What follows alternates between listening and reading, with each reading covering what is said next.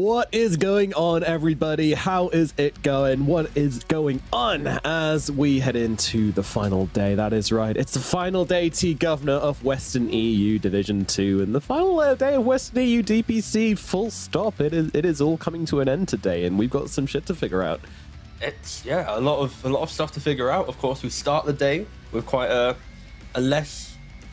warm-up, T-Gov. Yeah, I was trying to work out the way of describing it, right? It's more like, for the players, it means a lot. For the DPC, not as much, right? We are starting the day with an Ancient Tribe versus ITB, fifth, sixth position. But yesterday, of course, we had that, Nigma versus Alliance series.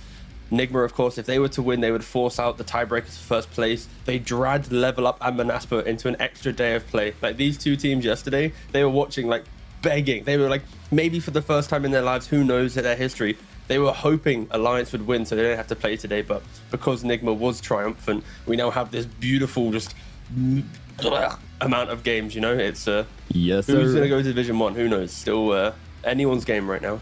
Yes, there are two of those teams in the three-way tiebreaker will be making it to Division 1. One team will be left behind, but of course, before then, we have this fifth and sixth decider to figure out. Now, take a note of the times on your screen and then completely throw them out the window, because we are working on a rolling schedule today.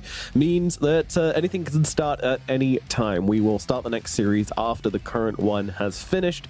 Therefore, these times may not be accurate, or maybe they will be accurate. Maybe the teams are feeling very scheduled today. Who knows what exactly is going to happen? But what I do know is that we have the series coming up. It is, of course, Ancient Tribe versus ITB. So, T, why don't you give us a bit of an insight as to how Ancient Tribe have kind of developed through this DPC?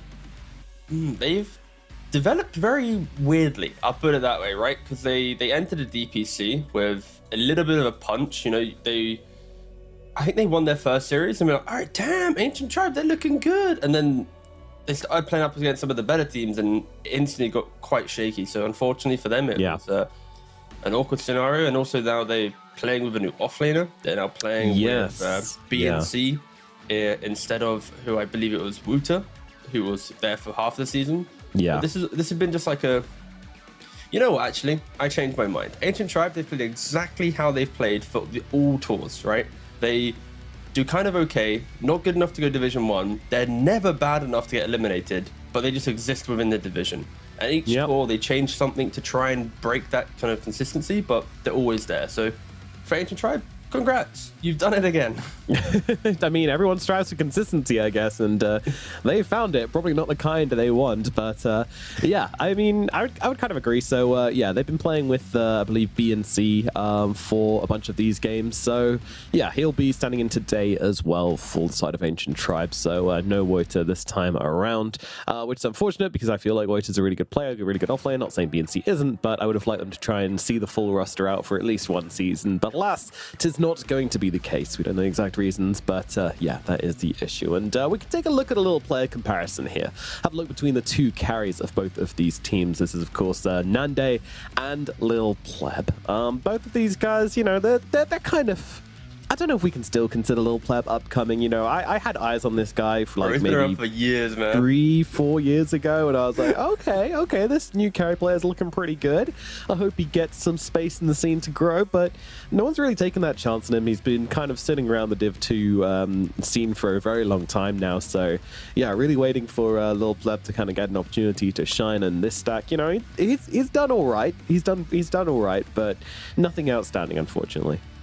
Yeah, I just think from briefly looking at the kind of the history of the players, but also the stats here, Nande, his hero pool is a little bit more aggressive. A little bit more carry. Sorry, my apologies. He's playing here like the morphing that you see on the screen, Terrorblade, Anti-Mage, Arc Warden, Muerta, like quite a lot of these big scaling heroes. And then kind of in the middle ground, there's a Juggernaut and a Monkey King. And then on the flip side, Lil Pleb, his hero pool, when you look at it, it spreads my entire screen. He's been playing Slarks, Svens, Monkeys, like anything in the mix, he's given it a go, and maybe a little bit more active. So at least in this series, I'm going to be looking at a carry that likes to hit a couple more creeps, secure his own game, compared to Lil Pleb, who at any minute he's going to kind of break the pattern and try and join the fight. And you can already see that with Ancient Tribe, because Mobile is playing like these heroes like Viper as well. So you naturally want to scuffle a little bit more to bring these heroes to light. And It'll be interesting to see if Nande can kind of distribute his farm to fight and not get overwhelmed from Ancient Tribe's natural aggressive playstyle. Yeah, of course. And they're going to have to try and survive the storm, basically. It's going to be interesting in this draft to see exactly how both teams approach it. I mean, are we expecting little Ancient Tribe to be kind of more aggressive, to be like going for that kind of gameplay? Because we know they can play both, right? They like to do a bit of everything.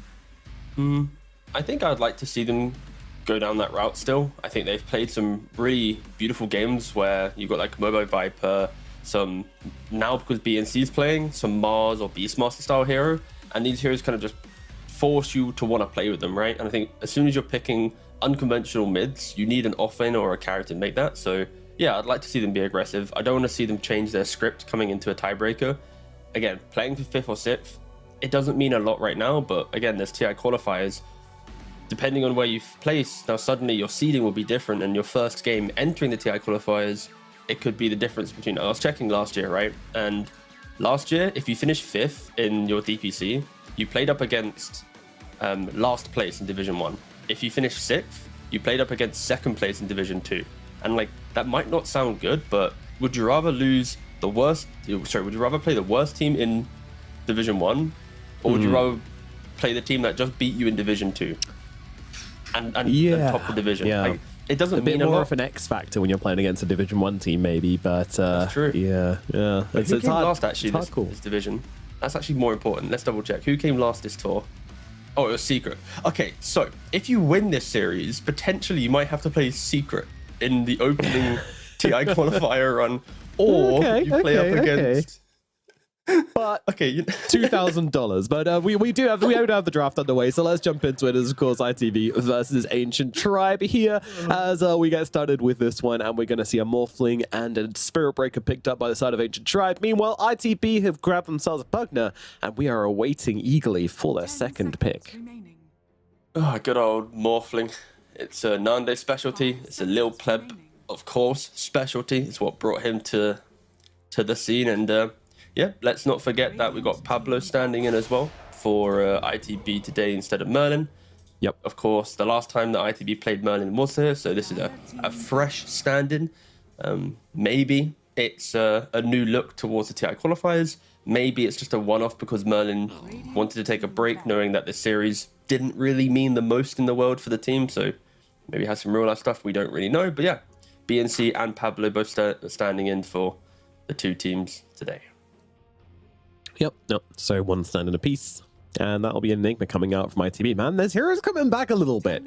People are trying to make the Enigma work. Yesterday, didn't work. Not so much. We'll leave it there.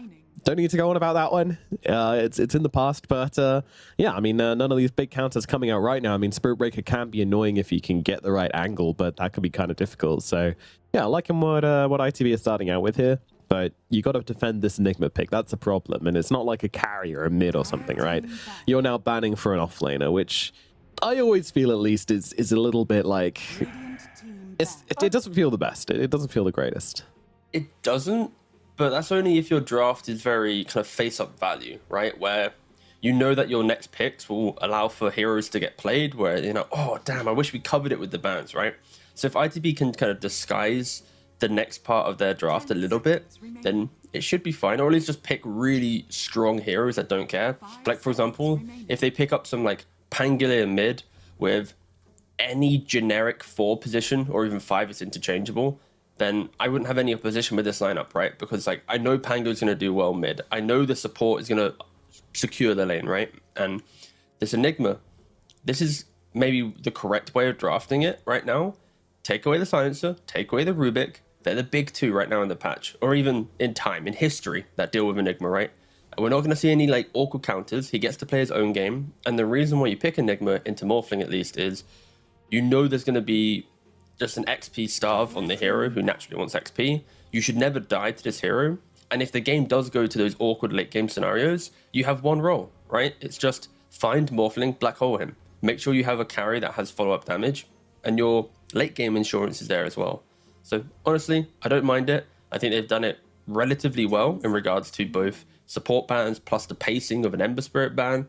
Now they just need to make sure they're logical with their next phase. And I still hint towards Pangolier +1 being kind of my this looks kind of cozy for a draft. And unfortunately, boom, Pangler's taken away, so that can't happen anymore. Great ban from Ancient Tribe.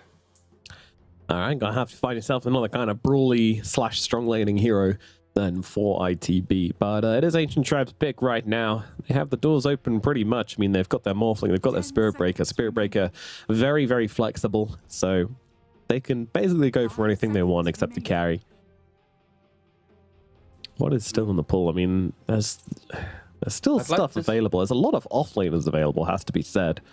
There is.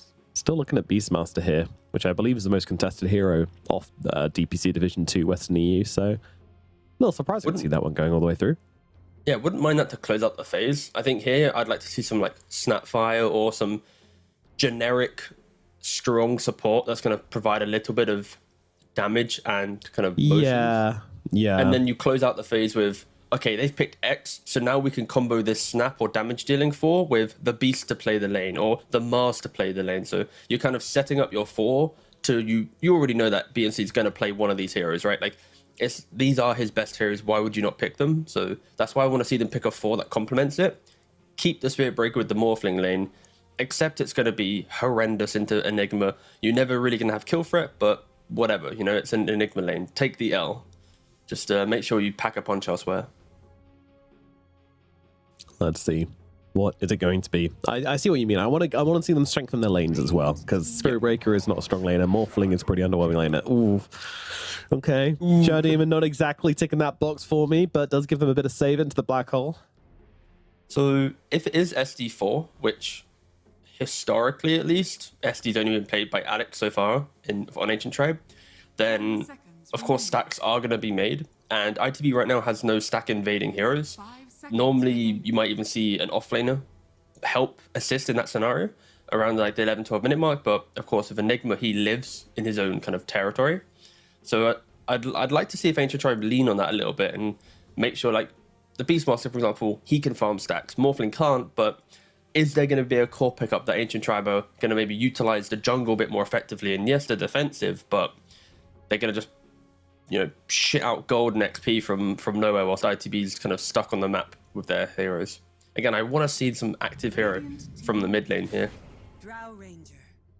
Well, ITB are going to grab themselves a Drow and then move into their next pick. So that'll be their carry hero. I mean, it's again, really interesting. Not conventional at all coming out from ITB, and certainly not for this meta, but yeah, I mean, it's one of those heroes which can do all right versus Morphling. I mean, it can do very well versus Morphling in the right situations, but of course, with Morphling going for this Axe build so often, I do kind of worry for the Drow. Yep, so we've seen it, I believe, picked twice so far in the DPC, and it's been picked both times by Ancient Tribe on Lil Pleb. He's, I believe, lost both of them. Let me triple check. So, yeah, OG won that game, Alliance won that game. Yeah. So the 2 times that we've seen in this tour, at least, I don't know about other regions. It hasn't found success. They did pick it into a Morphling one time, and they then picked it into a TB. So the obvious big high armor heroes that you used to pick Drow into. But then you get the BNC Broodmother. This is like a yes, sir. Okay, this is one of his like top 4 heroes, I'd say. Like, oh my god, Beastmaster Mars. I have that shirt. Big. Sorry to interrupt. That's very important. Okay, it's a little. Is it a cat looking out a window or a chalkboard? Or something? Yeah. It's like a nice Japanese illustration of a cat looking out the window. It's really sick. Okay. BNC, now my favorite player in Dota. Congratulations. Nice. And he plays Broodmother, so does that sour your appreciation for him? Yeah, that really kind of spins it back. Never mind, I take it all back. Neutral opinion on BNC. Neutral. Okay, wow, it was just a 1-for-1 trade-off. Yeah, okay, he's hiding from you. He's like, oh god, I've upset Nomad. What do I do? I'm sorry, sir. But yeah, going back to my point about the Drow, we have seen it twice so far in DPC from Ancient Tribe into Morphling and Terrorblade. It has lost. The hero is, unfortunately, I from a gut feel, due to Nullifier being so prevalent, Drow often plays on a lot of kind of kiting tools to disengage, reset, and then eventually find that one position to turn back around and just lay into your opponent. But with how many heroes swarm on top of you right now in the patch, plus Nullifier to remove Hurricane Pike of effectiveness, Drow kind of lost her defensive toolkit and she becomes food. And on top of that, you see Ancient Tribe just pick up the Broodmother. this hero will eat through ITB's lineup. They are desperate now for any defensive style hero to just protect a tower, because no one is defending from the level 6 timing. And don't forget, Brood also scales to be a right clicker, being universal hero, going for Harpoon and Manta. So there are some big concerns right now for ITB. They have one pick. Yeah, they have one pick to like fix the Brood right now, and that is a spicy place to be in. Yeah, you're going to need to get a lot done from this final pick from the side of ITB. Needs to be a mid laner, needs to be something which gets shit done. And yeah, kind of needs to counter out this Morphling pretty hard as well. Whilst also, yeah, not being able to, like, you can't let yourself be counted on this lane as well. Oh my god, there's a lot to compensate for. ITB in a tough position. Saving grace for ITB is if they put Bounty plus Drow in the same lane, they will be able to bully the Broodmother a little bit. I expect them to be able to maybe get one kill potentially, even if the SD steps up. That could be a kill, but it's more inevitability of getting kicked out of the lane. And then where do they go? Do they want to take over the Enigma lane? Doesn't sound very good. They could just take the off lane tower, or the safe lane tower of their opponent, sorry, with the Enigma Pugna Drow. But yeah, this is the single pick to give them some just counter response plays. Like, no, also ITB just doesn't use a single smoke, right? You want to see like the mid shaker or something? We've seen Miracle play it a couple times. I really wanted to see that. 10 seconds I was literally just thinking about it. So I was like, it's the one hero which could maybe make it work. But yeah, I mean, I'm sure there's more. I'm sure they've got some ideas here. I mean, Void Spirit still in the pool could give you that catch you need. I'd be down for like a mid Mars or something. But I just want to see. I need to see like a curveball from ITB that even if you sacrifice one tower, I want them to be able to defend like their mid tower, for example. And okay, they go for the Supreme Puck. Yeah. It is, when we're talking about, you know, player specialties, right? You know, Supreme Puck, BNC Broodmother, Lil Pleb Morphling. We are seeing quite a lot of the big player to hero combos in this draft, but I'm a little bit scared that ITB, their entire draft is built around Ancient Tribe overextending to then get punished by the Coil, the Black Hole. And if Ancient Tribe never misplay their aggression, there won't be opportunities for ITB to kind of formulate their draft, right? And yeah, of course, just go for a Void Spirit, melee hero into Puck. You'll CS fine. You'll continue to play with the Spirit Breaker. Just a lot of aggressive moves coming up from Ancient Tribe. And I didn't think I'd be seeing a draft so, like, not one side favored, but like ITB. I think it's one side favored. Okay, like what percentage would you give? Like just a random number. Like it means nothing. Like 69 to 31. Yeah, no, wait. Yeah, I could see that. Yeah. That's what I was going to lean towards as well, because I think Ancient Tribe is like it's the balls in their court. You know, they're heads and tails all over themselves. That's clearly English. Heads and tails all over themselves. Yes, I definitely agree with that. I mean, the one thing ITB have is this Pugna. You know, like the Pugna is a beastly laner, right? This guy owns in lanes. Mm-hmm. You don't have a support which can really beat him in lane. Spirit Breaker, Shadow Demon, they're not really going to do enough. So there's a chance. I've got it. I've just realized Pablo is the 4-position bounty hunter. You have an Enigma in the game against a position 5 Spirit Breaker. ITB could technically just tri-lane from the get-go, and then you have a SD Broodmother against a Pugna bounty tri-lane with a Drow behind that, constantly throwing frost arrows. So the way that ITB could get through this laning phase is just not playing 2-1-2, play a 1-1-3 split, get a lot of kills, and then force Ancient Tribe to play recovery mode. That is my potential solution to what could be a dicey situation in the start of this game. Yeah, I feel that might be hitting the nail with a sledgehammer somewhat, but I mean, hey, if it sorts out the laning phase, then go for it. I mean, I think you just try and win the puck lane and just try and not lose the other lane too hard. I mean, try and win the Pugna lane and try and not lose the other lane too hard, but we'll see what their approach is here. I mean, you know, it's about coming out of the lanes with some sort of advantage where you can kind of then punch down into them. It sounds kind of weird, but I feel like that's kind of the game you have to play. I want to see this Drow be active as well. I don't want to see her sitting back and hitting creeps from the early points, because you've got some okay matchups in the Morphling and in the Void Spirit. If you're able to catch them out with a decent silence, or if you're able to just kind of catch the Morph, if someone else can catch the Morph on high agi, then obviously you can like two-shot him. So there is some potential for this Drow to be active early on, which I would really like to see. So yeah, ITB, I think, whilst the drafting went better for Ancient Tribe, they have some ways to play their way out of it. Would you agree with that? No, I would agree. It's like, what would you do if I just said no? No, you're fucking stupid. Go back again, though, man. I'd have Say respected it all you, again. honestly.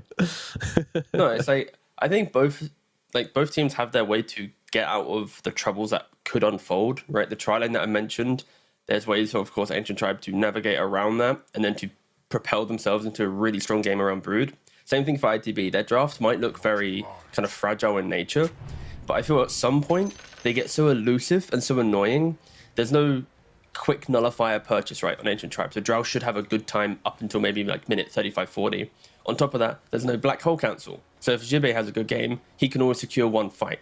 And Supreme on his puck, there's no perfect lockdown for him, right? So he should be able to dictate most of these engagements. And it's just, for ITB, they just need a little bit more time to get to that point. What up, boss? How dare you say there's no Black Hole Cancel with a Spirit Breaker in the game? You're a Spirit Breaker player. 30 seconds. You're telling me you've never cancelled a Black Hole at Spirit Breaker? You know, I've cancelled one or two in my time, but... Yep. Okay, all right, just making sure. Making sure you're not a big It's not the noob. most reliable. It's really not. It's pretty terrible, but Like, yeah, I'll if see you're what not you in can pull up. position, you've got to, like, what? You got to charge on the Enigma to then get Gotta get closer, the to then angle. cancel, to then never strike in, and then be like, boys, I've cancelled it. And it's like, mate, you cancelled it after like 5 seconds of channeling. It's worthless. It's, I'm sorry. I was not It's here. not my best. Well, bit of fighting over the runes here, but PNC just grabs it and then runs over a cliff, so that will be that. And yeah, all right, a little bit of back and forth. By the way, I wish someone liked me as much as LeBron seems to like Pablo. In the Yeah, lobby, I don't like you as that much. Sorry. I know, It's like, I know. I'm very aware. I don't think in the anybody lobby likes me they were that getting much. all cutesy, and you know, in the game they're wishing each other luck. Good luck, LeBron. You too, Pablo. Thank you. It's like, wow. Yeah, they have something there. Are you Something jealous special. or what? Like, what's the situation here? Yeah, I'm jealous. What are you talking about? Of course I'm jealous. Okay. I'm just trying to double check. Did LeBron ever play with Pablo? This player combo doesn't really Surely. ring a bell because Pablo played on Team Board. So they played yeah, it against was each other Bold, a wasn't it? lot in the DPC. Like they've been Division 2 kind of opponents for multiple tours now. Maybe it's one of those things where they've like grown stronger through adversity, and you know they've and maybe when they finally come together, you know, they're going to make an unstoppable duo like every anime does. With the first bad guy they come across, you know, it's like, oh, I hate you, but you're my friend now. Well, we're going to work together and become stronger than ever. Yeah, I mean, unfortunately for LeBron, that's not normally the storyline. He is like a Division 2 mainstay for now. But maybe Pablo could be the secret sauce he needs to really, you know, get himself up there. I'm down for that storyline. That's what I mean. They have to come together to get out of Division 2 together because they've both been They here are for so 4 long. and 5 players, right? So, you know, they don't share the same role. All right, Pablo, the player. The other thing as well, Pablo, he's like the most chill player possible. Because I remember speaking to him multiple times during his like Team Board era. And it's like, so what is your kind of outlook on competitive Dota right now? Like, is it something you're pursuing? Is it just for fun with Team Board? And it's like, yeah, I don't have any aspirations to be a pro. It's more like I'm playing. I'm at a good enough level to be able to compete in Div 2. So I'll do it whilst I can, you know, and just have fun with it. Okay. Unfortunately, with that storyline, he'd have to really shift his mindset on Pro Dota to then help LeBron with this anime storyline. Yeah, but if this is what he could do without trying, and you know, everyone hearing this is a sweaty region, you know, imagine what he can do if he puts his mind to it. That's true. But I mean, also- he has always been a great player. Oh, my little pleb, what the? Oh, okay, that's a first blood. I mean, That's illegal. that's very illegal. That wasn't in the script at all. I mean, you know why? Because LeBron started bottom Yeah, to try he and actually wasn't go there. for a first blood, and he's all by his lonesome on the Morphling. And let Pablo, who's been sweet talking all game, get first blood on his carry. A little bit suspicious, if you ask me. We'll see how For this legal reasons, that unfolds. was a joke.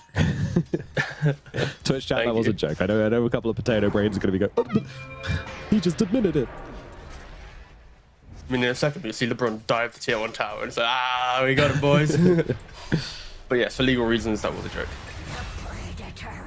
Oh, and then BNC are going down in the bottom side as well. Great start to the lane for ITB. Now they're in respect. As you mentioned, in these early levels, they can definitely pack a punch, and you got to be respectful of that. And Alex is even trying to run away from respect. Respect trying to find him in the tree line. Doesn't have any mana regeneration, so won't be able to get off a blast here at all, but still. Great start for ITB. Exactly what you want to be seeing from these lanes. And, you know, to be clear, we did say that these laning supports are pretty weak, right? It's a Shadow Demon, it's a Spirit Breaker. Like, the lanes are going to be pretty good for the side of ITB. So they need to accrue an advantage here and then carry that through. That is the best plan they have. As Pablo taking a couple of hits, but again, you know, there's just nothing to say on him. Even when they drop the blood grenades and out and everything like that, he's still going to be fine. So respect. Pauses. Yeah, we got a lot. He disconnected. Yes. No, LeBron failed to buy the voice line, so now he's manually typing it out. Good job, good job. It's rough down here in Division 2. I'm not complaining. I'm not flaming him. I'm just stating what he's doing. Yeah. For ITB, you've already kind of highlighted it, but yes, with the surprise killer Morphling, plus the fact that the Drow into Brood will do well up into Brood 6, they have a very good start, and I'm interested to see if ITB at any point will shift Pablo to the bot lane. I already mentioned tri-lane, but clearly that's not even needed because they've just popped off with these early couple kills. But at what point will they just overwhelm? Like, because of course Enigma at some point just becomes so self-sufficient, constantly keeping the lane in front of him, that you expect moves to be made. And I am excited to see if ITB want to play very aggressive in the laning phase, just to stall out the inevitability of Broodmother. I guess the other thing we haven't mentioned is Ancient Tribe. Their draft is very static in nature until items come into play, right? Brood wants to AFK farm, Morph and Void Spirit. Like, Void Spirit can rotate, but often with help of others, and there isn't really that natural synergy in their lineup until items are in play, and then they can just continue fighting non-stop. So there is a window for ITB to at least punish and survive to get their draft kind of into the game. Yeah.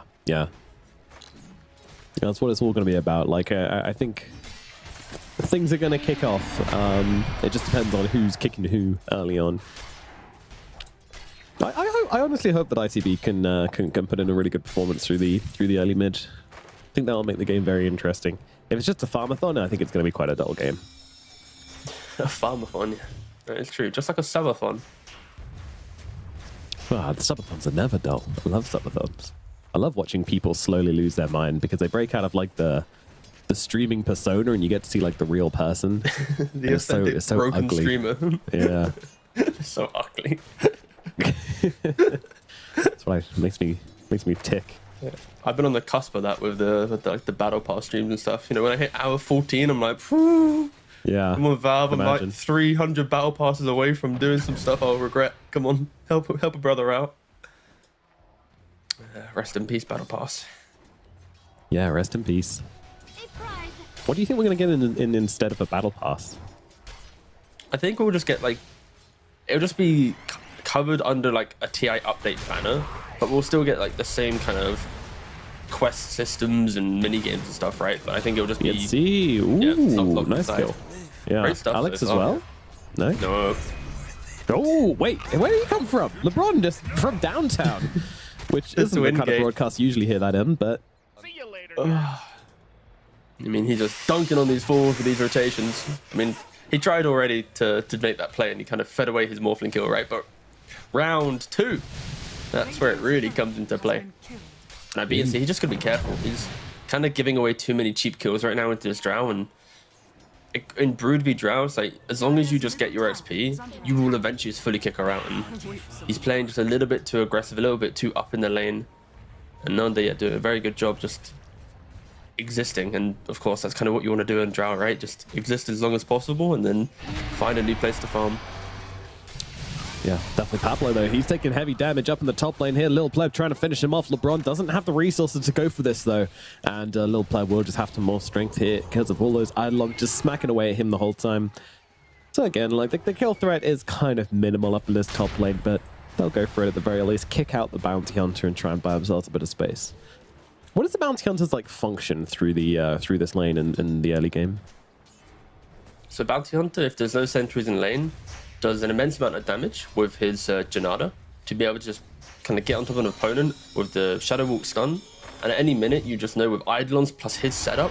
Another rotation down to bottom. LeBron trying to get on top of Nande once again, and I think he's going to be able to do so. The poisons are stacking up, and Nande is going to fall. They'll get the return kill onto LeBron, but this is a win for Ancient Tribe. BNC still sticking around, but I think he's going to be okay. His support duos will just continue harassing him and try and chase him out. Now we get to the fun part of the game. The Enigma has been left alone as expected. We got some tri-lane shenanigans potentially. Because Spirit Breaker, he's now charging back to top, but ITB, they're set up and poised ready in the bot lane with 3 heroes. Yes, there is a sentry down. Ooh. So they do see Pablo. This is the most important thing against any bounty hunter player. Just throw down a sentry, prevent your core getting jumped on, and then he just pretty much nullifies his entire initiation. So yeah, good job from Ancient Tribe to make sure they have detection in both of the side lanes now. Yeah. That said, I have been enjoying the rotations from the Spirit Break. Like, using that Spirit, the Twin Gate, and then just, like, charging up from behind is so unexpected. Like, it's caught us off guard as well. It's a really key play, though. Our camera's so far up the lane, we're like, oh, the cow come from the south. And we haven't really looked at mid lane, but Mobai trying to go for the bounty room, but of course Pablo's there first. He's got 41 CS to the, and 7 denies to the only 31 of the puck. And only one did I come out from Supreme as well, so yeah, melee hero advantage coming in big in the middle lane, and Puck just not really the damage house in the early game like he used to be, so most heroes survive against him in lane pretty easily. There's also no hero that rotates into mid to find that kill. Like, you're not seeing the Snapfire, the Rubik Willow style hero that connects on your coil to find that blow. Pablo, of course, making a lot of moves elsewhere on the map. He most likely will get this Wisdom Rune because Pablo just hits the stun. Ooh, he missed it. A little slow from Mr. Pablo, as he is now getting low, and we'll be dead. Pablo. Oh, black hole, top lane. Shibe might just be a survival black hole more than anything. Not quite enough to bring down Little Pleb. Did catch him without the strength morph going, but didn't make a difference. Oh, that is sad. Supreme was waiting. He's on the sidelines as well, just seeing if he can catch out Lil Pleb, but Lil Pleb needs to get close enough for the waning rift to be able to come through. Otherwise, he's just going to morph strength, and yeah, it doesn't look like he's going to give Supreme that little nugget to play with, so let's see if they can stack it up with the stun coming out, playing around the vision nicely. Silence is in. They don't have the morph, and they're going to bring him down. Lil Pleb falls in the top lane. The patience pays off as they get a big rotation. Oh, Spirit back onto bot lane. Yes, he is. 1 point in Gust. Nande, he is so sick of LeBron. Blocks coming out as well. The big fat cow blocking his path, and Alex will kill him off with those poisons. Now, they'll move across towards Respect as well. They want to get the +1. Pablo comes in, though, under the tower. BNC taking some heavy hits. Pops a 1, tries to get himself away. Charge coming in once again. LeBron with the backstab charge, just forcing back Pablo again. No kills coming out here, but a lot of aggression being shown by the side of Ancient Tribe, and they really kind of stifle this Drow's great game that Nande was looking to have. And the solo smoke up from Mobai as well. Places his own ward. You have the Arcane Room bottled up. Like, Ancient Tribe, they really want to set the pace of this game now. Nanda, he TP's back into bot lane, and instantly, he's just jumped again. Oh my goodness. Yeah, those voice lines coming there every single time. Schloop by BNC, and they're looking for Pablo as well. Looking like it's going to be another one for Mobe. He's even looking over towards Respect, and Alex hits 6 with that kill, drops down the Demonic Purge, meaning the Pugner can do absolutely nothing. He has no counterplay. Mobe with the smoke rotation gets a double kill on the Void Spirit. A beautiful chain of events right from Ancient Tribe. It starts with getting the double Wisdom Room at the 7-minute mark. Pablo not able to get it, and then you see here that constant aggression. LeBron going for the charges onto Drow, playing around the Brood Mother, kind of baiting ITB to, you know, you want to kill our Brood? Guess what? 18-1 charge, Spirit Breaker turnaround, boom, we're getting all the big kills. And yeah, ITB, they got to be careful. We've mentioned that their draft is fragile. They need to play a very solid laning phase to kind of stall that mid-game aggression. But Nanda, he's kind of blundered it a little bit after getting a kill or 2 in lane to now 4 deaths quite quickly. Level 4 at the 10-minute mark. The SD's level 6, the Drow's level 4. It's pretty disastrous as the puck's now being charged up here, controlled. He's got the orb to try and get himself away. We'll be able to get to the other side of the cliff, but again, the Void Spirit just jumps in with the Astral Step, immediately brings him down. Zero Breaker taking some damage here. The coil did come out, but respect, he's got to be careful. Is able to finish off the job until LeBron Jibbe gets that kill, but look at the Morphling coming in onto Jibbe here. Lil Pleb trying to bring down the Enigma, but the Enigma will escape. Respect, meanwhile, will not, but in comes Nande from the sideline. Alex has taken some hits, and he finds him with the arrow. The smoke comes out, but doesn't help him out here, and now Lil Pleb might be the one in trouble. He's got waveform in 1 second, needs to get over this little rock here, and will do exactly that as in jumps Mobe, trying to land Nande, but he doesn't quite get that remnant off. And now, again, Nande just standing and delivering, just trying to deal the damage, but might need to get himself back. Strength Morph on that Adaptive Strike just pushes a bounty to the high ground, and looks like that'll be the end of things, but... Will LeBron connect on the charge? That's the more important thing. He sees Pablo. Better. He's so It's low his best HP. friend. He wants to go give him a cuddle. He has the dust. Oh, farewell, sweet Pablo, for your standing services are Nah, he lets respected. him live. He's gonna let him live. Watch. No. Oh, he didn't. What a shocking turn of events. Crazy. Well. Oh, Black Hole comes. All right. Fuck you, Spirit Breaker. Oh, look at that. What a bro. Lil Pleb says, oh, that's a one-man fight. I'll help you out, friend. He had I'll dive in there Adaptive as well. Strike, he just walked into it instead. Lil Pleb's just a bro. He doesn't want to see anyone landing a one-man Black Hole. That's just sad. Just strap on the Speedos and dive in. Top tower is under attack. Fair enough. I don't know, maybe he wanted to do some waveform through it or something, I'm not sure, but either way, just plaster himself onto the side of it. It happens. You know, one misclick against Black Hole and suddenly you get spiraled into oblivion, unable to do anything. It's whatever. It's only LeBron, am I right, guys? Yep. Oh, go gank Nande, quickly. They just told him off in all chat. He's going to be sorting out his webcam. Smoke, 5-man smoke onto the drow, quick. Like it was like a run and gun update as well. Hey, Nando, your webcam turned off, bye. Oh, Puck in the middle lane. Oh my god, Puck is getting... Yeah. Pucked. Hugner. Wait, is that it? Oh no, it's Pigball. Okay. Jibbe is into the sidelines. No Black Hole available, but does have the mech to help out his team and is going to use it to try and keep Respect alive here. But look at the damage coming out from Mobe, though. He's got that Echo Saber ready on the Void Spirit. He's got a double damage in his bottle as well, should he want to pull that one out. And yep, here we go. Double damage down, and Jibbe is gone. Another big kill in the middle lane. ITB, it is starting to get a little bit too fast and loose here, my friends. I mean, they're just playing around this Broodmother perfectly, right? They've enabled him to get his levels after a couple deaths, take the bot tower, sweep to mid. LeBron is just non-stop being so aggressive. He sees hero, he finds hero. And I was worried about maybe the lack of damage, but because of how much XP they got in the early game, the double wisdom runes, they don't have any issues now. All the spells are to boot. You got the phase boots on the Spirit Breaker. Void Spirit is playing on every rune perfectly. Arcanes and DDs, like, there's no rune control from ITB. There's no real map state for them to play on right now. It's just kind of desperation farm, and it's like the 12th pause of the game. Hopefully, Respect isn't having like internet problems or something, because he's the one who's often disconnecting, reconnecting, pausing. Maybe this is actually just a pause to fix. I think this is the webcam pause. Yeah. The webcam pause, yeah. I mean, we can, if it's working, we'll see Nande in the bottom left. If it's not, then Nande. Just have to press the button on the webcam. Well, let's try it. Anyway, there's Drow right now moving out to the top lane. And she is going to go and hit some crits. Hey, there we go. Got him. He's there. There's that forehead we know and love. I mean, I'd turn off my webcam if I died 4 times in a row against some like Spirit Breaker charging me, right? It's like, it's kind of BM. It's very aggressive gameplay. And indeed. He's positioned pretty far forward here. Damn. Wow. Interesting. Going for this kind of hard farming build. Is that the play versus this kind of draft, though?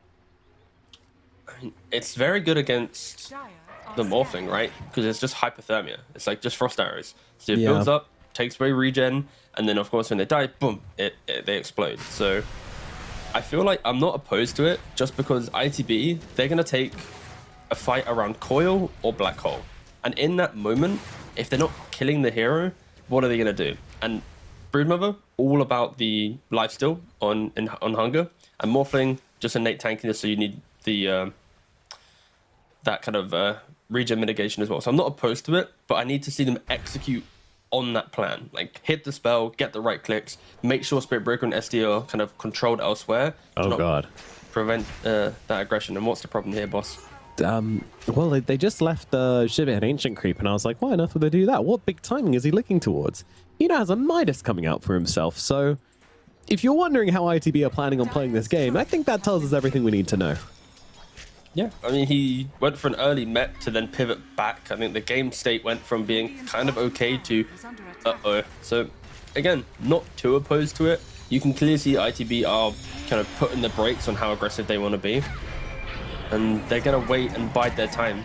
Supreme in some trouble down here in the bottom side, and LeBron manages to connect with that ultimate, and then you just know the Puck's days are over. So another kill onto the Puck. Supreme just can't get into this game. He can't play it. There's just too much available to keep catching him out. Feels like he needs like a BKB or something to just survive through this. Maybe the blink will be enough, but he's still not there. He's just Witchblade, boots of speed. It's a grim state of affairs for old Puck. Yeah, I'd say that Blink should give him enough mobility to dodge these engagements. The only reason he's dying there because when he phase shift, his orb's still on cooldown. He just used Reality Rift, so I'd like to think, or Waning Rift, sorry. So I'd like to think that Blink should be enough. Maybe by the Lincolns after to deal with the Spirit Breaker chase down, and then this Puck should have a great game. Like again, there's no perfect stuns for him outside of just pure throwing bodies on top of him. Yeah, there's a lot of like random crap which can catch him out, like a charge like flying past or a remnant. But yeah, theoretically, once he gets a couple of items going, he should be fine. But yeah, it does feel like 3 deaths is pretty rough. This Hyperthermia split, he just went 8 through that camp, and with the Ags reveal, plus the Puck, like, they're gonna give it a go. Puck with the blink, Drow with the Ags. They need to find a big ticket kill though. They need to find some Morphling. Finding the Brood feels impossible. LeBron is not the option. Okay, well, I mean, yeah, it's a budget kill, but you know, you came for the big prize. You came for the big monkey, and unfortunately, you just got like a little rubber duck instead. That was a carnival reference. I realized that didn't really make any sense. Yeah, no, thank you. I was relatively confused, but once you said carnival, I was like, there we go. But little pleb. There we go. There's the big kill. There's the big fluffy monkey. That's exactly what they wanted. Radiant's bottom tower is under attack. Dire's middle tower is They also had no real vision there as well. That was just kind of like a blind, he has to beat his style going. EMC taking some hits. I mean, they've got the everything. So much damage. What's happened? The ITB have just hit a timing, which I didn't even know they had. They're flying through this game at the moment. Yeah. Pick off after pick off after pick off, right? You kill Spirit Breaker, and then Lil Pleb farming very defensively. He also dies, and then we mentioned this Drow Ags. Like, if she can get the right clicks, she's going to be peppering these heroes. It is a good Drow game in that sense, but yeah, Ancient Tribe, they've lost their defensive formation, or even they're just positioning together, and in doing so, yeah, ITB doing a pretty good job. Alright, Pablo, well, it's fine. Yeah, just support things, you know, going a little bit deep, trying to find a bit of vision, get a couple of tracks off, walks under a sentry, and see you later, friend. That's how it goes. But yeah, I mean, it's a deep kill as well. It's not like they kind of are able to put any pressure on from this. Not they is charged, but I mean, if he goes for this, he dies. Yeah, LeBron knows. He's like, I've had enough charges for today for now. And he's a position 5 Spirit Breaker who's going to get around about a 20-minute Shadow Blade. That's a very good timing for this hero. I think the build that LeBron's doing right now is the build for position 5 Spirit Breaker. Phase boots, Windlace, and then go straight for the Shadow Blade. As soon as you start going for like the drum or any other casual item, you delay your best timing of insta-killing creep waves with the bonus move through the Shadow Blade, surprising heroes like Puck because you're invis and it's like, I'm here now, I'm bashing you, you can't phase shift. So overall, love the itemization from Barrow.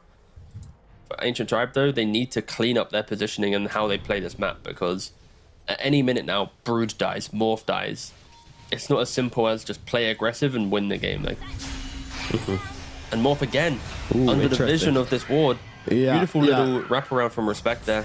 And now in the top lane as well, they thought they had the charge coming down to the Drow, but Pablo was there to scout it, and that's going to be another kill going their way. LeBron's going to die. Nande just gets a freebie as he's farming up, thanks to Pablo. But this game Exactly what just... I'm mentioning. This is what Enshrive doesn't want to do. Like, they're just playing a little bit too greedy right now. And of course, BNC on the Brood, he's too afraid to step up now. Like, I think this fear factor of Pablo plus Supreme on the park, any minute they initiate on you. Look at the spiders with the Ags plus the multi-shot. BNC just has no real presence in the game. Yeah. Can I make a... Oh, hold on. We're going to have a fight taking place here. Mobe just stepping up onto Respect, and they're just going to bail. They're just like, you know what? We don't need the Pugner anyway. Get yourselves out of that one. Makes a lot of sense. Play it safe. Don't give them any more. And I love this, actually, from ITB. You know, they're on a hot streak, and rather than just running into the next fight that presents itself, like, they're actually still thinking about the engagements. I feel like this is something which some teams have struggled with, where they get ahead, and then just any time they see an enemy hero, they think it's a go, and sometimes it's not. So this is nice to see. Still disciplined, despite being ahead now. Yeah, it's also like, for example, Jibe on the Enigma. You're not seeing him rush to go, guys, I've got Black Hole, go, go, go. You know? He's just like, I'm going to hit my creeps, I got my Greaves, I got my Midas. Like, just play a super chill game. And like Pablo, he's doing so much kind of work right now through just running deep. He's forcing rotations to him. He's just buying that extra minute or two. And I think him plus Merlin, the way that they've wrapped around and got out this vision just has enabled this pickoff. Like, Lil Pleb's died twice now just from seeing him on like a ward for a millisecond. I will see the LeBron versus Pablo situation once again. And Pablo will go down for his efforts. You'd think. There we go. There we go. Yeah, that's the goldfish in the carnival. It's just the goldfish in like the little bag of water, which lives for like 20 years for some reason. Bro, your carnival narrative. Oh, BNC with the deny, sending the spider. Hell yeah. Nice. That's so annoying. Oh my god. These spiders just get absolutely annihilated by multi-shot. Have you... Alright, random quick. Actually, 1 second. Let's see if this... Oh, the charge miles away. Have you ever seen like do you watch Formula 1? Sometimes. Okay, we'll say after this charge connects. He's shadow played it right now. Yep. No chance of getting off the phase shift there. Does have the orb though, so could just kind of phase shift afterwards. I'll go for Respect on the sidelines instead. I mean, does heal himself up a little bit with life drain, but dies soon after. So they'll take their consolation prize, bring down the Pugner, and get back to it. All right, so in Formula 1, they have this series on YouTube where they animate what the commentators say, so out of context. I don't know if you've seen it, but like I'm pretty sure that can be for Dota as well. Like the things that you have to say when playing Dota, if you just think about it as like a real life scenario, it's just extremely ludicrous. So if you've seen that series, you'll know what I'm talking about. If you haven't, who cares? Void Spirit just bought a Blink Dagger. That's also pretty weird. I feel like Nullifier would just be a better option for this Void Spirit. We'll see how the Blink really pays off, but maybe he's just trying to get right on top of Drow to prevent her ultimate from proccing, but it is slightly unconventional, and we'll see if it plays into any effect. I also really wouldn't have hated Magnums this game. I feel like everybody hates Aghanims and Void Spirit, and I don't know why. Like, you're universal heroes, so the stats are great, and AoE Silence versus Puck versus Pugner versus Enigma for the time being until it gets BKB, like, these are all really good things, so... I don't know, man. I'm sad to see. People just don't build this item anymore. Nice space shift from Supreme. Turns around with the coil. Aggressive moves from ITB here. They want to take this one, but from the sidelines, in comes that Harpoon, dragging out the Drow, but she don't care. Black Hole onto 2. Very nicely set up. Catches out Mobe, and that'll be him going down.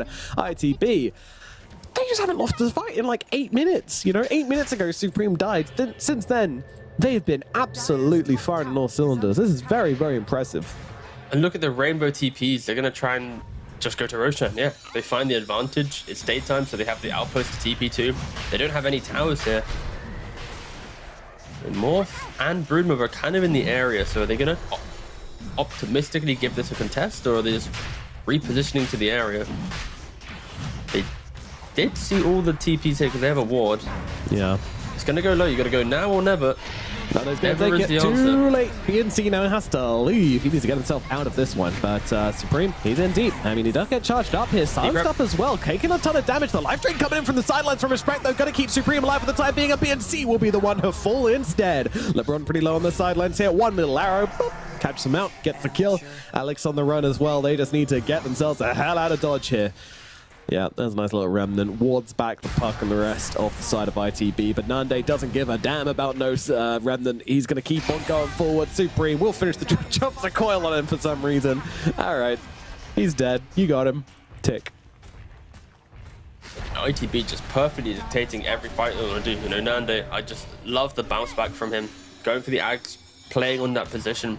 ITB, they only really make plays when they know they can command the area, right?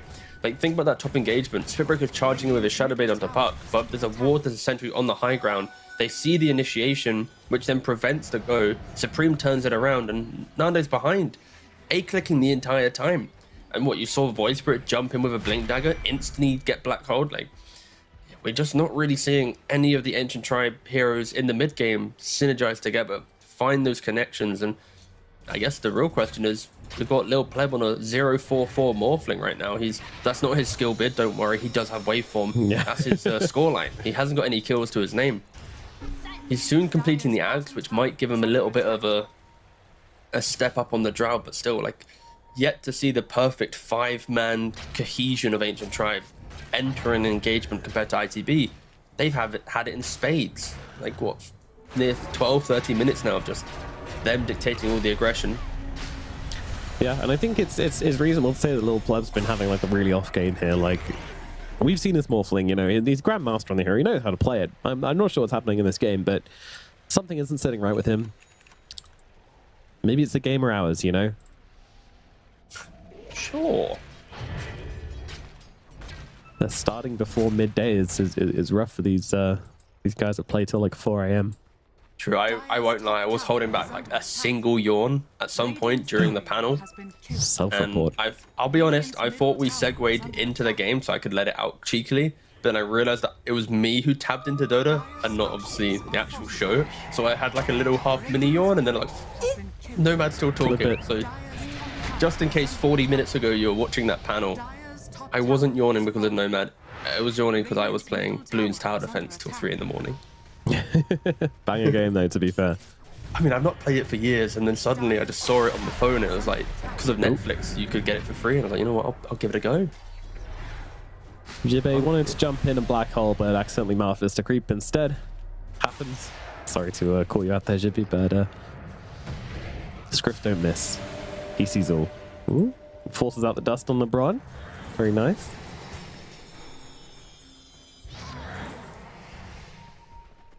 Still Aegis on Drow, so 1 minute 45. Nande can do whatever the hell he wants, and that's going to involve running it down mid at the moment. This tower being smacked down. Bottom lane is being shoved by BNC though. He's been very, very annoying on this Broodmother. Yeah, I kind of feel like this is what I wanted to see from Ancient Tribe. Oh, LeBron. Like Coil. Just trying to get away with the drive-by here, but gets caught out, coils down, and they will kill him off. Tower's already dead as well, so not much to be gained from that play, unfortunately.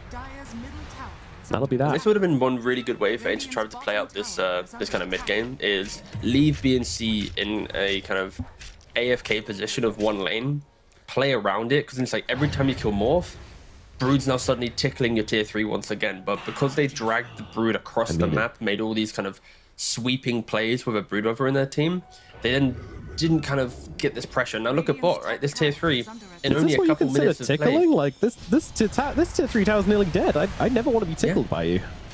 I'm sorry, Nomad. We can talk about this after, but it's down to 900 HP on their tier 3 tower. I mean, this is intense. BNC is going to have to pop the BKB to try and get away from this one. He is tracked down as well, so don't stop running. No, I just wish they did this aggressive form of tickling from the get-go. Like, if they did this, then I'd argue that the game state would be incredibly even, and Lil Pleb probably would have been able to enter the game at some point. So, a little bit of a misplay. Entering the mid-game, and LeBron, every time he charges a creep wave now, there's always someone there ready to pressure him. LeBron and Pablo, of course, Spiriko, Bounty Hunter, both being so obnoxious in their own rights. LeBron is using charge if it has 0 cooldown, and Pablo's always in a position of just the dire side of the map. We'll jump in here. Yeah, they're gonna grab respect. Oh, Do you have any count? hold. He lives. And the backline stab. dies. Pablo gets a kill onto Alex at the same time. Wowee. Nande. Lil Pleb dies. That is not okay. No, he got black hold into just right clicked from Drow. Lil Pleb, boss man, we need you to enter the game at some point. You're sitting at 0 on 5. I know you're desperately always looking for the next item. Maybe the BKB to not get decrept. Maybe the Satanic to go toe for toe to Drow, but Ancient Tribe, they've got to do something as a team. It's just been so fragmented for so long, whilst ITB, they have been so decisive as a team. Every move, every item has kind of enabled someone else to stand up and make a statement in the game. Yeah, it's honestly looked great from ITB from like minute 15 onwards. Like that was a turning point. That was the point where Puck died. And from that point onwards, Drow picked up an axe and was just like, all right, we win now. And yeah, Nande playing like an absolute beast this one. Charge out from LeBron, just gonna run through everyone. They are trying to catch him out though. They get the Malphite out on him as well. Oh, LeBron. Dying, doing what he loved. Charging. Surely he's aware that ITB have got sentries here. He died to the same sentry every time. mere minutes ago. I mean, is this too many sentries? Look at the amount of sentries. There are 4 sentries in the mid lane. Four. True. Right, they got 1. 3 more to go. Nande hanging out on the front lines. Buyback coming out from the Spirit Breaker. They want to try and take this fight. And Tribe have made the call. They want to go in on this one. They got to be careful though. I mean, there is no black hole available, so it does make sense. But Nande sitting on the front lines is just such a beast. They can't really go past this coil either. It's an awkward fight at the moment as on the sidelines, Alex is just being chased by a Drow illusion and almost dying to that. Meanwhile, on the front lines, LeBron dives back into the game. They need to find an entry into this fight on the side of Ancient Tribe, but they just can't seem to do it. Especially with that Pugna Ward going as well. BNC just being harassed by Supreme on the sidelines as well. Life Drain comes out, the right clicks there. Nande gets another one. Snipes him off from the long range. Now Lil Pleb, he's on the run. Supreme just trying to chase him down though. Morphling getting up to the high ground, but he's in a bit of trouble. He's got a why has he got a blink dagger on Morphling? Oh, he's going to TP out from the high ground and will be okay, but I guess that's why. So there is a potential play to be made. Void Spirit has Nullifier, so Void Spirit and Morph both having Blink. You could argue if they find the Drow, then yes, technically they could be able to 100-0 her as a team, but they've just done 0 damage and Drow Puck reigning supreme fight after fight. We've also seen LeBron fall off an absolute cliff on the Spirit Breaker. From his early game dominance to now just charging into vision and insta-dying. There are decreps, there's Yules, there's coils, plenty of chip damage, and yeah, ITB nearly about to hit 20k gold lead at the 31-minute mark, taking this top lane. Iraq's already taken the mid lane. I just don't see how Ancient Tribe fight. Well, we've also just not seen them fight for nearly 21 minutes of the game. Yep. Ancient Tribe tried to set up for a cheeky one onto Nande, but with Respect sitting right behind him, I don't think that was ever happening. If you want to go for a kill, you got to get the Pugna first. That's kind of the main issue here as well. With all these blink daggers, like, okay, sure, like you can jump the Drow. How do you kill her? You got a black hole, you've got a life drain. You've got way too much coming out onto Nande. I feel like the read from Ancient Tribe just wasn't correct here. Yeah, it happens. Again, it kind of boils down to the map play, I feel, with Brood. As soon as you decide not to leave her in the one bot lane and you push to other areas, we could have seen this bottom tier 3 fall. It's on such a sliver of HP through like 1 or 2 minutes of Brood play, right? And instead we're now seeing ITB dictate absolutely everything. They've overcome the hurdle of being fragile. They are incredibly tanky and strong now. Plenty of items to support each other. Yeah, even Lincoln's being thrown onto Nande as well. Puck says, I don't need mine. You can take it, my friend. Okay, smoke out. This might be the all or nothing play from the side of Ancient Tribe. They're going to go for it here. Wrapping around. They don't have great vision down, has to be said. At least not on the top side. Puck could be a great target here, but they need to get him quick, and they need to get him now. They don't have anything to control him up. They do have the Remnant coming down. Will that be enough? LeBron going for the ultimate as well. Does catch him out, but Jimmy jumps in, lands a black hole, holds him back. Supreme surviving. He's going to be thriving as they turn this one around. Bring down Mobe. Look over towards the Morphling as well. Lil Pleb, he can't fight up into this. Nande is too damn big. BNC does come in, but he's only finding illusions and finding so much hurt in response. Gets on top of Nande, but Nande doesn't even care. I don't need marksman anymore. I am a beast. Jump away from Lil Pleb, trying to escape on the sidelines here. Does have the waveform, does have the blink, but what does it matter? Your team is dead, and now so are you. The rest of the team comes charging on in here. Nande's here, stand and deliver. Take down another. 5 down on the side of Ancient Tribe. ITB, they're looking for the end. They have 3 buybacks, so are they going to use them? Supports like 5 seconds. Maybe they all buy back plus supports. Give it a go. And now smoke up ITB. They will just shove it into. I mean, Nande says, actually, I'm still sticking around. This feels like kind of over aggressive, but I mean, fuck it, why not? Test your limits. Stun out onto Mobe. They're taking some damage. They do have that ultimate down onto Nande. Nande could be in some trouble here. Lil Pleb from the sidelines does get off the multi-shot. Lil Pleb is dead. All right, not the play. Pablo falls as well. Asian Tribe looking for more. Will they find it? Shelby on the sidelines. Disruption's there. It's not. He's on cooldown, so we won't be getting that TP cancel, and 3 heroes will make it away. Little ITB testing their limits a little bit, I think. You know, finding them as well, unfortunately. I'm here for it though. That's like the most classic Dota call, right, in the history of Dota. It's the you go in for the base, you back out, you smoke and run back in. Like it's delightful. You love to see it, and unfortunately for Ancient Tribe, they connected on all their spells after losing a Rax and a half, having to use triple core buyback. Yes, they kill the puck as well. It feels a little nice to get these kind of cushioning kills right now, but at what expense? You've kind of broken your own economy in game to get one good fight, and it will just. This I mean, what else were they going to do, right? Like, yeah. For a second. What else were they going to do in that situation? Radiant are scanning. Give up. I mean, that's not gonna happen. Exactly. It was that or lose, right? So they're going to try and make something of this. So they're going to try and take control of this Roche area, maybe look into the pit, and that's going to force a buyback out from Supreme. So a bit of recovery here, at least when it comes to economics, but they are losing their Shadow Demon here. Shadow Demon is just going to get killed off by all of these Eidolons. That shot doing a lot of work. A lot of these spiders down as well. You've got to be very careful. The puck does make it out off that Remnant. Very, very cautious on Supreme. He has to be. He's got no buyback, but the Drow's back into the game. Roshan will no longer be an option for the side of Ancient Tribe. They kind of knew that once the puck buyback happened, and with the Shadow Demon going down, kind of just cemented it in. So ITB looking to finish off this game, and Aegis will certainly help them do that as they run into the pit. There will not be a contest coming out from Ancient Tribe anymore. They recognize the situation. Spiders scuttling around the pit will give them all the information they need to know that yeah, ITB, they're taking this one. Aegis and Cheese.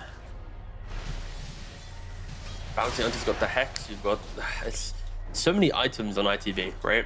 Like, thank God we show them all at one time. But like, you got the Hex on Bounty Hunter. You got Jebe, of course, with the BKB Lincolns and the Blink. Like, I feel like this next fight for Ancient Tribe, they don't have buybacks.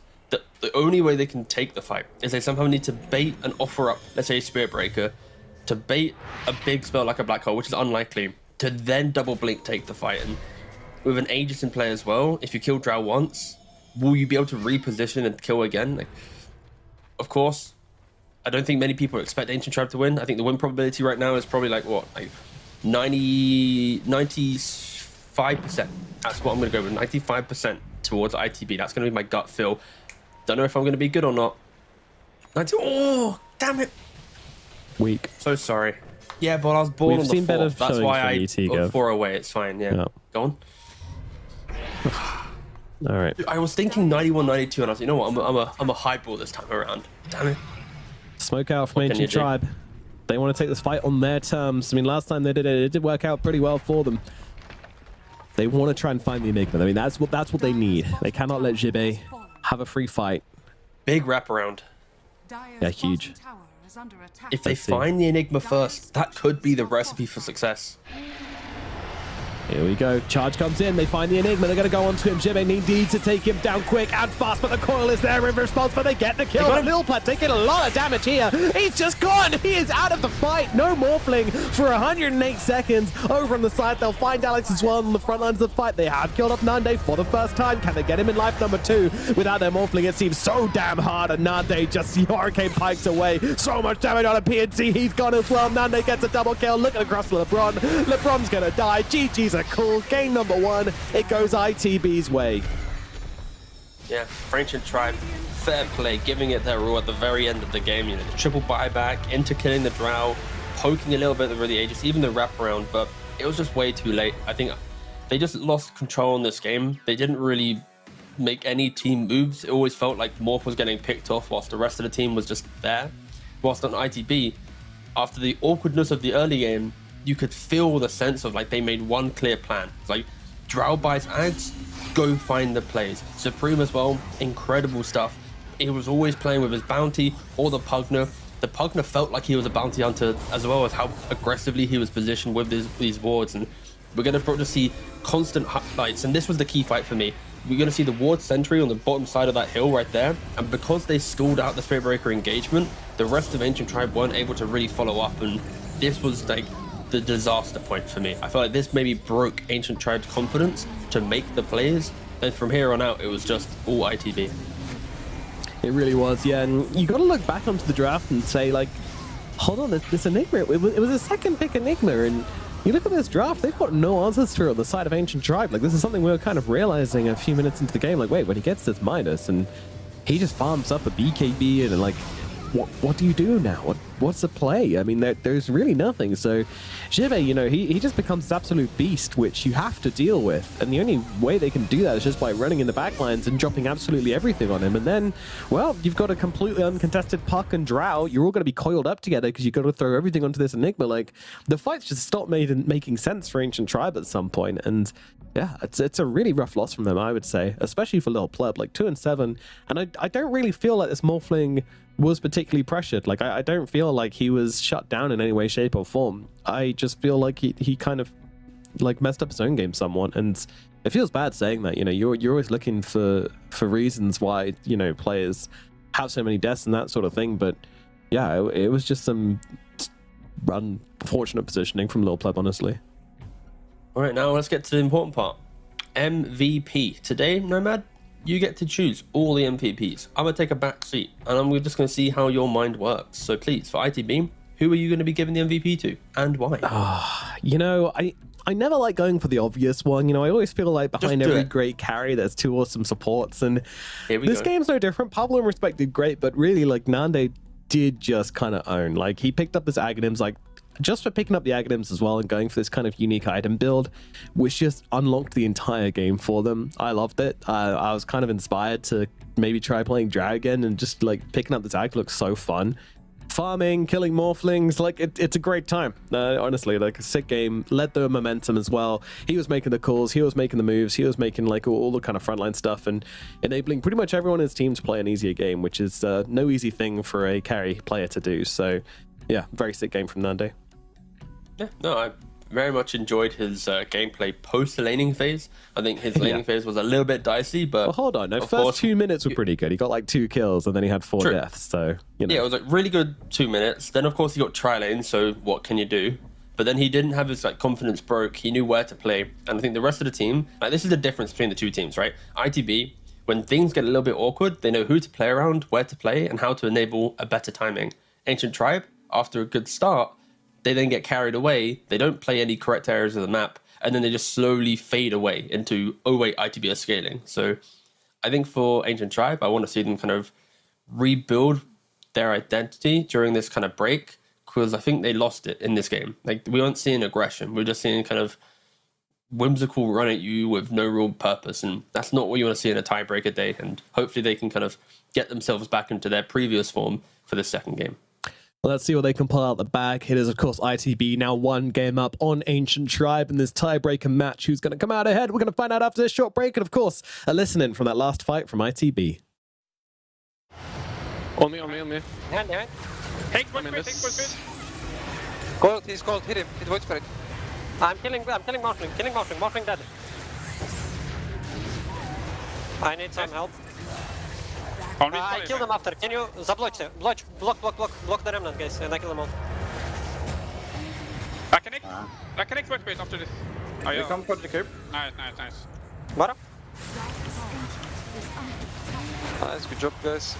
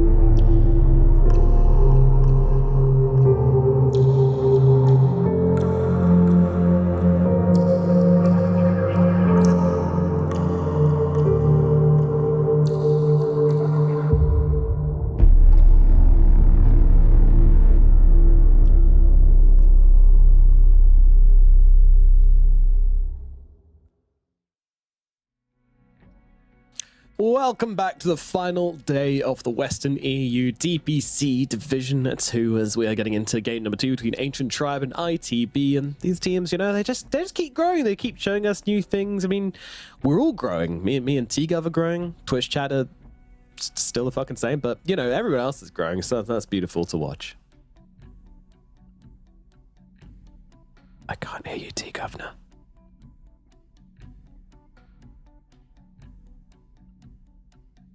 That's a lot of great analysis there, and I muted myself because I really didn't want to say what I wanted to say about Twitch chat. That's why I muted myself, to hide my true feelings about that raucous group of lads. Indeed. The self-censorship, I respect that. But as we get into game number 2, what are we kind of expecting here from Ancient Tribe? Because obviously they try to do their usual, you know, play like a slightly longer game, and it didn't really work out for them. I mean, is it time to just wipe the slate clean, maybe try a different strategy? What are we expecting? I just want to see them sync up better. Like, maybe these heroes were a little bit uncomfortable for them. I don't know if they've played... I don't think they've played Brood with B and C yet, but I know this is the type of hero that you need your team to be really on the ball. It's kind of like, I guess the equivalent is like an IO. Like, you don't pick IO for a stand-in because the way in which he plays with a core, rotates the map, and kind of plays a global wider area, you need to be like super drilled in. And same thing with Brood, right? If you're getting your stand-in to now suddenly pick up a Brood game, he's naturally the stand-in player going to want to join what the team does, right? Because he's the new guy. He's like, yeah, I'll play your Dota. I'm here to help you, right? I'm here to help you get through the DPC. But in reality, Brood's quite a selfish hero. You want to command people to your area. Take my game, follow me, push me into being the Brood I want to be. And clearly in this game, there was a bit of a disjoint because on one side, you had BNC following every move, trying to do so much on the map. And then you had Jibe basically just chilling, AFK farming, poke his head in when he sees a good black hole, retreats back to the jungle. Like, again, the stats are relatively similar, but I think just the overall game plan, Jibe was calm, cool, collected, and BNC was kind of like had the jitters in him, you know, those spidery jitters to do a lot of things, and it didn't really pay off. Kind of had to do too much and didn't really have the resource to do it. Like, you can see a world where that kind of works with the Spirit Breaker and the Spider running around together, getting things done, but didn't work out that way. And now we jumped into the draft for game number 2 and find out exactly how this one's been going down. We've got an Undying making it through. I mean, since the kind of grand finals of the DreamHack event, we haven't really seen much Undying coming out because it's just been banned first phase every time. But ITB, they pick their poison and say, hey, we can beat it. Yeah, I'm not opposed to it. I think this Undying hero, it's like, as long as you respect the Tombstone Shard, the hero is still the same as before. The same counters are there. Anything that can kill the Tombstone off, anyone that can get through the laning phase against the hero. Like, don't pick yourself 2 weak supports, right, that are unable to bully. And already, Pugner and Techies, they play on incredible range, have magic spam, so they can at least go toe-for-toe with Undying. And sure, Ancient Tribe, they round out the draft with Medusa. Already, with the Anti-Mage ban, will be a carry. The fact that ITV picked double supports, they don't have to care about Shadow Demon, because it's not as if you're going to put the Pugner or the Techies into a core roll. And yeah, we're just going to see like the most obvious Dusa counters here. Pangolier as well. Maybe, you know, throw one Darkseer ban, just for a little bit of caution, could be a good final option for Ancient Tribe, but 10 seconds remaining. Pretty high-paced draft we have here. It is indeed, yeah, and I just love this from ITB. Like, they let through the Undying because they know that they can get Techies and Pugner immediately afterwards, and yeah, I mean it's just bullying. It's just absolute bullying. So, other than, I mean, Morph's already taken out of the pool. So, other than the Anti-Mage and the Pangos, or anything else you really want to get rid of here to protect your Medusa? I hinted at Darkseer already, but I'm trying to think if there's another hero that ITB play which is equally as annoying. We saw how PL was relatively good, but again, quite greedy. PL is like a double whammy here, right? Because it's really good against Undying.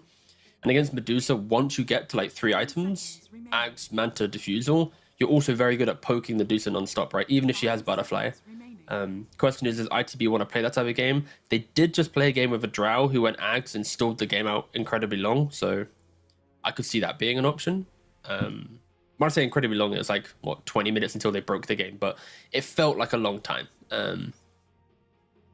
we'll see what Ancient Tribe do choose. I mean, also ITB, they've played Arc Warden, right? And this is a hero that we don't see often, but against Medusa, the shield, the bubble, the spam, the way in which you always have other lanes getting pushed into you, it's so hard for Medusa to kind of play that style of game because she always wants to be in one place dictating all 10 heroes in the game to come to her. Could be another option. Like ITB, they have plenty of anti-Dusa heroes still in the tour, and yep, they ban out the Peel, which was one of the first heroes that I mentioned. Yeah, I can definitely see Arc Warden being a really cool pick, actually. Go some Diffusal Manta Arc, and I'm absolutely down for it. Darkseer going to be the pick up here. Another annoying one for Medusa, having to fight into her own illusions. Yeah, it's like, what? I mentioned, 3 heroes? It was Darkseer, PL, and then some Arc Warden, right? And Oracle being banned out from ITB, they were kind of telling Ancient Tribe, like, boys, if you don't ban Darkseer, we're going to pick the PL. And it's like the same thing here. It's like, if you ban the PL, we'll go for the Darkseer. So ITB kind of controlling the draft a little bit with that Oracle ban into then opening of the next phase. So yeah. I kind of like it. Very 5-head little draft scenario there from ITB. Good stuff. No, I like it as well. And I think it's kind of cool that they were like, they banned out this Oracle. Like, it's a very targeted ban, right? It's very obviously signposting what you're going to go for, but it's like, we have another option, which is also really good. So you pick, you choose, guys. You can, it's very obvious signaling, which is kind of like a cool little meta read between the two teams. An Ancient Tribe, they now have to kind of pick up the pieces, pick something which is going to be able to be either a counter to the Darkseer. I mean, I can see Doom being a potential here. It's not banned out. It's a little slow. You need to be getting a lot from your last 2 picks, but I feel like it's a decent option. I could see Mars plus, like Mars Rubik, Mars Snap being a pretty good option here. They go for Snap. All right. Can't pick the Mars. Ooh. Oh my goodness. T-Governor just not missing today. Goodness gracious. Oh damn! Oh, that's a keep it going. Keep it going. Come on. No. I'm good. I already had the contract extension coming in from PGL. They said that it's like a 10-year deal now. It's like the next. We're good. My punditry. I'm good. Off to you, Nomad. Secure your 10-year deal. 5 seconds. Oh shit. That's not my job. Pressure. No, it is right now. I mean, 2-man panels, brother. I can't be doing all the lifting. I've enabled you. As the kind of host / caster. Really, your success is my success. That is. Oh my god. See, it's always been the style of host I am. I lift up those around me rather than holding the spotlight on myself. Are you pitching to me now, or to the you can contact 50 ears listening right now? Oh, we've got some secret.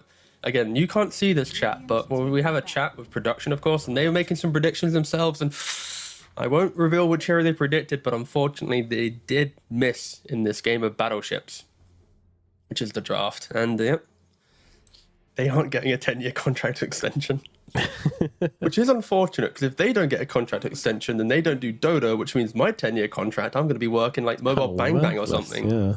Christ. Oh well. Right, Juggernaut coming out for the side of ITB. They need some sort of hero which can get through walls, can build a diffusal blade. So, this will tick those boxes. Gives them some nice tempo to play with as well.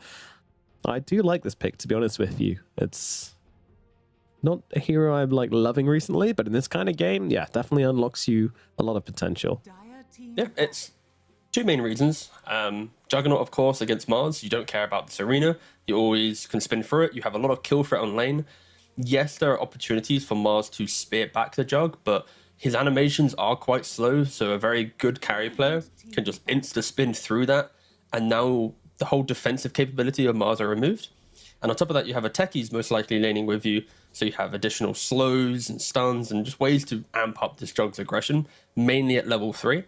And then in the game, we've seen how Juggernaut with this level 20 talent, being able to lifesteal up, I've not really seen Jug into Medusa too much. I don't think Jug will go Diffusal Blade, but just the raw amount of physical damage he can do once he has Aghanim's, Battle Fury, plus a couple more, even Butterfly, one more item like that. He can just pump in Swift Slashes, Omni Slashes, just really consistently get on top of Medusa without taking any real damage himself. I don't mind it. And also you have the Darkseer to take the Medusa as well. So now Medusa's does she really want to go Butterfly to deal with a Jug, but then also Butterfly against herself because of the Darkseer wall? It's kind of like a double whammy. I like the draft from ITB so far. It's very very fresh and countering a lot of what Ancient Tribe's trying to do. Yeah, definitely. It just kind of feels like a conceptual answer.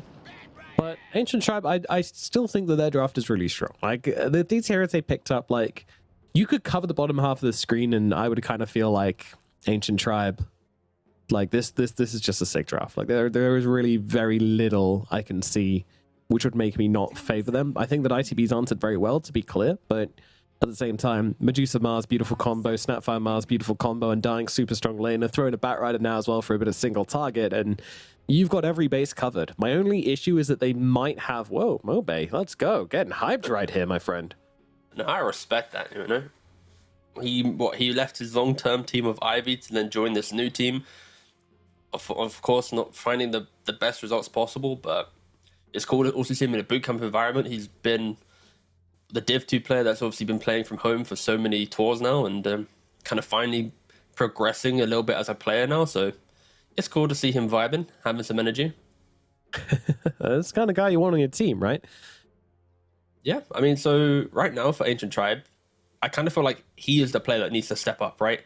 When you're enjoying the heroes that you see so far, they're very clunky in regards to where they play. Oh my god, he's staring at us in the soul as well. He's really just locked in the webcam. Yeah, I'm talking to you, boss. Too. But like, so Mars plays his area, and he might TP to defensively arena, but relatively static. And now Batrider, I need to see him go for like a Boots of Travel build into like BKB, none of this like Octarine stuff, to then be able to join this aggression, right? Tombstone in one lane, Arena in another, throw in a Batrider, it can overwhelm ITB. And I'm looking at Supreme's heroes. There weren't really many left of the specialty heroes. The Puck was banned, the Winner is banned, Storm banned in the first phase, Quap, of course, good against Batrider. Like, all the anti-Bat heroes have been banned out by both teams. So when you get to the end of that draft, you're like, boss, what do you want to play? It's like, I guess I'll just play my Void Spirit. So it's not like the craziest of hero. It's not like it's an insane anti-Bat hero, but for the overall ITB draft, it's another melee hero that's going to get amped up by the Darkseer Iron Shell, going to get kind of thrown into the engagement. And I do prefer ITB's lineup, but I think if Batrider can find a way to just pop off, then he can really just bring everyone else and make their games incredible. Yeah, I think you're right. I mean, they kind of need it, right? As I mentioned, damage issues will be there, but Mobe can certainly make up for that with his control and with his own damage if he's able to get a significant advantage. That involves winning the lane, which, you know, is possible, I think, versus the Void Spirit, but definitely not easy. So, yeah, absolutely want to see Mobe popping off here. Like, let's see a good game, let's see that hype, and bring it into the game. And, I mean, it also feels good for, like, Lil Pleb, for example, who had, like, a really rough game last game. It's so good if your teams just all know, like, oh, we lost last game, our carry didn't perform, it's really sad, let's just hope we can do well. If they're just going like, woo, game 2, let's go, clap, you know, you're going to be like, great, you know, like, my team's not holding anything against me, there's none of this, like, emotion holding you back. You're about to have a banger game, I hope. So, yeah, let's get into game number 2 and find exactly what's going to be going down in this one. Yeah, that was a risk, because I had no communication there, you know, if we just stayed on us, I'd have been done. Probably would have quit on the spot, so glad that went smoothly. That is like half of your job here, is to segue us into the game, you know, Madden. Thankfully, you've had 3 weeks of practice here, and finally nailed it. You're getting there. 1 out of 30, we take it. Just like the odds for Ancient Tribe to win this game. Oh. Said no one. Now that would have been, if we had a sponsor, that would have been the segue. I mean, if the sponsor's offering 1 in 30, they're not going to be a sponsor for long. They go and bust. 30 seconds to battle. Well, yeah, so the lanes we're looking at, we mentioned mid lane, over on the top lane. Man, all these lanes actually looking pretty scary for ITB, but yeah, it's going to be Lil Pleb on the Medusa with LeBron on the Undying. I think this will be stable down here. You know, the Darkseer is not going to have a particularly great time versus this one. It's kind of all on the techies to kind of make the plays happen, getting the damage, because you'll be able to do a whole lot on this Darkseer against these two. A lot of fighting going over the runes here, and Alex with a nice scatter blast onto like 3 or 4 heroes, just going to force back the side of ITB and secure that bounty rune for them. But it's just going to be 2 for 2, so. You know what would be a cool graphic after bounty runes is like HP lost on overall across the entire team, you know? Like Radiant lost 11% of their HP for 2 bounty runes, and then ITB lost what, like 8% or something. Oh yeah. I'm just making this up randomly, but that'd be kind of cool because we often see like, a lot of resources used at the bounty runes, and it's like, what did you really gain from it? Like, you just lost what 25% of your team's HP and resources just to gain what 3 runes? Like, Not bad. hopefully PGL developers in chat Yeah, for really pulling a Tour shift 4. right now, honestly. That'd be cool. Firefly level 1 from Mobe, by the way, on this Batrider. That was interesting. Just roasted the first wave straight up. Himself 3 last hits for it, so I guess it makes sense. Like, you think you've got a bad level 1 with going Napalm or Flame Breaks, though just go Firefly. Push the lanes. Don't let Supreme play the game. Yeah, again, normally we see Batriders go for sticky into then Flame Break to actually play a more right-click and aggressive style. I don't know if this Firefly will pay off in regards to pressuring the Void Spirit too much. We'll see. I mean, Void Spirit's one of the mid heroes that actually has mobility built into him, right? He's going to be able to dissimulate away in a worst-case scenario. Also use the Remnant to prevent the Batrider aggression. Yeah, now that we see sticky, this is what I expect to see from this matchup, right? Is just a sticky spam. And maybe this was the long play, right? You mentioned Firefly for the first level, get sticky, get 3 super quick, and now suddenly you're level 3. It could be too overwhelming. Well, I'll keep an eye on this lane as we look elsewhere. Yeah, that's very interesting. Meanwhile, down at bottom, Pablo getting pretty low. LeBron, wow, he's coming under tower. This is very aggressive from the Undying. I mean, Pablo, he doesn't have any more regen available. He does have a blood grenade, though. Can throw that down, and I think LeBron, does get the aggro switched off the last second, and with the decay keeps himself alive. But Pablo, he's not giving up. He's got a couple more right clicks to give here. Salve being used by LeBron. Pablo doesn't get the cancel, and definitely doesn't want to go stepping up that high ground into an Undying. So, very, very aggressive movements from LeBron. Meanwhile, the top lane spear comes through as, double kill. From the Thunderclap, let's go.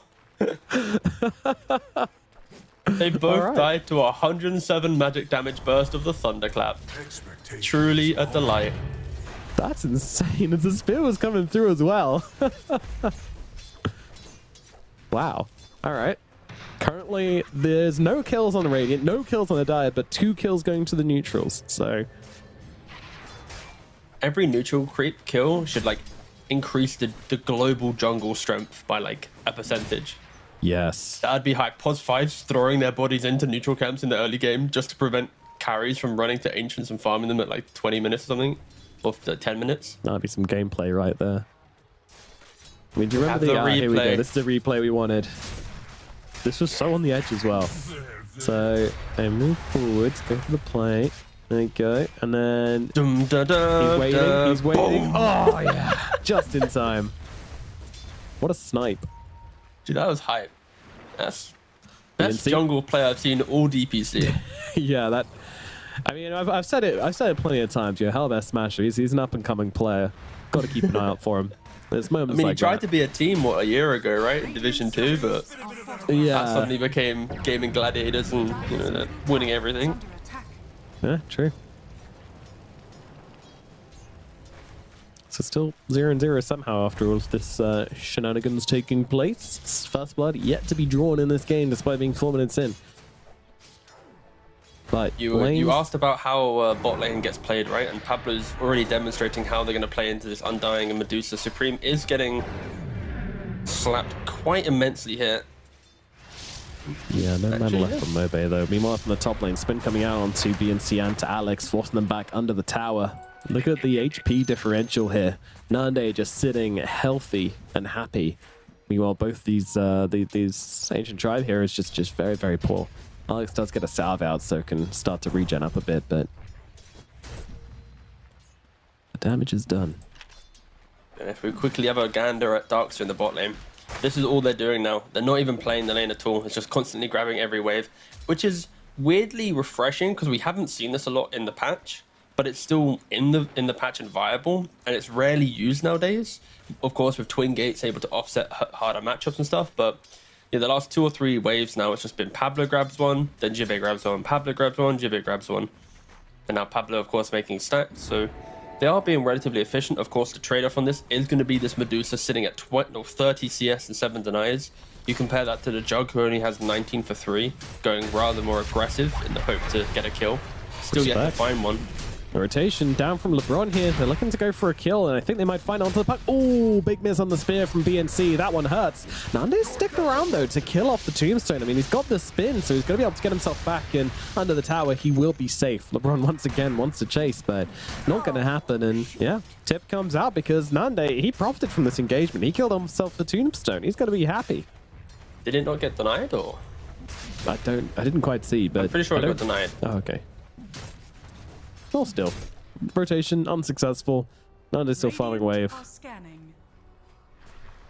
Yeah, it's just uncomfortable, right? Like when you're on Undying trying to set the pace, like LeBron clearly is a very aggressive player. His Spirit Breaker performance was what?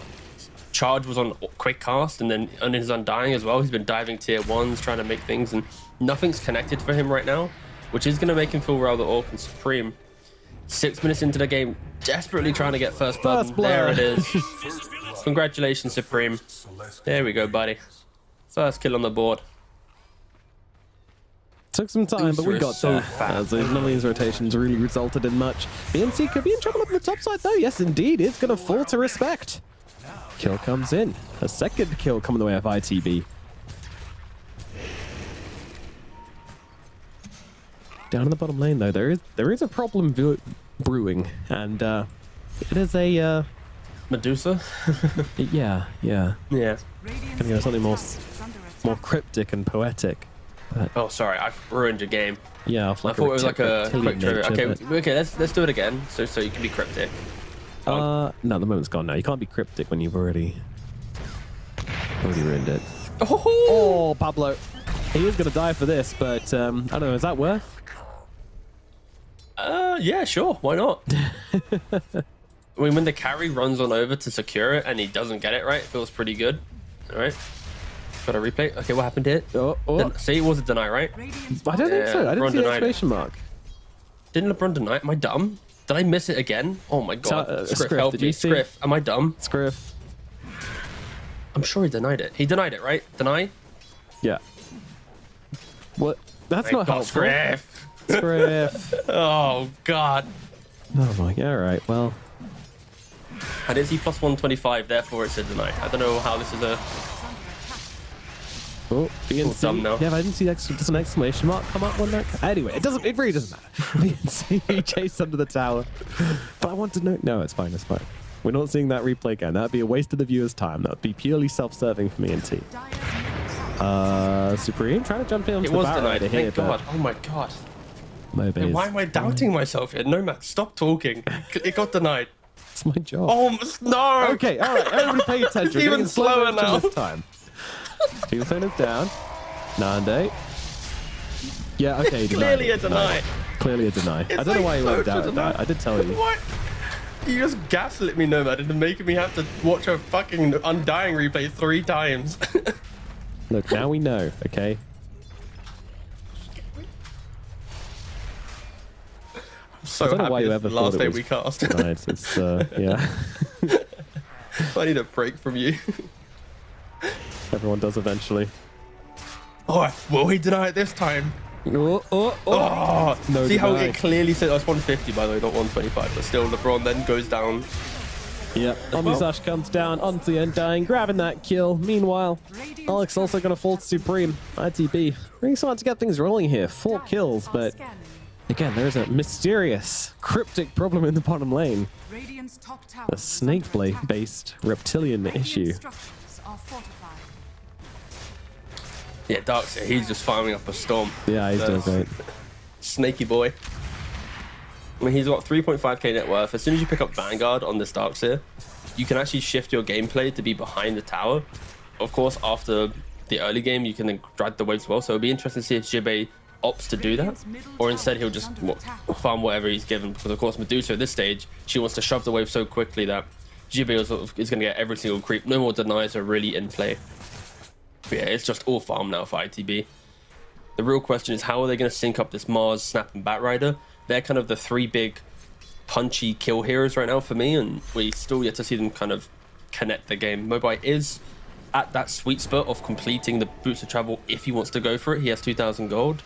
Will he go for it? Will he not? Does he have a different game plan in mind? Pablo just absolutely baiting LeBron into oblivion here. Is he going to get this kill? I mean, LeBron's still pretty healthy for the time being. Mobe trying to get on top of Supreme, but can't quite do it. And yeah, Supreme just running away again. Mobe desperately chasing under the tower as respect does end up going down. Pablo is still chasing this one. I mean, he's got the haste rune. He's being very, very obnoxious with it. Yeah, Mobe just not really having the game we were hoping for, to be fair. Like, we wanted him to come in, have a big impact, but he's just kind of sitting in lane, waiting for the boots to travel. Maybe that's when we see a bit more action coming out from him, but he's not really in a great place to be able to do it. I mean, it's going to be difficult for him because it's not as if he has some innate play to make now, because Mars has been shut down due to the jug aggression. Darkseer is farming very defensively, so there's going to be a rare opportunity for Bat to TP into some engagement. It's not as if the side lane cores of ITB are always hungry for that next kill. And maybe if Nande oversteps his mark, spins down the lane, yes, Bat can TP in, but it isn't going to be the most fluid of buy bots, get free kills type of game plan for him. And already Supreme, after the first blood, making these moves, he pressured Mars a little bit top. He now going bottom to get another kill. You can really feel just the game being dictated by ITB here, and one wrong TB from Batrider and things can get even harder. Oh, Alex, I know how that feels. Trying to go for the deny, does get caught out, but the Remnant doesn't connect, which might mean that he could make his way out of this one. And now Mobe coming on in here. The Batrider is in the house. He's got the lasso if he wants to throw this one down, but he's holding it. And Supreme's able to get the Dissimulator away. Doesn't have any more spells available, though. Pablo jumps in a little too late, and they will get the kill on Supreme, though Alex does die for that one, as he's able to get off one little hula hoop before he dies. Kind of awkwardly worth it, I guess. Like, a lot of resources used, and the fact that Void Spirit gets that final little kill, so not the worst, but yeah, good to see Mobe kind of get into the fight a little bit. And already now 1,000 towards the BKB. This is the build I wanted to see from the Batrider. Bots BKB, none of these weird Octarine shenanigans or any of this stuff. Just really focus on the core gameplay that you want to see from the Batrider. And then just juggling up here, it's down the bottom. They're moving pretty heavily onto LeBron here. I mean, BMC also being chased down by Nande, who has that spin coming on through, and with the Decrepify into the spin combination, it will be enough to bring him down. Nande does have to throw in the Omni Slash to make sure he gets his kill, but for a Battle Fury Juggernaut, that is absolutely fine at this point in the game. And LeBron does get brought down as well, and now the pressure starts coming on through into this bottom tier 1 tower. It's the way in which the tier is compared to... Oh! Batrider's going for the stack still. You love to see it. What a naughty lad. What a naughty He's lad. Got to be Does naughty leave in this a couple game. of Ancients alive, but yeah, he did what he came to do. I mean, these will send a message. These Ancients that live will now tell the tales, and ITB will have to think about taking their stacks a little bit quicker next time around. Yeah, it's kind of hard though. The Juggernaut doesn't have Battle Fury, so they don't really have anyone who can do it until he does. Ooh, Lil Pleb's actually maybe going for a different build of Medusa. I mentioned during the draft how against the Darkseer, buying Butterfly feels uncomfortable, but against the Juggernaut, you kind of want it. And he's yet to make a big decision. He's going for the Dragon Lance, so we'll see how he progresses from here. Going Manta, then Dragon Lance, sorry, and then that third item. I mean, the rest of your team is crumbling around you, but he is finding a lot of farm. Yeah, I mean, they're going to be able to bring down respect here. He's trying to stand his ground, but this is 2 kills, just kind of fed away by ITB, and Supreme trying to run. Questionable Stone Gaze as Supreme does absolutely not want to turn around into this one, but with Lasso coming out, Dissimulates down, though. He makes his way out of this one, but Alex, he's on top of him there with the Scatter Blast. The Snake will not be enough to finish the job. Supreme is going to be able to get away from this. Well, Plip's kind of in an awkward place right now. I mean, he doesn't have that much mana. Got to be careful with where he steps. Snake does come down now. In comes. Oh my god, he walks into the Remnant and the wall, but there's a big arena coming out from BNC. Do they have the damage to pile down on top of it, though? That is a question. I'm not sure they do. Alex is the one to fall instead. Ancient Tribe. If they had a bit of damage, that would have been great, but they just didn't have the cooldowns on the bat, and this Medusa, she's just kind of tickling at the moment. Spear comes through, doesn't land. BNC in trouble here. The spin is there. They're going to bring the Mars down once again. Oh dear, they just don't have the gas in the tank on the side of Ancient Tribe to make these kind of plays.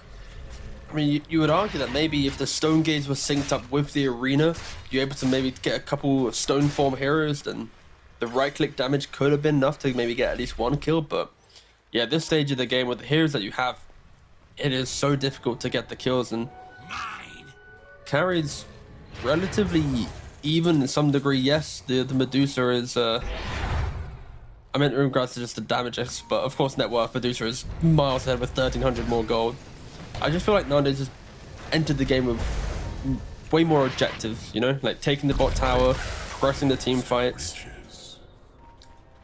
really just kind of making statements in the game so far. Whilst Medusa is always just a little bit awkward. And okay, he is going for a different build to navigate the Darkseer. He's going for Dragonlance into Crystallis. So a very glass cannon style of Medusa. I don't know how well this will go. I feel like at any minute, if Astral Step plus Wall plus Juggernaut Omni Slash gets on top of you, you might not have enough of a life pool to get through all that. Yeah, it definitely puts yourself in a situation. I mean, you've got the arena, right? As long as you've got the follow-up damage, it should be decent. And the stats of the Manta plus the Dragonlance aren't too bad as they will arena just to bring down respect. But now with no arena, I feel like it's open shooting grounds for the side of ITB. And yeah, they're going to bring in the heroes. Omnisash bouncing on through onto LeBron, onto Little Pleb as well. Nande, though, has to back out due to that Stone Gaze. Now they get Lasso coming out on Supreme. They need to finish the job. He does have it to simulate, and they will get the kill. Now, nice little combination here. Vacuum into the blast off with the spin coming through. I mean, it's enough to take down LeBron and BNC, but that's going to be about it. In all fairness, Ancient Tribe are kind of holding their ground here. They didn't kill the Medusa. Pablo does end up falling to the zombies and the harassment from Alex, but yeah, a little bit awkward, has to be said. I think ITB are going to be pretty happy with that one. Sorry, Ancient Tribe are going to be pretty happy with that one. Yeah, Ancient Tribe will, of course. Medusa got to stand her ground on A-click throughout the entire fight. Undying threw out a tombstone on the low ground, which was uncontested the entire time. So it kind of instilled a little bit of fear into ITB. Of course, the Jug doesn't want to go spin kill it because then he's not being effective in the fight. And fundamentally, because Omni Slash switches to the Undying at the last minute, Medusa isn't put into a kill threat range, and it allows her to have confidence to turn that back around. So ITB, they got to be careful. Ancient Tribe are very tanky, and if they are clumped up as 5 and use their spells accordingly, they do have kill threat, especially when Medusa, like we mentioned, with this very glass cannon build, if she can get a couple clicks off, heroes will, you know, eventually fall. Well, indeed, yeah. This is a kind of a warning that, you know, you need to play this fast to control up the Medusa. Fast or fast and loose, or just probably not loose, but fast. Okay, just fast. Maybe furious. Ooh, okay. Don't say it together or we get a copy strike. Supreme. Double damage in his bottle. And that'll give him quite a lot of oomph for the next fight, which they may well need. And that's the thing with like this Juggernaut versus Medusa matchup as well, right? Like Juggernaut is a beast in the late game, to be clear. Like he can do work in the late game, but when it comes down to just like overall damage, like Medusa is going to beat him every time when you get past this kind of like certain hump, which the Medusa is even going to be faster than usual here, going for his Chrysalis early on. So, are you ready for a spicy development? Hit me up, King. Look at Juggernaut. Because the Medusa isn't going Butterfly, it's allowed Nande to actually go for the hybrid Jug build, which isn't going to be too punished with the late game Diffusal. He goes for the tankiness of Sanjasha, the farming utilization of Battle Fury. But now he knows that there isn't going to be some like 21-minute, 22-minute Butterfly. He can just go for a casual Diffusal and really just pack a punch. He locks onto this Medusa, Diffusal flow as well. Like, this is a really cool build-up. And it's mainly because Lil Pleb's being very loud with his style of play, right? Like he's refusing to buy any of these stat items. He's really respecting this Darkseer, and yeah, we'll see if I feel like this Lil Pleb build, it's like such high risk style of play where of course against Darkseer you have to do it, but then against the Jug with such high physical damage, it's like it's such a double-edged sword, and we'll see if it really pays off. Nande once again joining the team. Will it get denied? Of course not. Here they go. Arena comes down. Supreme's taking damage. Does get off the Dissimulate to survive through this. Nande and Lil Pleb just kind of taking chunks out of each other at the moment. And there comes Yonisash kind of bouncing around onto everyone and ending up onto Alex. Maybe not the target he wanted, but a target he'll be getting. Lil Pleb getting kind of low, down to about 10% mana now. Nice Manta dodge there on the blast off, though. That was critical in helping Lil Pleb survive through it. This is not the same Lil Pleb we saw from game number 1. He's here to play some goddamn Dota. Yeah, if he doesn't hit that Manta dodge, instantly dead. But once again, he is pumping out an immense amount of damage, but not really enough to get the kills. Yes, it's for 5.5k, but he only kills off the Pugna.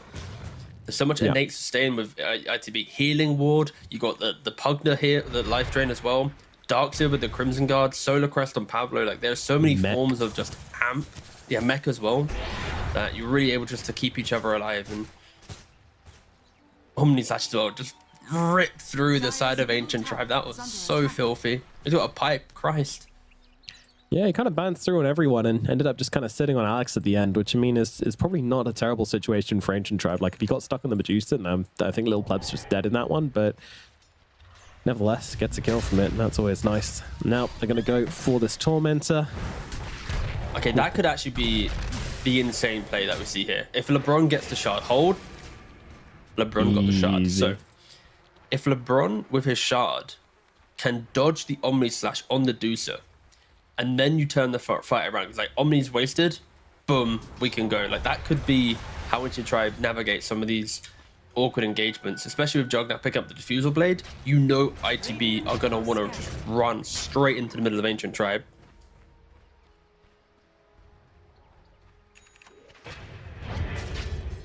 $3K goal advantage for ITB, but when it comes down to the carry, if you carry it, it's kind of harder. Medusa is just doing so much work in these fights, and you know, Mars doesn't need that much. He just needs to blink in arena, and that's basically his job done. Mobe as well with the lasso. You know, they're very cheap calls on the side of Ancient Tribes, so it really doesn't feel like they're that far behind. I'd almost say they're equal at the moment. It's all about Roshan now. That is kind of the biggest objective we're going to be looking at here. It's currently daytime. Nande is heading down to bottom, but I feel like going for a naked Roche would be very, very risky. But a little bit of a jump here. They're going on to the Void Spirit, and they're going to be able to catch him out. So the Smoke from Ancient Tribe finds 2 targets as Respect will follow. And they can now look to take down the Netherworld, but Roshan is being taken. Now, is a read going to be made from Ancient Tribe? But they're gonna register this one. At the moment, they don't have a scan available. So it's all going to be just gut feel right now. Bot lane pushing into their tier 2. They're going to get here in time, easily. Roshan is taking a very, very long time for these guys, and Healing Ward, you know, it's doing its job, but they're being careful. Oh, they're being so careful on the side. Yo, LeBron boss, just run in. You know you want to. Oh, they're taking such a long time to get over here. They don't want to approach, and that is going to mean that the Aegis does get picked up by the side of ITB. I mean, fair enough. They set up, Pablo set up for that beautifully. He put down a bunch of mines, put down a bunch of wards, and now this is looking very awkward indeed. York does come out, but then it's going to drop the Omni Slash onto BNC, but there comes that Tombstone save you were talking about. LeBron is there to get by him a little bit more time, but unfortunately his time is limited regardless, and he will be falling. LeBron trying to TP out, Supreme's upon him though, and they will have the damage take down the Undying as well. Ancient Tribe, the moment they get themselves a couple of wins, it immediately turns into an L, as now they're fighting into an Aegis on this Juggernaut. It's just like confusing shot calling there from Ancient Tribe, right? Like, you smoke up as 3, so you clearly know you're not smoking as a full force of a team to take the full fight. So then why back out of going for this still? Like, it's not as if your Deuce is going to suddenly TP in or your Bat's going to TP in, right? You smoked as 3. You knew you're going at like half power, right? So very confusing for Ancient Tribe. That I'd have loved to see just what, maybe even BNC just jump in with an arena, just throw your spells in. Like, if you die, you die. If you steal the Aegis, you pretty much win the next 10 minutes of the game, right? But alas, they don't really make either play. They get picked off, and now ITB once again having the momentum on their side. Butterfly soon complete on Nande. He really is just scaling to be the unkillable core here. In the wise words of another Brit, albeit a much less hairy one, just use your spells, lads. Just use them. If anyone knows who said that, you'll win nothing in chat, but I know who said it. Toyota Igo could be yours. Nande, though, getting jumped right now. I mean, that's a lot of damage coming through onto the Juggernaut. He's just trying to spin his way out of this one as the lasso comes down onto the Void Spirit as well. Damage being dealt, but no kills being gained. Finally, Jebe will fall, but Medusa's Illusion is also doing a hell of a lot of work in this fight, so they need to get away from that one. Meanwhile, BNC being chased a little bit. Nande, he's going in right now. Does have the Blade Fury available once again. Going to use it to try and chase down LeBron, but that's not really going to happen. Pablo jumped in, though, straight onto Alex. Alex, he's going to take some damage here, but not nearly enough to threaten his life. LeBron juking and jiving around this fight on the front lines. They only lose the Mars. It's just a trade of offlaners at the moment.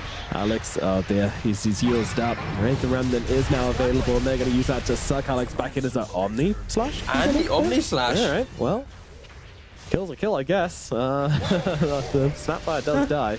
Maybe you thought there were other heroes going to come in and try and help him out. Sure, they were retreating up the high ground, so there was the potential of, oh, I just found a free Undying as well because he was in proximity, right? Oh, he looks so aggressive. But no, ITB is just going to keep going. Keep on going. No real respite for this team.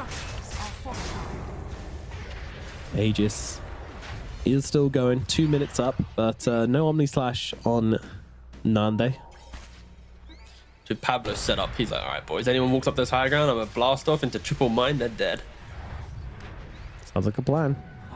Mine has not actually got much health. Did he just not go back to base during this time? All right. Dire's middle tower is under attack.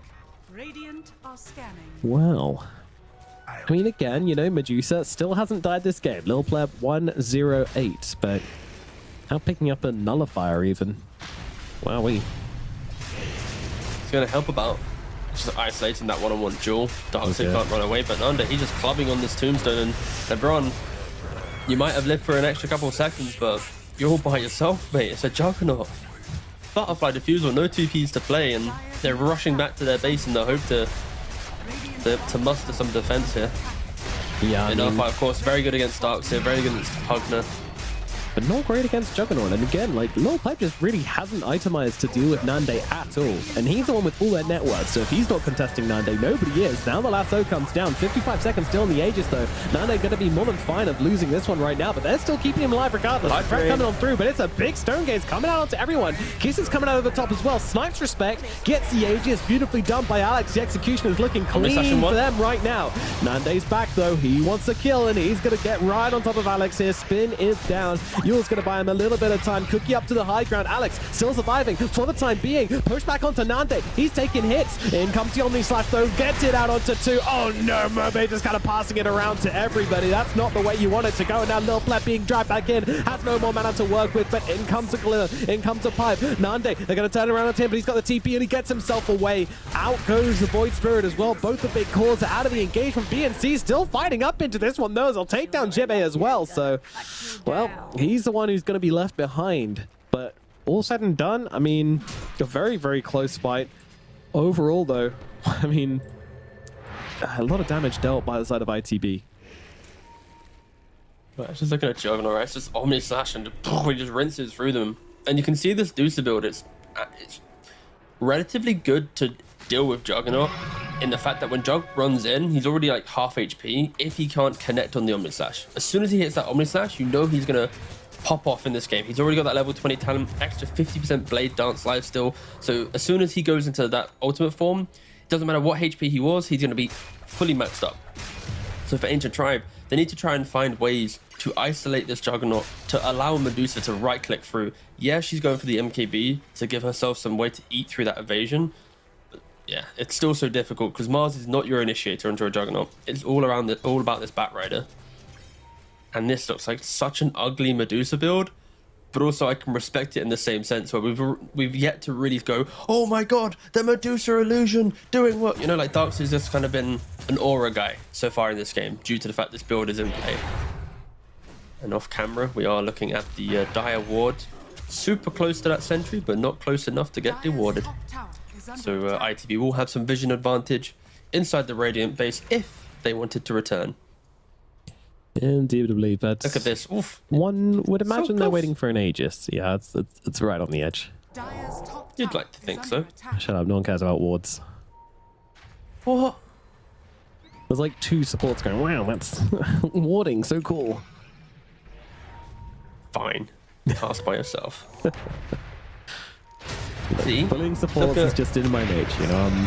Oh, BNC, he's getting jumped down right now. Not going to be able to survive him through this one. Lasso is down, but immediately taken off here as, well, a lot of damage coming out. Medusa's into the fight with the Stone Gaze, but they're not really finding a target. Maybe Pablo falls. Yeah, they will have the damage for that one, but they're running at this Medusa right now. The Hurricane Pike has to be used just to keep Nande away, but Nande says, I don't want you.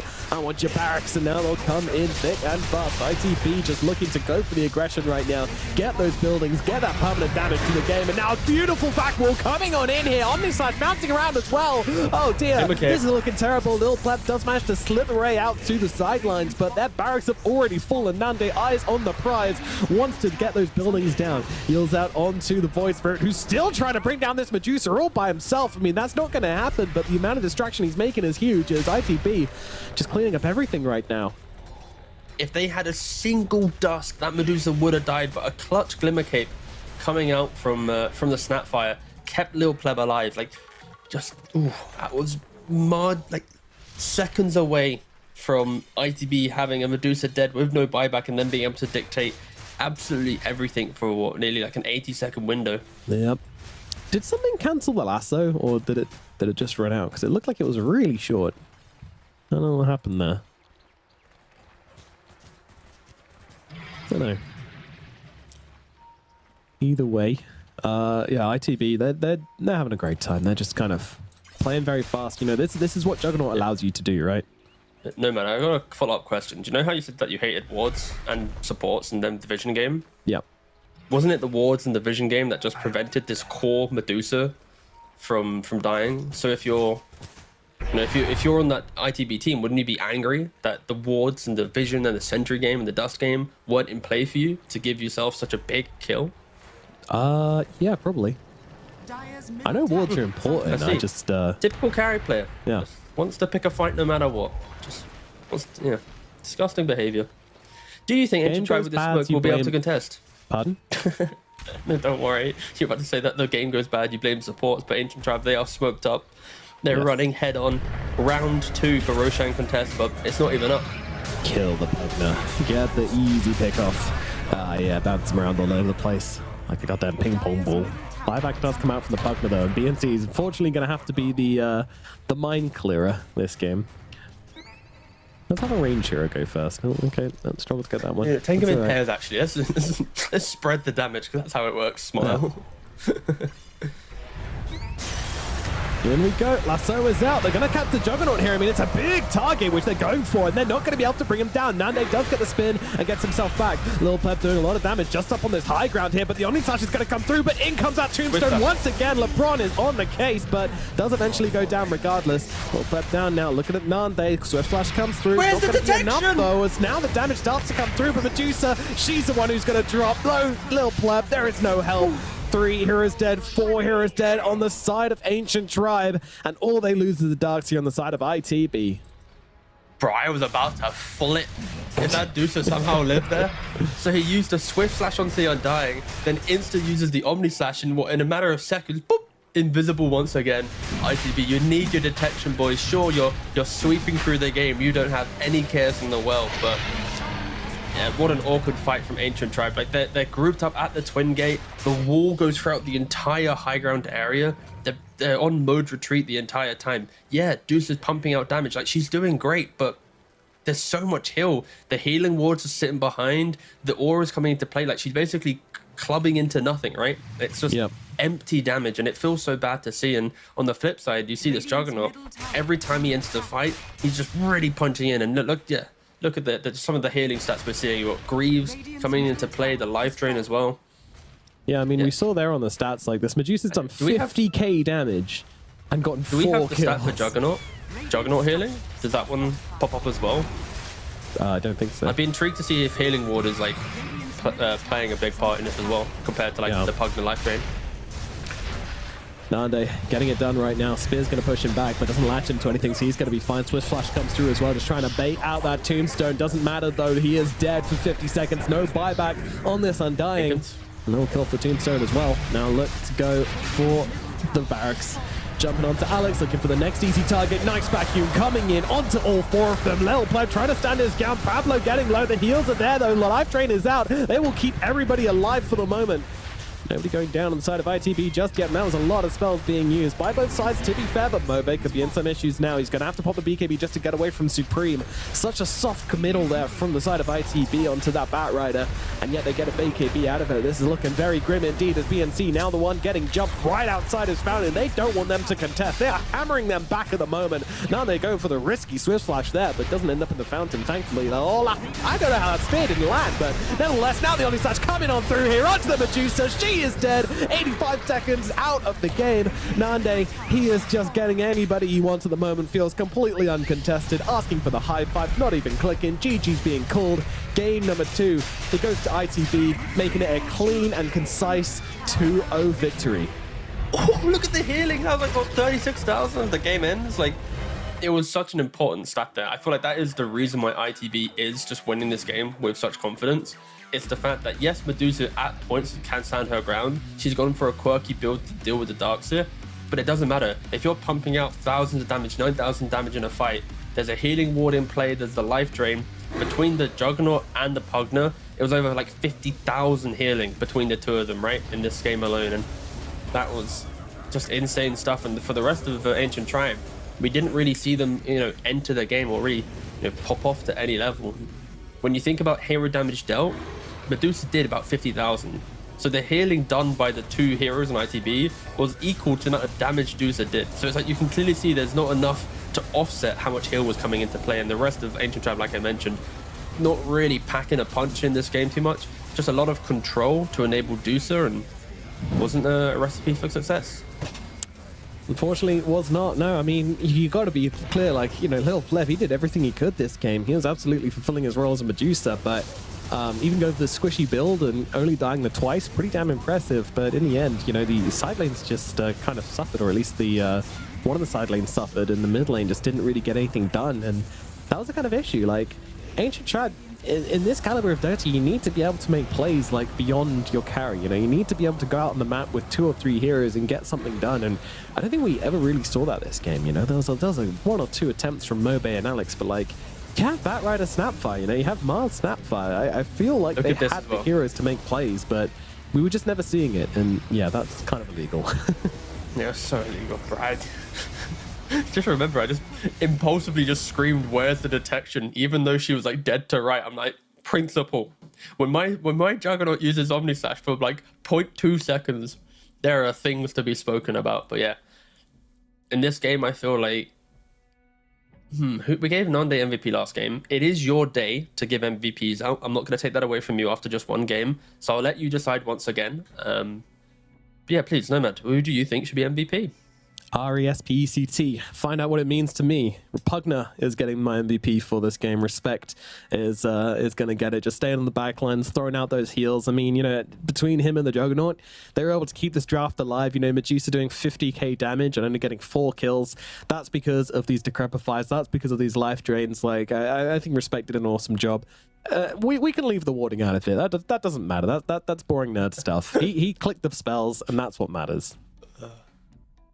Well, fine. No, I'm perfectly fine with this option. I think my second place would have maybe been some Supreme because of how active he was. But yeah, realistically, I think Respect across the series has played a super stable game, just amping up his team, knowing where to position, where to play, always being kind of at the forefront of the aggression as well. Because like whilst we're seeing the big pop-off plays, he's in the back, placing the Nether wards, hitting the decrypts, getting the life drains, and not really overplaying his hand. So yeah. Fair play to Respect. And yeah, for ITB now, they win this tiebreaker, which pushes them into 5th position. Whoa! Yeah! They get an extra I think it was $2,000, right? Yeah, it's $2,000. Which, again, for Div 2 players, often there aren't a lot of third-party tournaments out there. $2,000, it can be a lot, help, kind of push you towards the next tour and whatnot. So congratulations, ITB. You are now locked in 5th. You have the TI qualifiers coming up on the horizon. If we are copying the same format as last year, then potentially you're playing up against Secret in the lower bracket, but that's massive speculation and guesswork. I have no idea, but it would be kind of funny. It's kind of hype matchup. Certainly, certainly. All right, well, ITB get the win, and that means we get to speak to a winner, and now we're going to be chatting to Mr. Nande himself, the carry player. Sir, I mean, how's it going? You know, 5th place in the DPC in the end. I mean, how's that feel for you? It's not exactly hello, first of all. It's not exactly what we kind of anticipated and expected, I would say. But, I mean, it's kind of end result of what we got. We didn't have that much time to prepare after the roster form anyway. But it's not an excuse, of course. Just, we gave it our best, but we I think we unlocked our potential, started unlocking our potential a bit too late into the season, I would say. So do you feel like you're kind of, you know, ramping up each series and now like you're kind of looking, are you feeling the strongest you've ever been at the moment? Not exactly. I would say I think we have a lot to learn and a lot to grow up on still. So I would say we improved on quite a bit on some stuff. I would say the communication became a bit better in the team. But overall, we still have to learn a lot. Okay, so you mentioned communication improving. I mean, in what way did it improve from what it was like previously? I played for a long time in a different team, so I was in Manaspa. So the playstyles were quite different, considering that ITB also, all of the ITB players played with each other for a long time. So kind of the carry player coming into a team that formerly played with almost like 4 players for a long time, it was just hard to adjust to each other. So the communication kind of suffered in a way that we weren't on the same page in how we wanted to approach and how we wanted to see the game. Oh, very interesting. Thanks, Nande. Tiga? Following up on the kind of transition from you going from Manaspa to Into the Breach, do you feel that you were kind of subscribing to Into the Breach Dota more, or were you trying to bring like the Nande Dota and trying to get them to kind of enable you more? Like, how do you feel like you kind of gelled into the team? I feel like we kind of found a middle ground, like sort of a middle ground right now. But in the beginning, when I was a newbie, when I came in, like for a few days, not for a few days, even like for the first 2 weeks, I would say, I kind of tried to implement my own style a little bit more, which would be like more aggressive, more leaning towards me and so on. But it was tough because the rest of the team was not really used to the exact type of playstyle. So I just thought it would be easier to adjust to the team instead of trying to change 4 other players for me, which was just way too hard to do. But right now we're kind of in the middle ground, in a perfect middle ground, I would say, in that way. Sure. What's my next question? Nomad, do you have a question? I'm going to think of a banger. One. Yeah, absolutely. I mean, looking forward for the team now. Obviously, you know, it's a run-up. It's a bit of time before those TI qualifiers take place. But what is that timeline going to look for you? You know, are you going to be just kind of grinding out as a team, or are you going to take a break from scrims and kind of get back to it closer to the time? I think my team spoke about this like a few times already, that we kind of took a break from scrims. It gave us kind of a boost in the former official games, but it kind of also, I think, damaged us a bit in a way. So I think we will be practicing a lot, but we would be like just changing the approach to the scrims, I would say, a little bit, because before it was just a bit stressful, I would say, like playing 5-6 games a day and playing every single game just to win and win only in a scrim. I don't think it's the right way to approach it, which we kind of unintentionally, I think, did. And if we change, I think we will change the motto and overall approach to the scrims, which would be just to play the scrims, to practice, and play the officials to win. And yeah, I think we will be practicing and not really having a break time before the next officials. Okay, all right. We'll look forward to seeing that. Tiga?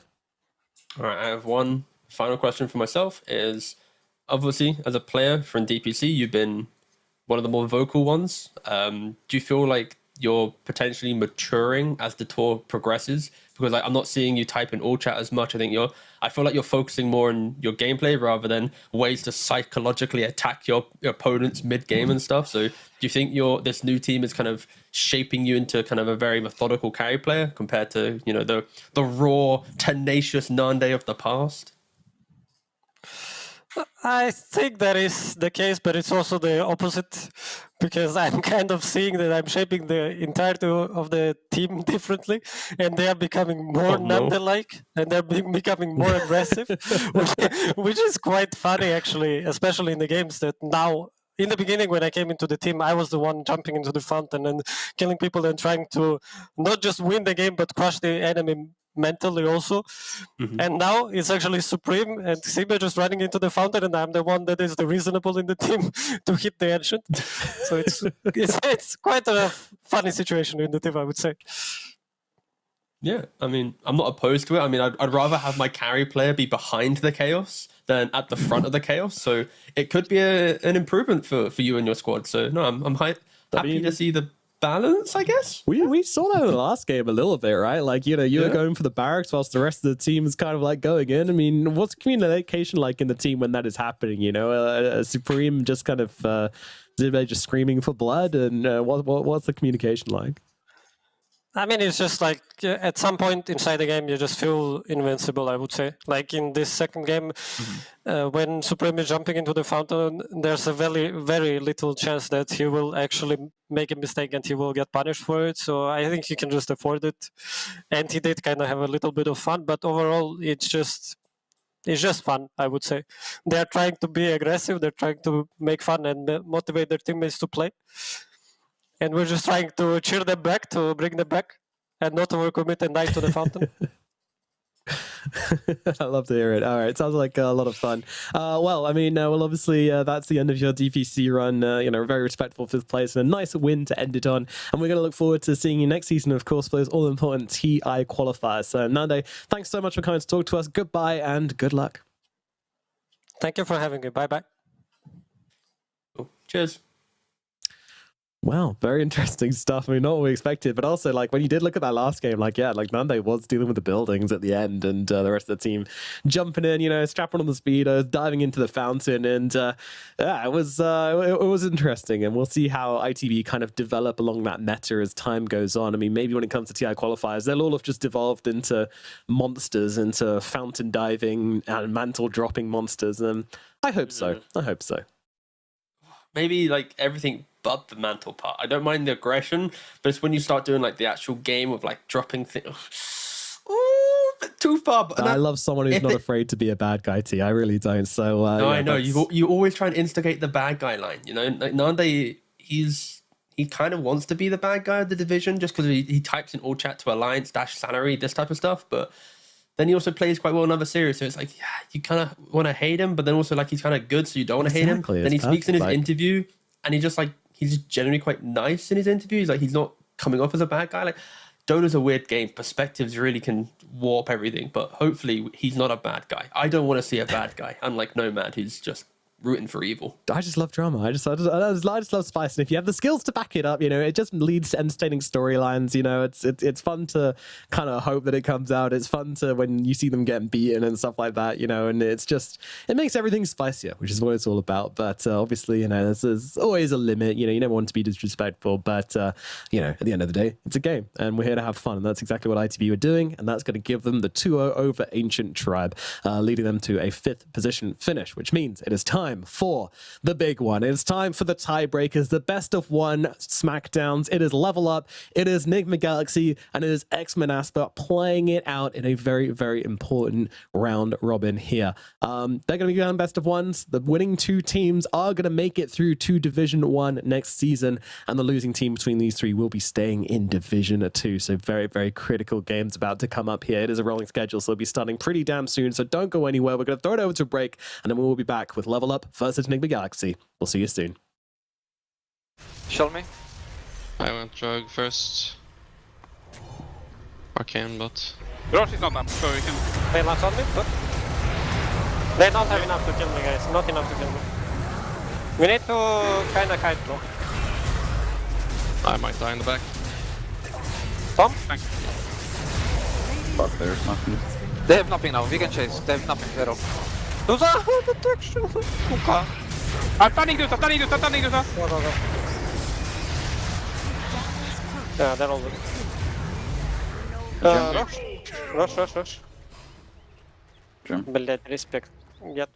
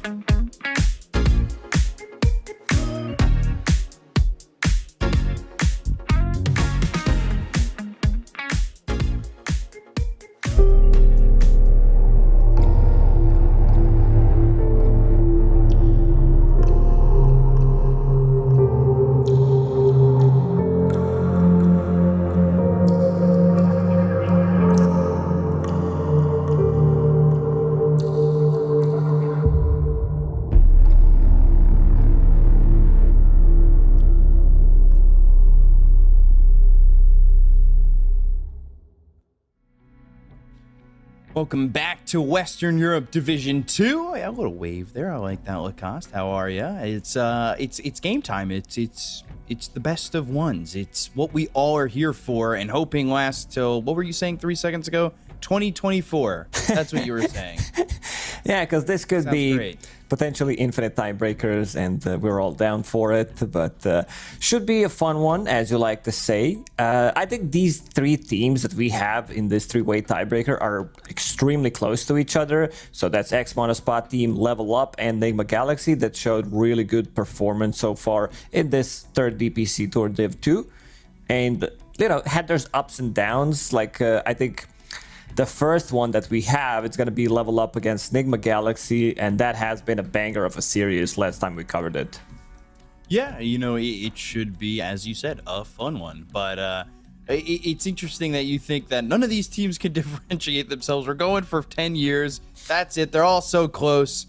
We're never ending these tiebreakers, but we're just getting started. It's going to be game number 1, which, like you said, Enigma Galaxy against Level Up. We've got ourselves a draft, and all these teams, they have given up a couple games here and there, but you gotta keep it clean when it comes into these BO1s. You really don't have the benefit of losing.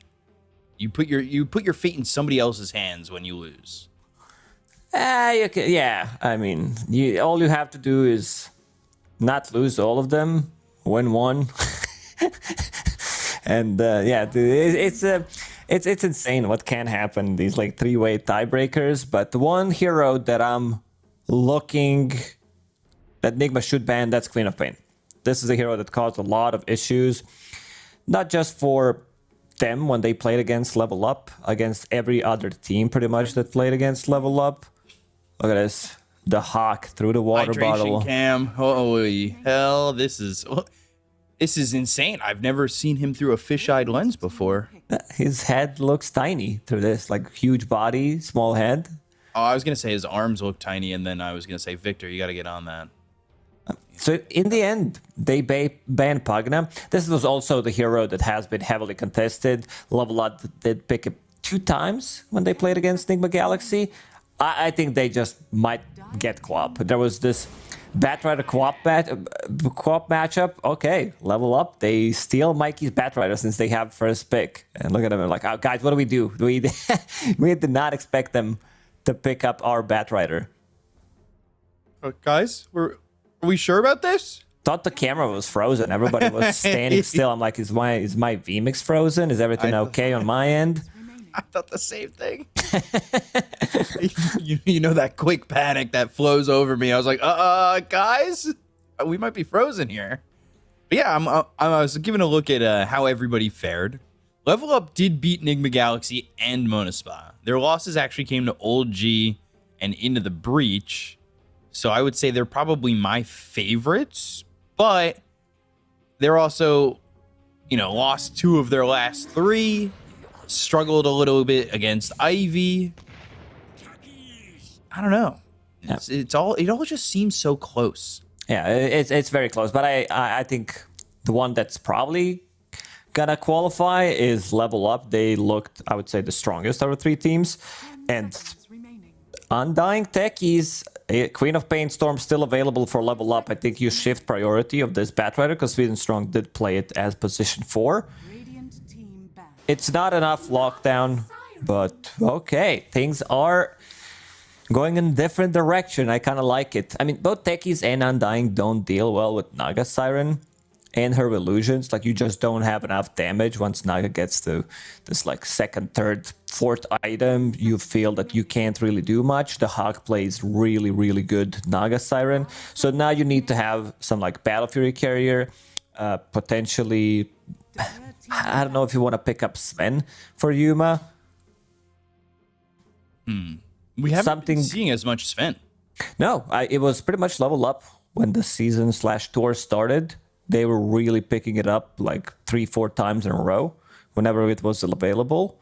Right. 10 seconds remaining. And then it just kind of like fell off. I thought this hero was certainly going to find itself more in the meta, especially with the way stacks have been, and you're not held back by getting that first item, Battle Fury, right? Like, you've got your own cleave, you have your own damage early on, you're active pretty early on, and we've seen a lot of lineups where it's like, hey, we want this one position that kind of takes a long time to farm, but with a Sven lineup, you do have that availability of like just kind of going in for the kill pretty quickly onto the game, right? Yeah, Sven does give you an opportunity to have like 5, maybe 10 extra minutes. It really depends what he's playing into, where you have an extra half an item, maybe a full item ahead of the enemy carry.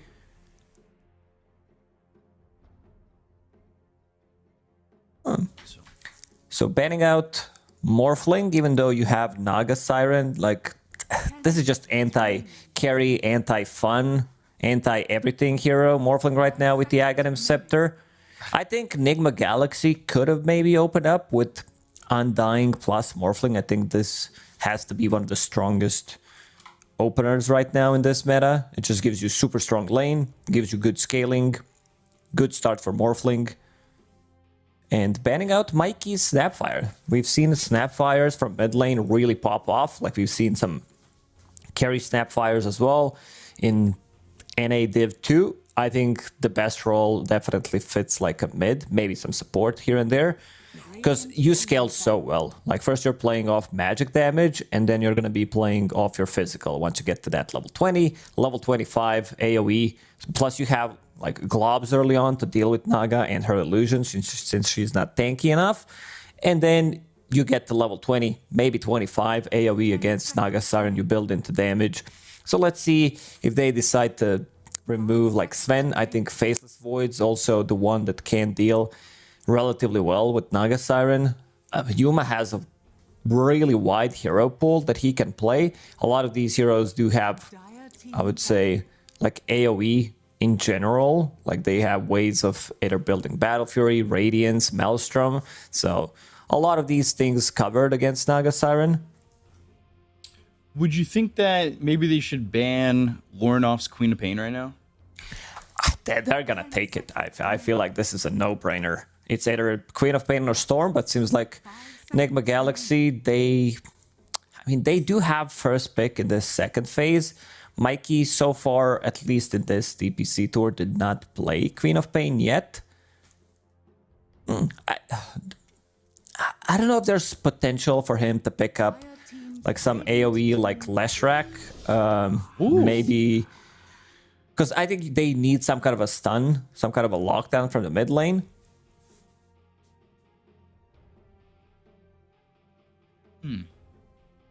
Darkseer coming into the mix. We've seen some Darkseer. It hasn't exactly been the most popular thing going on. Always a thing with mind control. When he feels like he can get away with Darkseer pick, it's a hero that puts pressure onto Naga Siren in the lane. Right. So, okay. This has been a hero that we've seen quite a lot recently. From the mid lane, from position 4, the hero can scale really well. Sweden Strong so far didn't play it. Neither did Lornoff. So a new pick from Level Up. I think there has been a resurgence of Primal Beast recently in high level pub, so people are picking up on it. Yeah, he does a lot of damage early on. He has that control for you, especially now that his ult goes through Magic Immunity, or what is it, debuff immunity. I'm still not getting it right. It's debuff immunity. Yeah. It takes me like good 30 seconds, and then I say it incorrectly anyway. It's like BKB spell. I don't even know what I'm saying when it comes down to BKB anymore. It's just so different now. Bring back Magic Immunity. Mirana getting picked up too, so that kind of maybe gives you a look that it's going to be Bat 5, Mirana 4, Primal Beast mid.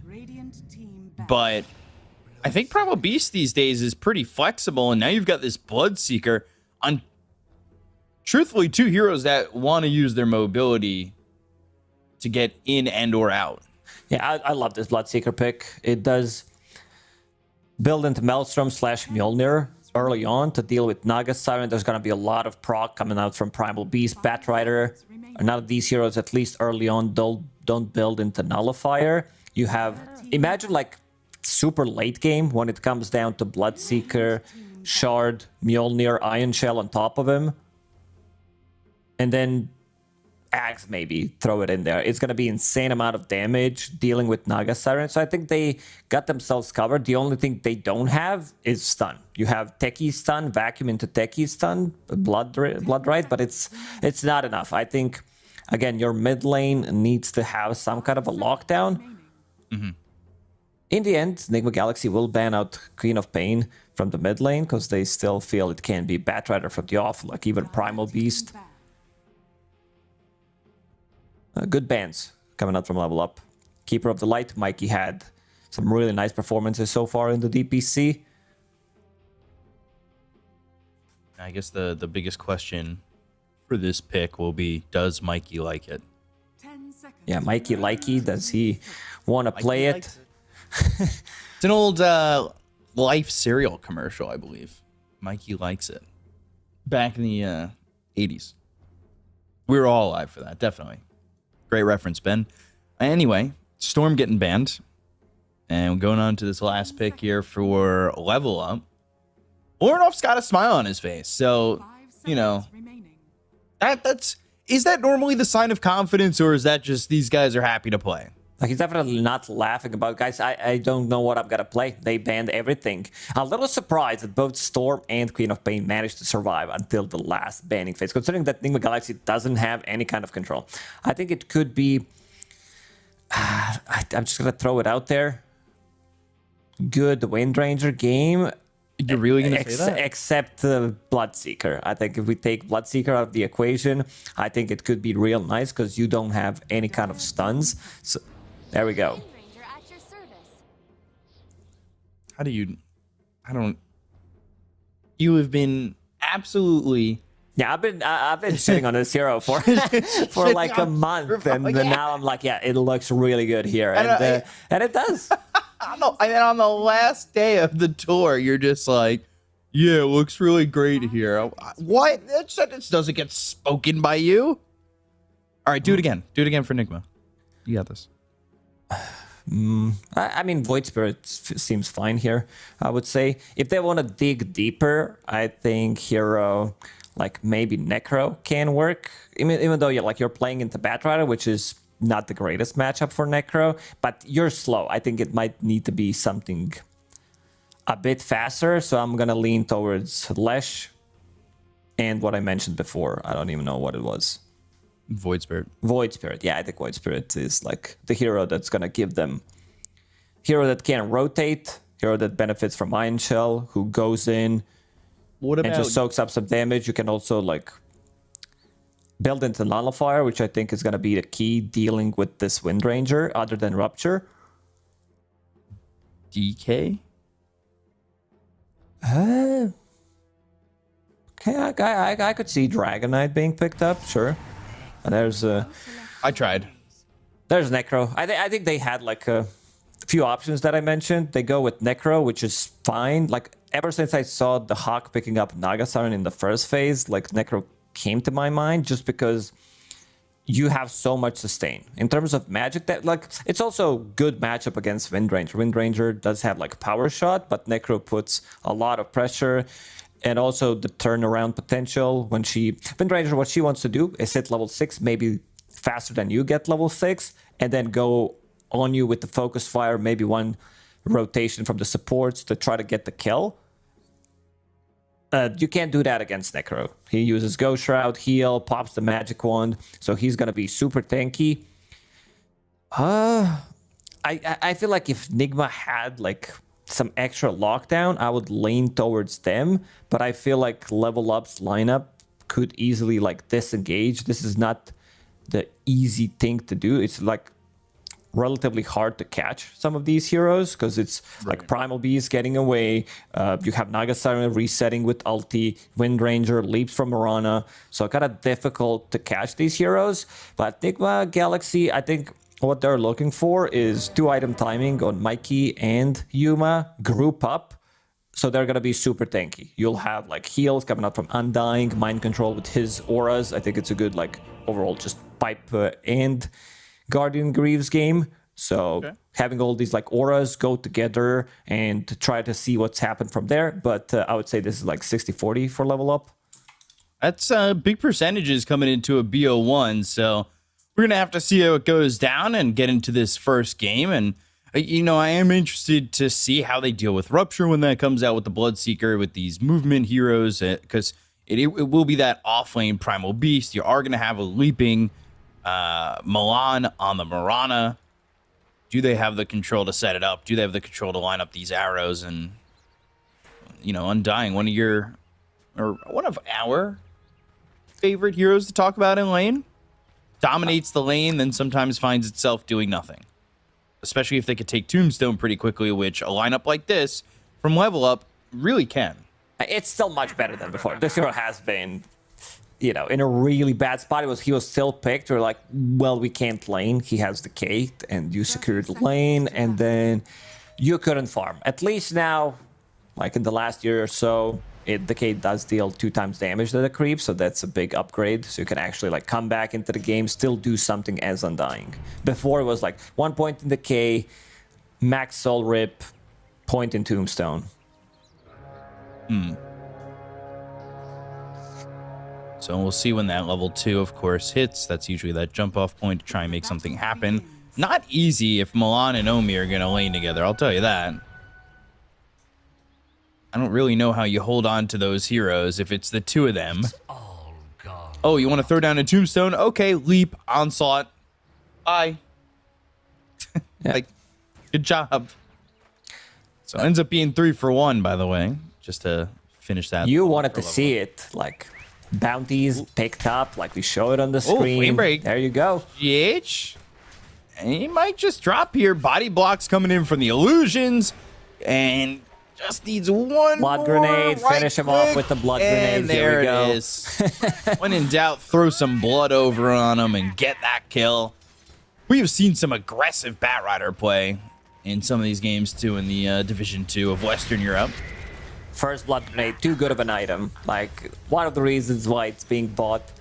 2 immediately at the start. You use 1, you bring another one. Even before you use it, I see players picking it up immediately. Look at the pressure already coming up from Mikey on the mid lane. 5 and 2. Wind Ranger sitting at 2 and 1. And I like what I see from Mikey in this quick buy. That's blade mail already. They have like some good uncontrollable damage. Primal Beast gets on top of you with Trample. Batrider with the Firefly. Focus Fire as well. So you can't really be focused. Not focused fire. Might have to go to the eye doctor for that. Number 1. Number 2. And then They do it the same way that everywhere stupid else? balloon. It's like, yeah, can you see the balloon? Yes, I can. Is that what you see for the puff of air, the glaucoma machine? It's usually a red roof on a barn far in the distance. They go, just stare at it. Poof! And then they hit you with that air, and you're just like, whoa, Jesus. What is this? Should have It's told me it's trauma. coming. Yeah, please. Let me at least embrace for this. Some good body blocks. Like this body block from the Hawk did give him first blood to start Illusion with. Body blocks are great. Yeah. And then a couple of flame breaks there, too, because they used one to start that chase, and that chase went on for so long that he had a second. Like, that's a 22-second cooldown level 1. That means you were going after that hero for a while. Looking to see how Primal Beast is going to do here, because it looks as though Milan, at least, the lane is kind of split between where Yuma's farming and where Omi's farming, at least for now. Now they'll meet again, of course. It's gonna be a lot of And they- harassment. Once they hit level 3, 2 points in Storm, Blood Grenade, and 2nd point in Trample, I could see Yuma going down. What is he bringing onto the curve? Boots of Speed, so he can run away from some of these spells. Right now, moving at 400 move speed. Yuma putting in some pressure on Milan. Yeah, not a lot of mana to work with. Does have 8 stick charges and won't be able to leap. And then that healing load is picked up by Kuroki, so they do have a little bit of sustain here just to make sure that they're able to stay in lane, survive if any pressure comes out. Mid lane, you were talking about it, how Mikey was doing well. He still is 16 and 6 to the Windrunners 13 and 3, so doubling the denies at least. And you see Kuro picking up a blood grenade as is Courier coming out with that? Yes, it is. Another stack of tangos and giving himself a second blood grenade to work with. A lot of blood in this lane. Blood Seeker should buy one. Blood, and it should do double damage from blood. And it really shouldn't, but okay. It's like, yeah, Fairy Fire gives more damage to I don't know, Ogre, Lina, Dragon Knight, anybody that has fire damage. Well, I just meant like... Or you know Puck. what? No, Puck no. is a fairy, so... Yeah, that's what. He's Yeah, a fairy that was dragon. my idea. Or a blood grenade thrown by a bloodseeker means he can track you. Yeah, you get extra gold. Sounds good. Like, we should start running those down. I didn't mean track like in that sense. I just meant like, you know, I know, the I know. blood. He has thirst. He can see them. This is track. Yeah, that's the usage. You know, oh, he's thirsty for that blood. He put a little AB negative on them, and all of a sudden, he smells it, and he can see you. You know, the ideas when they hit my brain before they hit my mouth sound way smarter. But then I say them, and then I get your reaction, and I go, maybe it was. No, I can feel it sometimes when you say it. Mid talking, you're like, uh-oh. I'm saying something stupid. And GH is going to die here to Dahak. They'll get that kill, double up the kill feed on the side of level up. And they still have this 1,000 net worth lead as Yuma's moving pretty quickly. He's got himself about 500 movement speed in the moment. I thought this bottom lane's going to be slightly stronger for Nigma Galaxy, but it's falling apart. The Hawk sitting at 33 and 6. Darkseer only at 19 CS. There's not much like synergy between these two heroes. I mean, a lot of these melee position 4s are not as viable. Like Tusk, Earth Spirit, we don't see Tusk. We don't see at all. Earth Spirit does pop off from time to time. Reaper Sight is available. Mikey dominating this matchup as expected, having extra 500 gold advantage. Windranger, not much mana to work with, even if they rotate Milan. I don't think they're getting a kill, but Sweden Strong's here as well. With 3 heroes, they can definitely get the kill on Mikey. Throw a shackle out there, maybe get an arrow, but the Mirana is still just level 3, and there is no arrow available.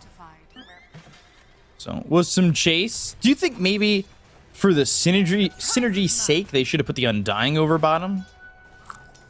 I think the outcome would still be the same. Undying doesn't like to play into any illusion-based hero, so not the greatest spot for him to be in. Just draft-wise? Yeah, it's just like not having enough lockdown early on, and we can already see level up, 1k gold advantage. Yeah, which is, you know, it's coming from everywhere but the mid, right? Because that was an advantage for Mikey pretty heavily. Now it's starting to kind of pull back a little bit, but that means your side lanes are doing really well, and you can see they're trying. They're look at bringing Dahak here to go and try and steal this Wisdom Rune. 1 and 2. Power shot in. GH is gonna die. Mind Control's here with Kuroki. They really want to control this Wisdom Rune, and we'll hit that 7-minute. They'll grab the Shackle shot. I mean, you're gonna give him the Wisdom Rune and a couple of kills here. This is gonna go horribly. Mikey comes in, Reaper Scythe onto the Hawk. That is some good salvage. As Sweden Strong also drops, and Mikey gets a double kill, making the rotation, seeing that there was so much pressure to get this Wisdom Rune from the side of level up. If Mikey doesn't rotate there, they don't get the kills. It could have been a disaster. It still doesn't look too good for them anyway, because they didn't pick up any XP runes, so now you have GH collecting XP on the mid lane. Kuro, he's in an okay spot, level 4.5 Undying, considering that XP runes got stolen, I would say. But the big supports on side of level up, they're really enjoying themselves. Sweden Strong about to be level 5 now. Ornoff looking maybe at an opening over top, but there's nobody there. Mikey's already got that stack in the Reaper Scythe, and you just know how much I love talking about those permanent stacks. They're great. Already got one. Sweden Strong, thinking about maybe going in. Ooh, double damage. Doing something, but no focus fire. Lorenov is like, I'm not even gonna get this ability when I play against Necro. It doesn't make much sense, at least early on. But so does Mikey. Mikey also like, you know what? I know you're not getting focus fire, so I'm not gonna get Ghost Shroud. What a game of 4D chess. I know you're not gonna get this, so I won't get this. But if you get this, I'll get this. Think about that, you know? I thought there was gonna be a joke where you say like, hey, if you get this, and I'm like, hey, I'll probably not get it. I don't get it. There it is. They've got the scan, and it will land onto Yuma, and they're going to come all the way around. They want to try and get this kill. And within the jungle means there's a lot of trees, but didn't quite catch the vision onto Yuma. Yeah, they thought Yuma's playing Ogre. They shackled Ogre Bruiser. Didn't get the kill. Dire's top tower is under attack. For the blast off, but just over to some creeps. So Doc right now, top of the net worth. The difference between him and the Bloodseeker is pretty big at the moment. And it's also gonna start increasing in the next couple of minutes. Sure. On me.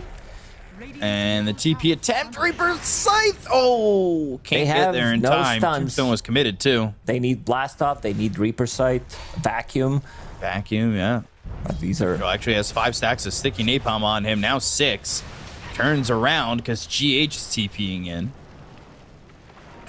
And that'll be it. But, ooh, Kuroki going down to Milan.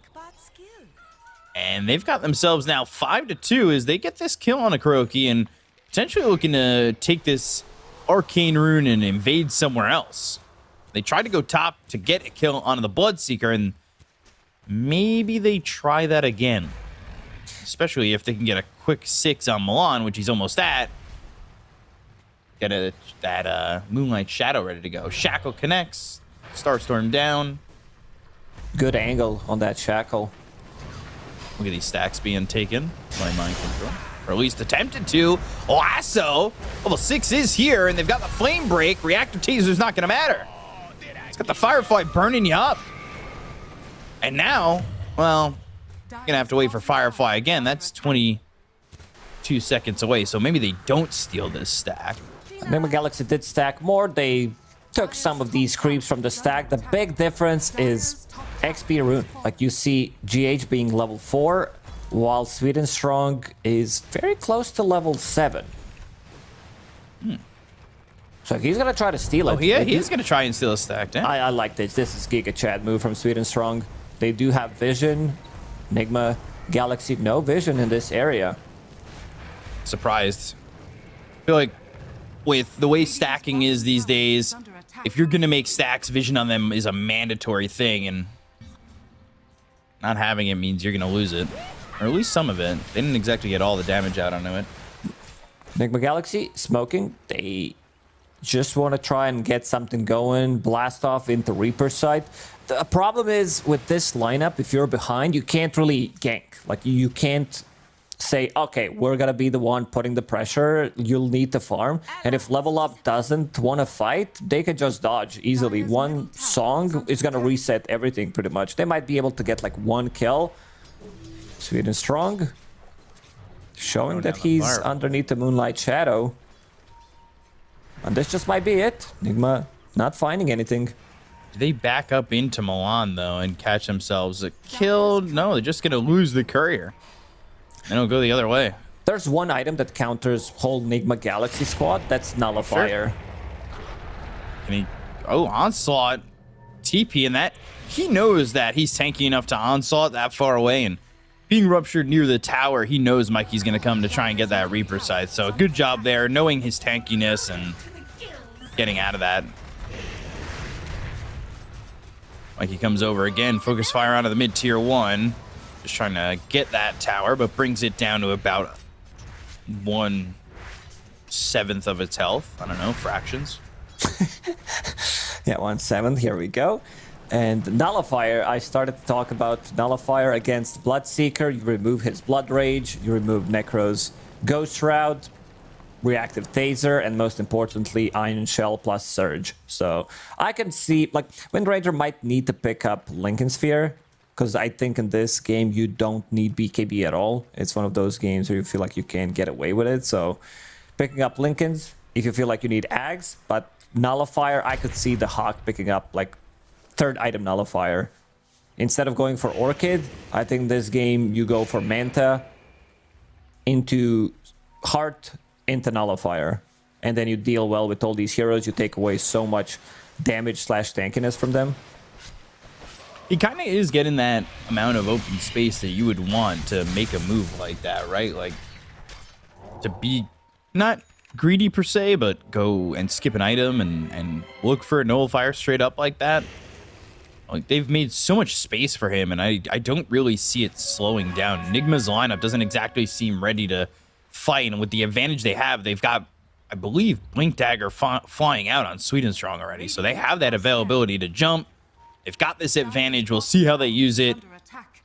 I think they win another fight. Like, they need to react to whatever level up is doing, and that's Blink a big Lasso. one. Into Arrow, into Shackle. Yep. Arrow, Shackle, Starstorm, gone. Mikey ends up dead. There's nothing he can do there. And then on top of that, Own Me, Nice with his blade. own blade mail, just runs down this Bloodseeker. Oi! Oh! Off the mark! That was so close. Oh, I can't believe he God. got away with that.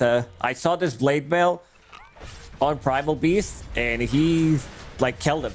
Onslaught, moved around with Trample. Enigma in a really difficult position right now. I mean, they've been in a difficult position for last 10 minutes or so.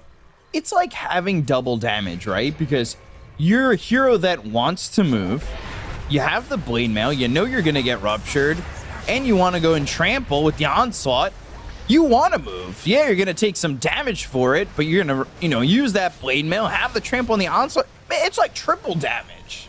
Oh, man. I don't know. Pick stuns. It's what's missing. Look at him, just Definitely. running away. Leap away if you feel threatened. Another one. GH needs to reposition himself, use the blast off, and then a level up will still get a return kill even if he goes in. Own Me has not moved from top. Doesn't have to move. The only move he needs to do is During- TP when they use Rupture on him. Now, Mikey preemptively being there as they're going to fight. They'll look over. Kuroki, ooh, flame break onto a couple. See, level up, they're like, do we want to take a fight? Just click. Right click once on your own fountain and you're going to be fine. Mikey here with Yuma. Lornoff's going to be ruptured. And we'll run all the way away and then TP out. Level up. Seems like they don't care about this level 1 Rupture. Would you like stuns? Yes. Do you have any? No. Okay. Well, that's the way it's working out right now. Own Me using that Pulverize to just clear up the waves and then immediately goes to the onslaught. You could try and blast off, but you're never going to catch him. Oh, Mighty Mines on Techies, so his mines are dealing more damage under the Mighty Mines, regioning more HP. There we go. Radiant's bottom tower is under attack. You can see those mines doing the bench press, lifting, doing some curls, some skull crushers. Nobody sees it, but I'm like actually doing the imitation of those workouts, but it's visual comedy when you just don't have it.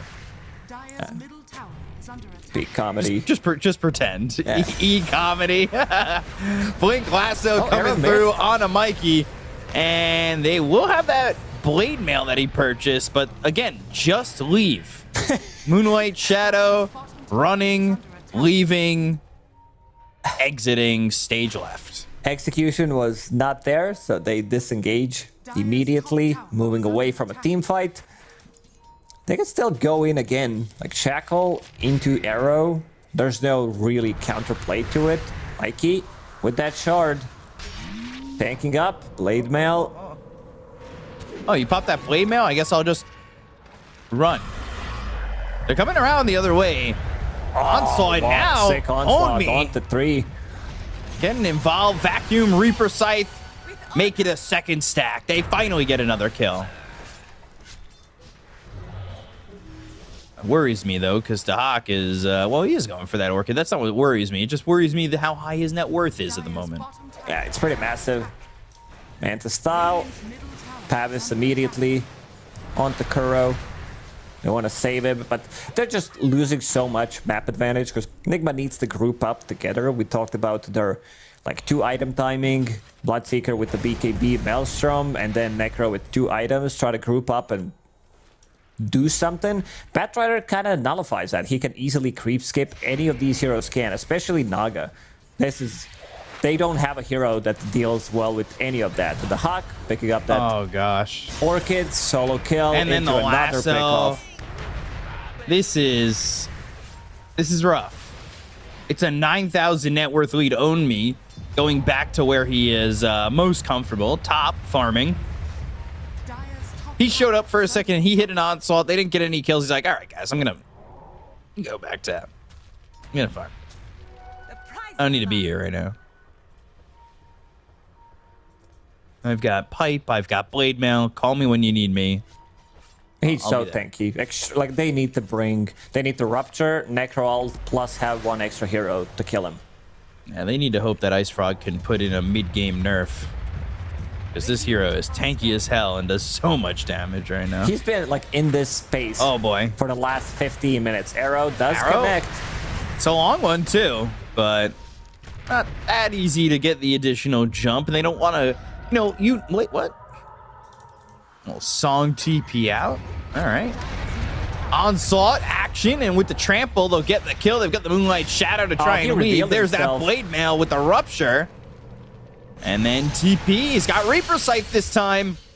Not enough damage yet, but eventually it will be, and they get the kill to Own Me. They'll take out the Primal Beast. Misplaying his hand just a little bit. Yeah, if he didn't pop that blade mail, would not get out of Moonlight Shadow, wouldn't give Yuma opportunity to use Rupture on him. Still, they got the kill, so that's something. Will push Yuma closer to his BKB. This is one of those, like, I think for me, whenever I play Dota and Ooh. I'm in this scenario where, like, I don't have stuns, you know that you're behind, you can't really play Dota. This has to be, like, the worst feeling for me.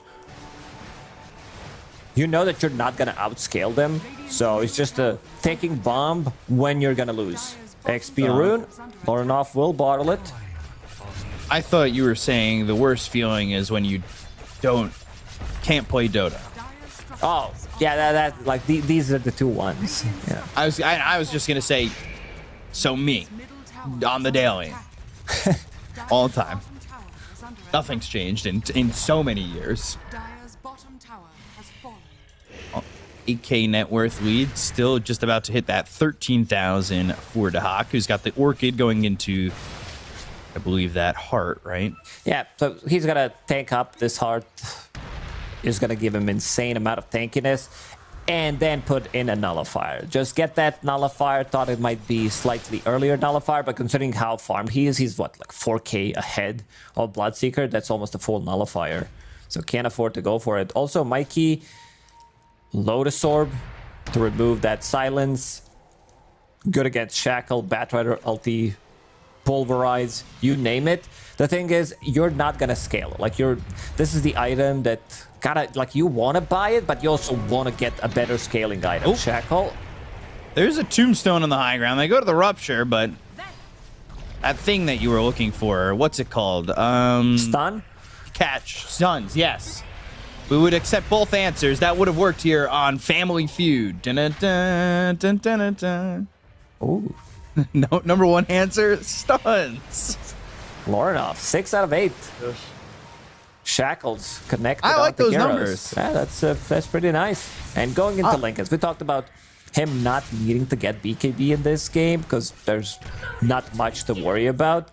The only two abilities that you care about, like mostly Rupture. If you get initiated on by Rupture, you can't move, and Wind Ranger does rely on moving into a fight to deal damage. So grouping up, smoking up, and walking up, try and find themselves somebody to snag here. Might be sweet and strong, but he's got some pretty quick reactions and could just blink away. They're also heading towards Roche, which is currently being taken and has... You're trying to fight into Naga Siren ulti. Oh, Reaper Scythe. And that will get the kill on a sweet and strong, getting Mikey another stack there, but they got themselves the Aegis. That's all they wanted.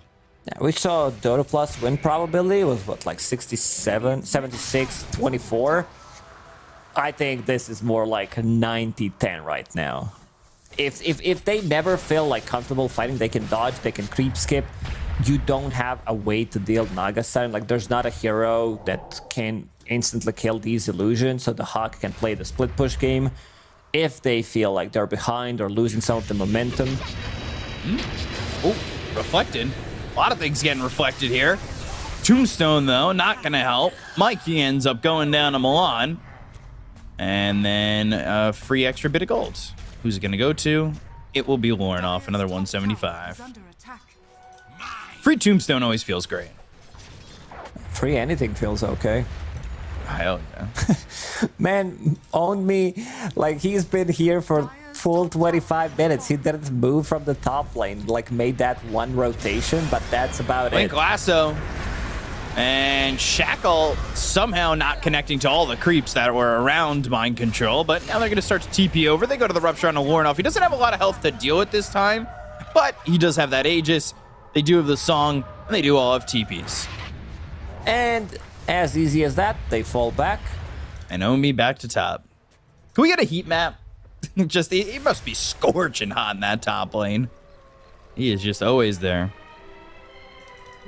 He's going for the Kaya Sanj. By the way, Mikey, for a quick second, Radiance, I saw Radiance. it. You saw that? Yeah.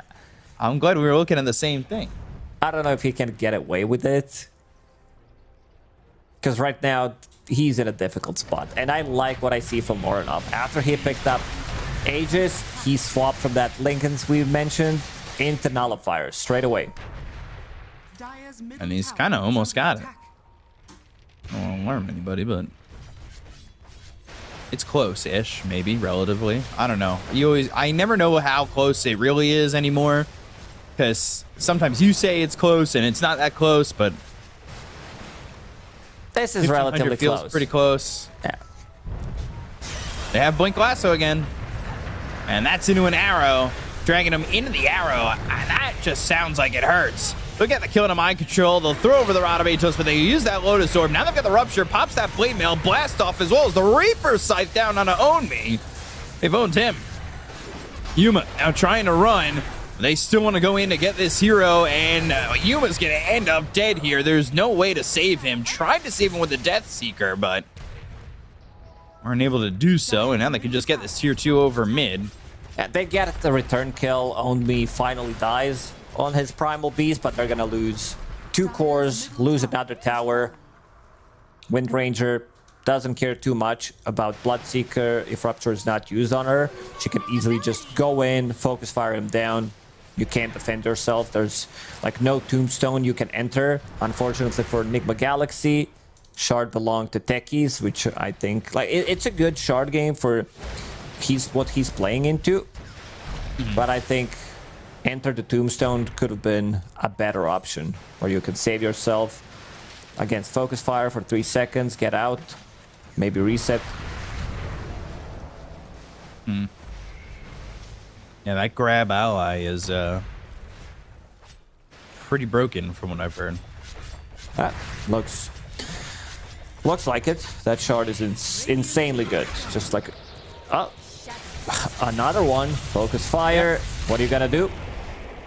Try to run, vacuum back, use the Rupture, and now they still have Sweet and Strong ready to go in and Blink Lasso, but chooses against it. This is it. We're approaching the territory where there's like no comeback. Second Nullifier in my book. That is the point. Like where Naga Siren needs to farm like 2,000 gold, which is easy peasy for the Hawk to do it. And one thing to point out is the Hawk is the type of a player that doesn't play for himself. Like he plays for the team. Remember at the start of the DPC, those 3-4 Sven games he played? Yeah. Bought Shard against Monkey King, against like this physical damage early on. Now he bought Shard of Naga Siren. So longer duration and also heals their allies. So if you get initiated on, could be a good way to reset. He's trying to break the carry mentality stereotype. That carries only care about themselves. And, you know, he wants to help out the team with that heal. I respect it. As a support player, I respect it. Now you add the Hawk right now. Play a couple of games with him. Oh my god, he would probably hate me. Delete it after one game. Deleted? Like, No, told you more to like pull. blocked. Are you kidding me? Told you to stack and pull, not just pull. I tried. Do you not know the timings? I tried. Uh-oh, the Hawk. Maybe they can get something here. He's got song if he wants to just leave. Hashtag what is catch. They can get slept. That's all they did pretty much. And the Hawk uses Manta Style, pushes out this top lane. So they will need to deal with it. Like it's just gonna be some like creep wave, some damage to the tower. Insult to injury, right? You didn't catch me, and not only that, I'm still pushing your lane. And you haven't gotten my tier 1 bottom yet. They're about to, but when I said it, it still existed. Alright, whatever. You know, never mind. They got it. Long story short, they didn't get the kill. They didn't die. Okay, here we go. On to the mid lane. Naga Siren just doing her own things. You're forced to make some kind of a rotation. See, that Seeker. Oh, sweet and strong. Waiting for that Lotus to be done with, or not. Just go. That might have been a mistake. Still alive. Reaper Scythe didn't do the damage. Blastoff comes in. They get the kill and drop down a Tombstone, but nobody else is here. Sweet and strong didn't time it correctly. 6 Mississippi. All you needed to do to count that on Lotus Orb. Dies, doesn't give him Reaper Sight, but still, pretty massive lead for level up to throw. I mean, they just have a better scaling lineup. Nullifier, you remove Blood Rage from Bloodseeker, that's the big one. He also has Shard upgrade, so no pure damage. You remove his attack speed, you can remove his Mjolnir, doesn't have it yet. So everything is removed. Like you want to play Dota, Iron Shell, Surge, removed. Crimson Guard, gone. All these things you thought you had in the draft don't exist anymore. Nullifier is just too good of an item. Reactive Taser, as we're seeing on the screen. Pretty much everything. 4-step, nope. Pavis, nope. More. Blink, lasso on a Mikey. There's the Blood Right's Nullifier. down, and there's the Nullifier. They go to the Rupture, vacuum into a wall, and still surviving a little healing bit. for a Oh, second. Warnoff. Not going to be able to survive. They almost got Mikey. He ends up staying alive, and Deathseeker, they're still going for more. Omi silenced and forced to run, and they will lose that Wind Ranger, and that ends up being it, though. I think Wind Ranger needed to have Lincolns before Nullifier. Like, Nullifier is such a god tier item in this game. It's just that you don't have protection. You know that you're going to be ruptured in every single fight. Sweet and strong, still looking for something. Radiant's middle tower is under attack. Not gonna find it yet. Minute 15 till Roche is up. They delayed it for a bit, so might be able to farm another set of items, like another half an item. Mikey just finished off his Kaya Sanj, makes him much tankier, does have plate mail, so even more armor on him. Yuma's gonna have his Manta style. He wants to go into the full Mjolnir as well as the Ags. He's kind of getting up there. Axe is the big one. If he can get to it, like this hero becomes like a complete different beast coming into a fight with some like 1000, 1500 all damage barrier.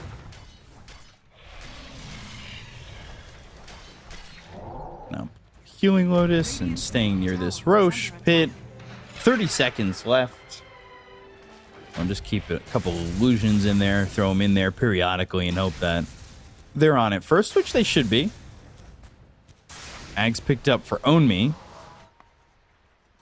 That'll be flying out to him. That'll give him that upgraded Uproar, which we've seen be kind of crazy. I remember when it was like first introduced, or there was that major where I can't remember who exactly, eludes me who it was, just popped the Ags upgrade, and Basically got a team wipe to salvage a fight. Want to say maybe it was Shopify back before they were Shopify. Could have been. I'll just add could have been because I don't remember. But I want to back you up, but I also don't want to be wrong at the same time. Chat will know in 5 minutes. We'll check back with you guys. A break mechanic against Thirst. It's like there aren't that many good abilities to break. You have like Heartstopper, Aura, Bloodseeker. That's pretty much it. And Lorinov will pick up Aegis one more time. Again, switches his item belt from Lincoln since he has Aegis. So going into Ags next. Upgrading Windrun. And then Lotus for Batrider has arrived. Milan also has Lotus, so double Lotus Orb. Remove. Like you throw it onto 2 cores, so Bloodseeker can't use his Rupture. I think that's pretty big. Like your key target's gonna be Wind Ranger, so make sure that she has Lotus coming into a fight. Protect from Rupture as much as you can. We'll say, though, yeah, they got Aegis right now, but Yuma getting that time to get the Mjolnir almost. He is just 900 gold away from that, and they're finally going to pick up their own Wisdom Rune. It was like the first time this game. Yay! Yay! They did it. I think it's time to siege. Like try to go for a bit of a slow siege, maybe split a little bit. You have Naga Siren, you have Wind Ranger. You can just go for different lanes, be annoying, see if you find any kind of opening, so Sweet and Strong can get the jump with the Blink Lasso play. Moonlight Shadow and GH. He is spotted and popped Greaves, but very dead to own me. Who is level 20, so has that 25% trample attack multiplier. And that is, as you can see, a lot more damage coming out of that spell. I think it's time to go. There's no need to wait out anything. You are holding the Aegis for the next 3 minutes. Go for the buildings. You have so much advantage. You should be able to capitalize on that. Oh boy. Oh boy. Oh gosh. It's coming. It's dead. Oh, with the Hyperstone too. That is not what you need to be seeing if you're the side of Nigma Galaxy. Oof, no Mjolnir for almost full 3 minutes.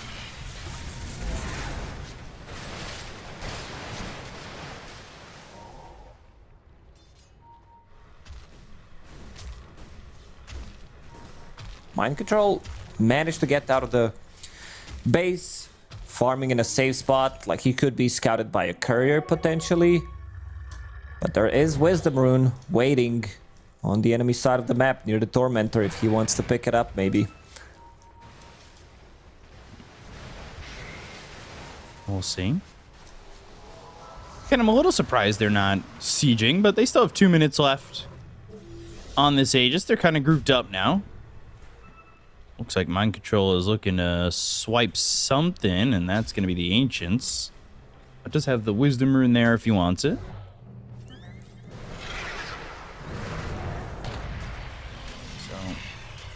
Lorinov will be sitting here with the rest of the team behind him. A bit low on mana though. Yeah. Going for range barracks. Go for that split push. Yeah, there we go. The Hawk onto the mid lane with a couple of illusions. Someone should be top because they don't have catch. Like they can't initiate a fight. And now Lorinov sieging with double Lotus. Illusions taking care of the business on the tier 3 tower on the mid lane. And it's gonna fall. So keep repeating what you're doing right now. No need to commit completely, right? Like if you've got the Lotus, you just keep blowing off there. You throw the illusions over to the other lane. Now do the same thing mid top. Yeah. Go for the range ones. Unhealable damage. So. Still 50 seconds left on this Aegis. By the way, he never picked up the Wisdom Rune that was there. Saving it for 42-minute mark. So Yuma's courier going to be up in 40 seconds. At that point, we'll have the finished Mjolnir. He has the availability to buy that recipe. Mikey back into the Radiance, apparently. Wants to have something. I think now it's okay to go for Radiance. Like, a lot of the times you want to see Necro pick it up earlier just so that he can farm. He's super tanky in the team fights. But needed to buy different items so he can stay in the game. So went for Kaya Sanj, Shiva's Guard. Level up, they're in no rush. This is an insanely good scaling lineup. They can always go for Rat Play, Song of the Siren Reset whenever they don't want to take a fight. But I think that they have so much advantage right now. Should be looking for some kind of tower damage. Go for this very annoying split push mid top with... Because he's what? He just hit level 20, 1 extra illusion. Shackle reflected again. Nullifire's going to do the same. They go in with the normal punch, and the Ags that was just picked up by Mind Control. That blast off is nowhere near the mark. Flame Break comes through and hits a bunch of heroes. The Pulverize out of Mind Control. They've got the Tombstone down, and there's the grab ally. So into the Tombstone he goes. And out of the Tombstone he appears.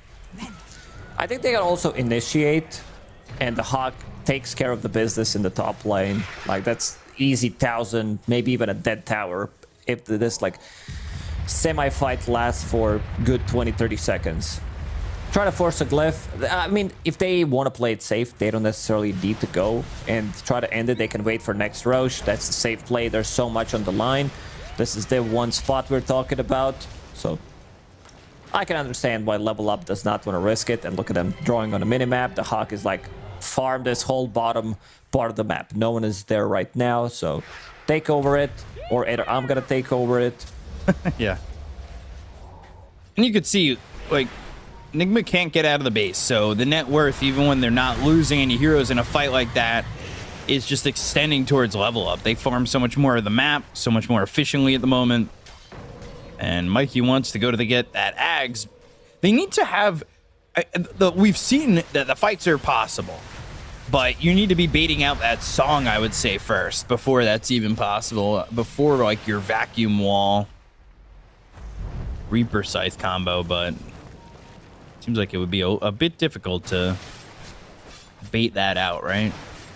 Yeah, it definitely feels hard for Nigma Galaxy. They're gonna smoke and look for something. At least now Mind Control does have Ags, so Punch is available. That's one way to initiate, give enough time for Techies to follow up with his stun. Uh-oh, mid and top. Oof, that's some good damage. Range Barracks already gone. I mean, it's just a matter of time until you're gonna play against Mega Creeps. It does feel like it.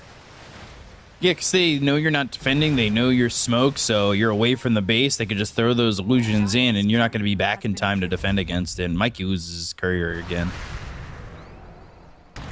He needs to get to the secret shop if he ever wants a chance of having that Radiance. They can kill Tormentor, take 42-minute XP rune. Sweden Strong actually took it already. They can throw ward on this little cliff over here if they want to get that vision, that like weird by the gate thing. I don't know if you need vision in this bottom part because you already took the barracks. Yeah, I was just thinking if they were going to play there because of the fact that they have they were going for the Tormentor, but it is of course instantly that they get that Tormentor. So Sweden Strong now has that shard. And that'll be that sticky napalm upgrade. Lorinov had Lincolns in his quick buy, like, I think 5 times already. This was supposed to be his second item. Mikey, he's alone. Mikey is all by himself, and they will hit that arrow, get that kill. He doesn't have buyback. He just went to the other secret shop to buy the Sacred Relic. Yeah, because his career died. If his career doesn't die, he doesn't go for this type of a play. And now, no buyback on him. They should try to go and force buyback. That's 70 seconds. It is a long time. Try to force a buyback when they see he doesn't have it. Then you can go in and take another set of barracks, kill this tier 3 tower. Bloodseeker has been pinged out. Yuma, Aghanim Scepter available on him. So that's going to be some insane amount of damage. But look at the Hawk already going in, sending out illusions. Blast off. Vacuum. There's that BKB. Tombstone down. And the top lane, now it starts. 3-4 illusions from the Hawk. Mind control needs to punch one. Creates illusion of Naga Siren. Still very annoying. There's constant chip damage.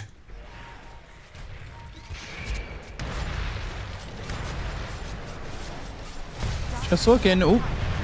Overwhelming blink in. Onslaught pulverize. That's going to come through on a Yuma. But I think had that grab ally for a second longer to get out of it. No, he also had extra HP from that shield. Pops a BKB. Top tower falls to the Hawk. Uh-oh. And this is just to the illusions. He doesn't have to commit at all. And they don't have to commit either. Like, they could just fall back. They know that Roche is available eventually. And go back for that. Lauren off. XP rune available. This is going to be his level 25. So Windrun undispellable with Aghanim Scepter. That's a big one. So he doesn't care about Nullify. If he uses Nullifier onto Lotus Orb target, it still cannot be dispelled. Next Roche is available on Radiant side. Gonna go to Dire in a second. Oh, there goes that Ag's Blessing. Now it becomes a Refresher Shard. I mean, Axe is just better. Like, having it on hero like Batrider. Double This lasso. is your 4-5 Batrider. 2 lassos. Roche goes down so quickly. So they're going to grab this third Roche. Make it theirs very fast. There's that Radiance for Mikey, but that will leave him needing 1,300 gold for his buyback. TPs to his team, maybe hoping to catch somebody out. But what they don't know is the heroes are bottom. Some of them. They're going to push in that way. They're maybe going to come through mid. Plenty of options here for the side to level up.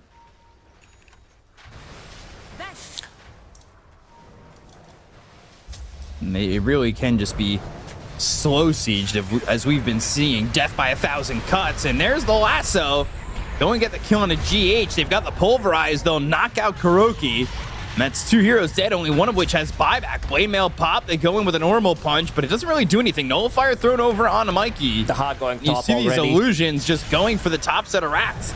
Lasso's going to be used, and Mikey's caught trying to run. There's the uproar activated. Onslaught over, and now they're trying to get the kill here on Omi. They get the right-click damage. They go to the song with That's the some good BKB, damage though. from Bloodseeker. They take out the Aegis with that BKB timing. So Yuma, now that the song is worn out, gonna go after Warnoff. They've got the vacuum back into the wall. They are defending a little bit. Reaper Scythe comes down, gets the kill on a Warnoff. And they hold on a little bit. They don't go down to Mega Creeps just yet. And they have made a significant hold. Ooh. I mean, I like used double lasso with that refresher. They got buyback from Kuroki. Did they use another buyback? No, they didn't. GH didn't have one. He's low level, so he respawned. 2 melee barracks left, but Bloodseeker is getting closer to his level 25. So is Necro. 2 rupture charges. That's gonna be big. This is getting interesting. It's really surprising that Lorenov still doesn't have Lincolns. It's just has recipe, doesn't work. Middle tower has fallen. If only it did work like that. Recipe gave you 1 usage. I would buy Dagon 5 every single game. Well, you would only be able to get Dagon 1 from a recipe. What That if would I be buy the 5 trade-off. recipes? Yuma, uh-oh, blink.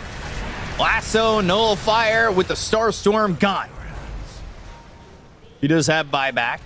Should force it. Just Even without barely. Wind Ranger, they should try to go in.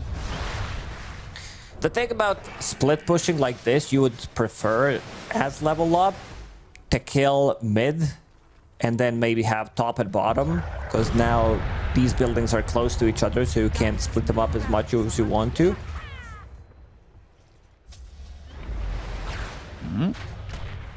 So, Dahak again.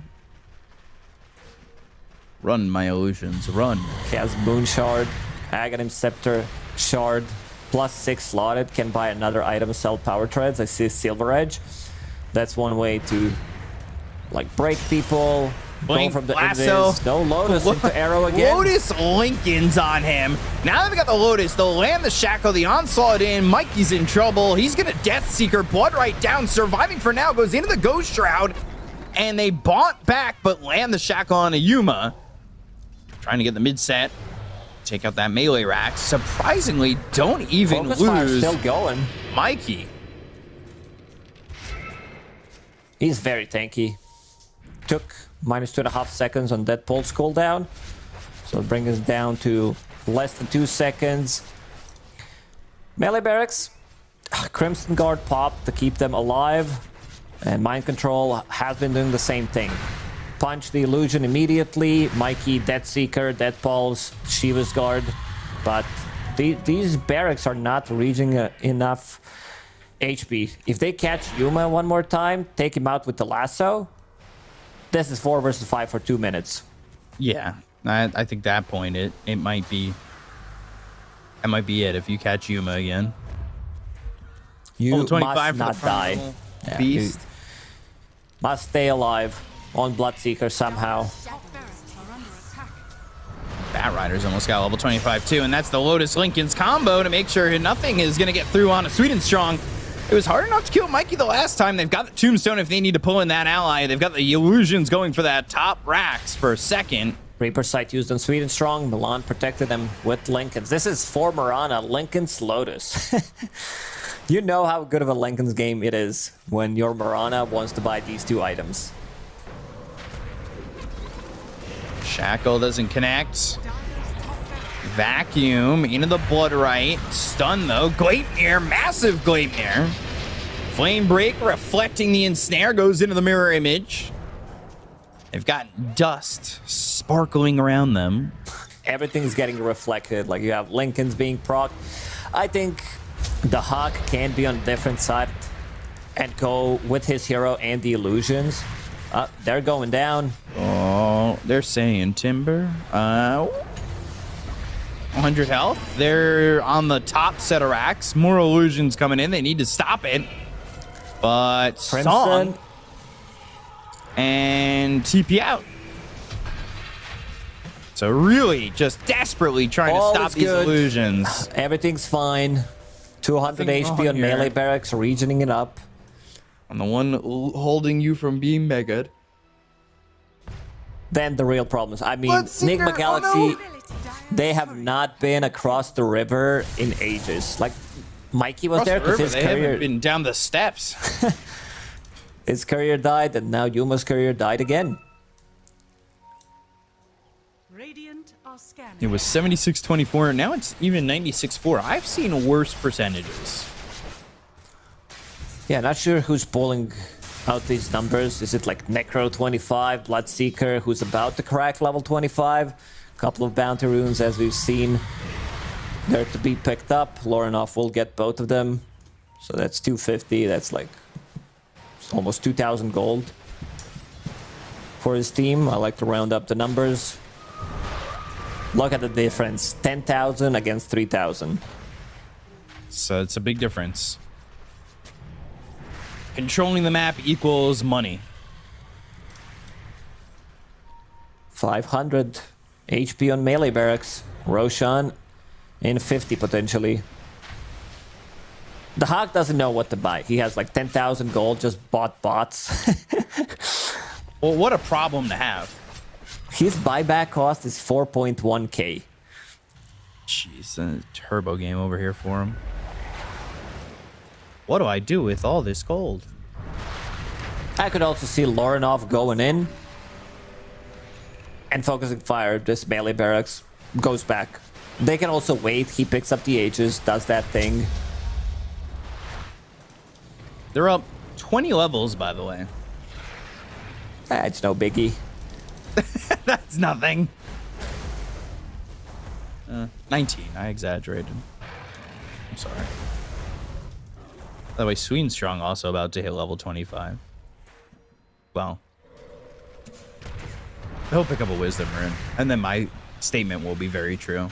And this is not even a 50,000 gold lead for level up. Comebackable, I would say, for Nigma Galaxy. We've seen it before. Not with these numbers. Like this is just very difficult to throw. I'm just saying. Remember when we started casting and Vici, they had that comeback in that first tour 3 years ago. They were down 40,000 net worth. Dire's courier has been killed. Yeah, I remember. And they made that comeback. Oh, Mikey losing another courier. That one with a Reaver on it. They fed like, I don't know, 4,000 or 5,000 gold. Courier numbers? Just courier-wise. Almost level 25 here for Naga Siren as well. So 6 couriers killed. It feels like 100, I'll be honest. 100,000 gold just from the couriers. Yeah. Going from the bottom lane. Sneaky little play from level up. Can they catch Yuma? Yes, they can. Now they're here. Double nullifier. And overwhelming blink. Yuma's dead. 2 minutes. No buyback. And they should know this. Yeah. They should go focus fire in 15. Lon picking up some mines. Oh. Naga Illusions taking care of the tier 4 mid. Now setting up to shackle but not connect. Leipnir on a 3. Vacuum. Normal punch. Still Illusions going for the tier 4s. Just pushing in, making their life very difficult. Defend this or defend that. You can't do both. Orchid, Nullifier, and Mikey's gonna not take much damage. He's level 25 as well, so he's got that Death Pulse cooldown minus 2.5 seconds. Lasso comes in. It's onto the Undying. Now the Necro jumps forward. Death Seeker, Reaper Scythe, that slams down and was reflected. Nobody did yet. They go into the song. They're still dealing without Yuma for 60 seconds. That Shackle connects. Tombstone, pull ally. And Necro able to get away. Guardian Greaves, vacuum back, looking for the Mirana. There's the Mega Creep secured. Tier 4 is going down. 1K per minute now. Leipnir used on mind control. Arrow's not going to land. Only down to 1 tier 4. Mega Creep's pushing in, making this very difficult. They've got the normal punch again. They go to the pulverize. They'll slam it down onto Mikey. Now they've got the nullifier as well as the focus fire coming out with the blast off. Now the wall, but the onslaught comes in. They're trying to get GH. They're trying to get mind control. These heroes are pretty tanky, but now the lasso onto Mikey. He's getting quite low as well as the nullifier comes in. They've got the buyback out on from Undying as well as the Necrophos as they'll get mind control low, but again, not getting the kill. BKB's been popped by this Bat Rider. The creep's still pushing in with the illusions. And they cannot kill these heroes on the side of level up. And it's a 60,000 net worth lead. Go for Roche. Don't risk anything. 56 minutes. There's a Wisdom Rune that owned me is pinging out.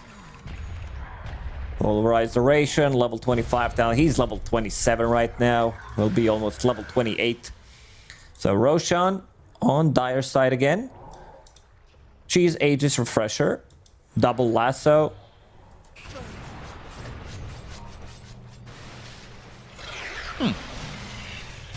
So up against the wall here, up against Megas. Yuma soon to have 2 Rupture charges. Mikey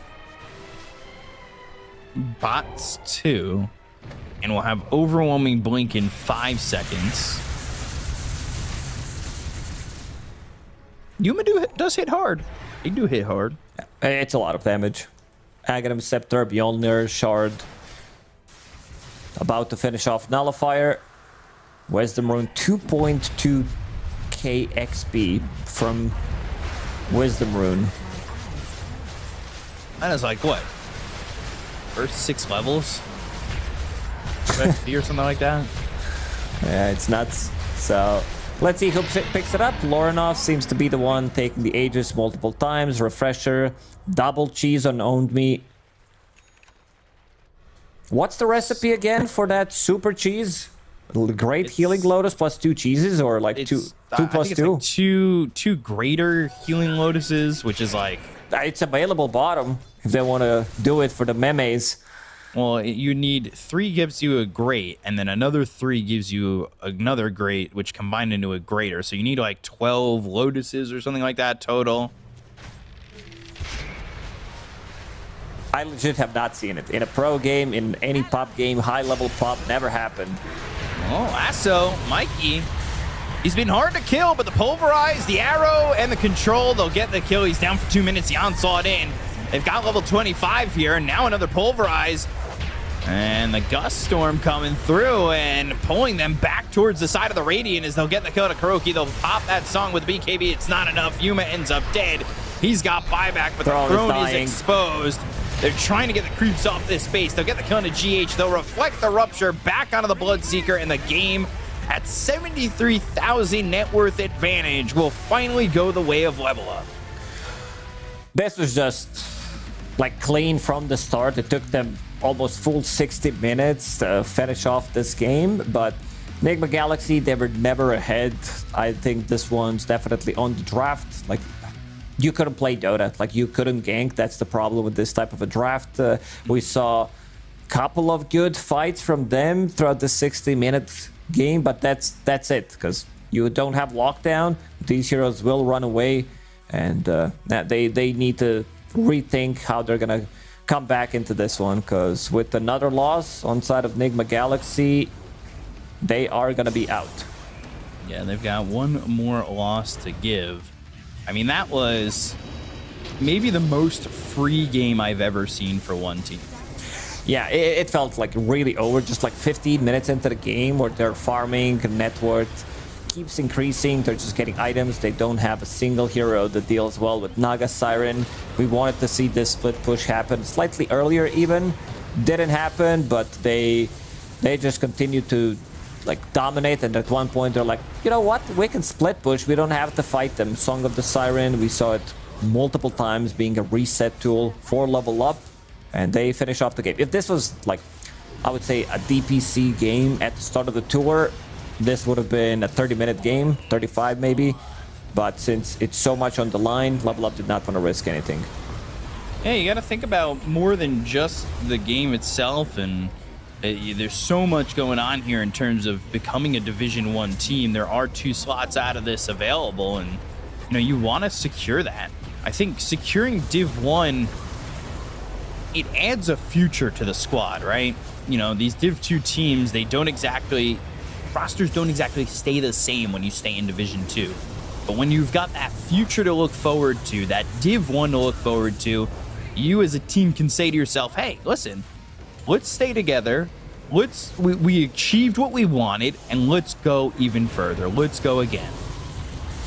Yeah, it's hard. It's hard to stay together in Division 2 when things don't work out, especially if you're a big org, if you have like big names like Enigma Galaxy does. I mean, they can still make it. There's going to be playing an extra series against ex-Mono Spot team later on, because we're going to be playing winners first, so that means level up against Mono Spot. And if level up manages to get that dub, will secure themselves a spot in Division 1. Yep.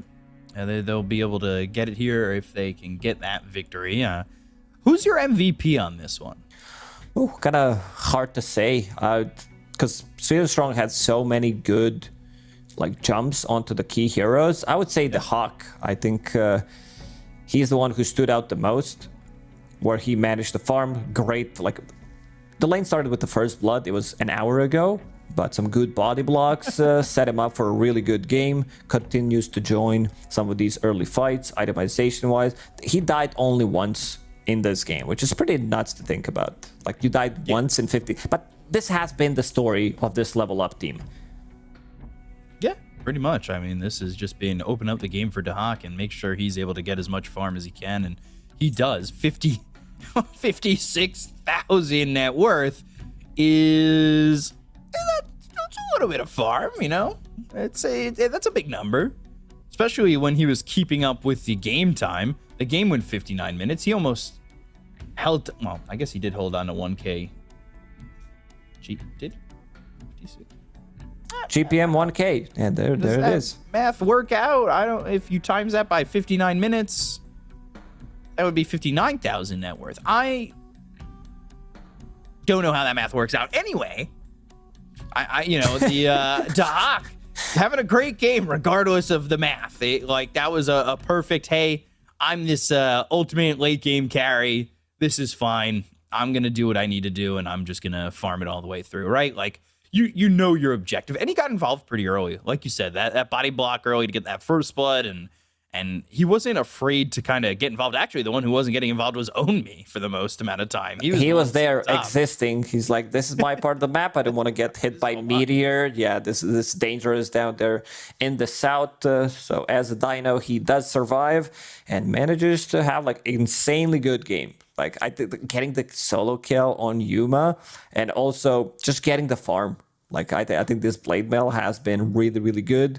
And also once this hero hits level 25, you see the pulverized durations. Like it's never ending. Like how do you protect against it? It does go through BKB, wanted to say magic immunity, but realize it's not magic immunity anymore. Spell debuff immunity. Debuff immunity. Yeah. So that first game goes the way of level up. They take it 27-10, 59 minutes in. They've got themselves a victory. We're going to be right back with the second game of these BO1s, but we're going to have a listen in, and we're going to go to a quick break, and then we'll be right back. Stay tuned. I'm gonna jump in 2 seconds. They can try to burst him with spam KV. I got him. To you. Full duration. He's dead. I will ult if he ruptures. I'm ulting. I need maybe song after, for sure. So fine, we kill everybody. Take cheese, Matthias. I give cheese. Insane, bro. He bought back. Here, kills him. I'm raptured, I'm AFK. Throne, guys, throne. Yeah, take throne. Yes, Good job, guys. GG, nice. Only one game, guys.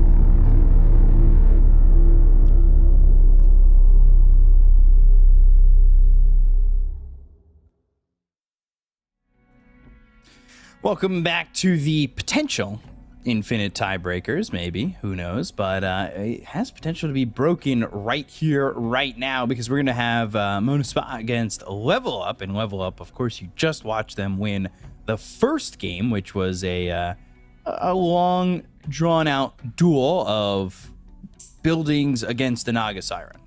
And, well, the Naga Siren eventually won, and it was 57 minutes of basically all Level Up, and they might be able to bring that momentum coming into the second game, right? Yeah, for sure. I mean, they are feeling strong. They completely stomped Nigma.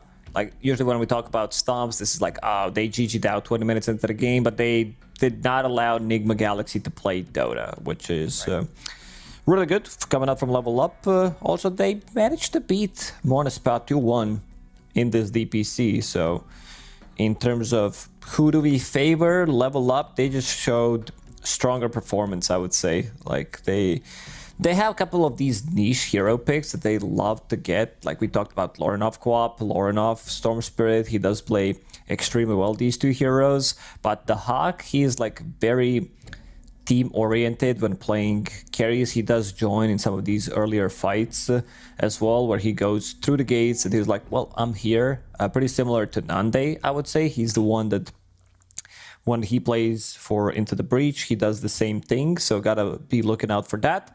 On the other side, Mona Spa, as a team, I think, you know, they always a team that has Spartan as their captain will go for that. They won Div 2, they won Div 2. This has been the story of the team for ever since DPC has been introduced.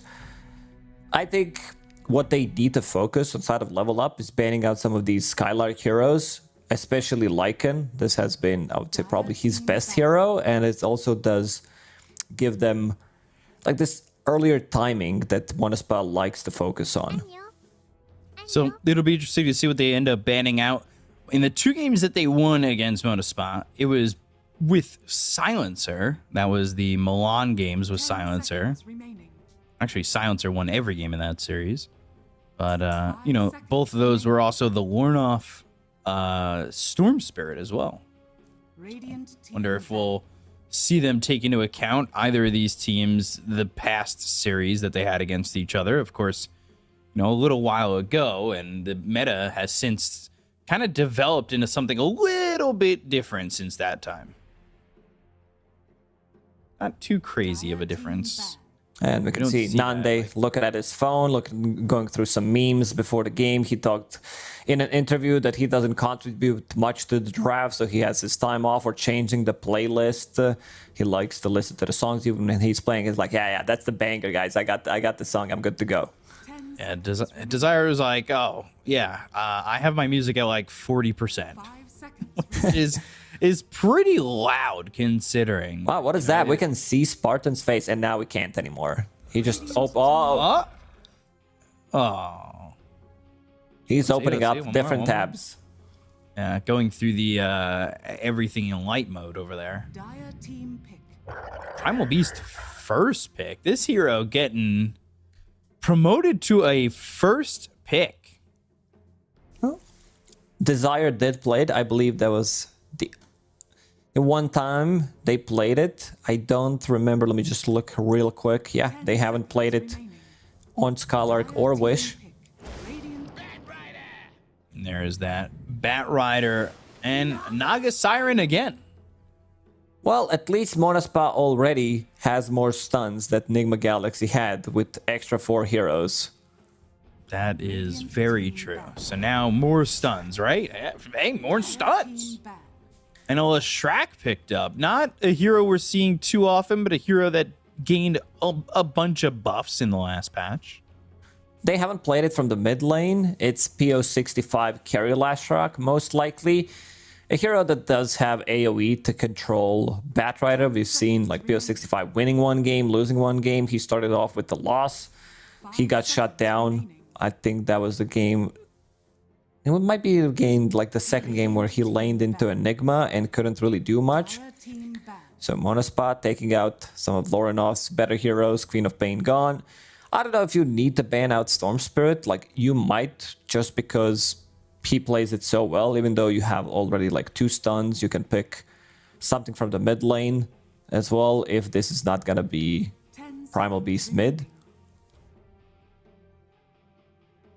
mid. 5 seconds. And that remaining. Quap. There goes the Windrunner.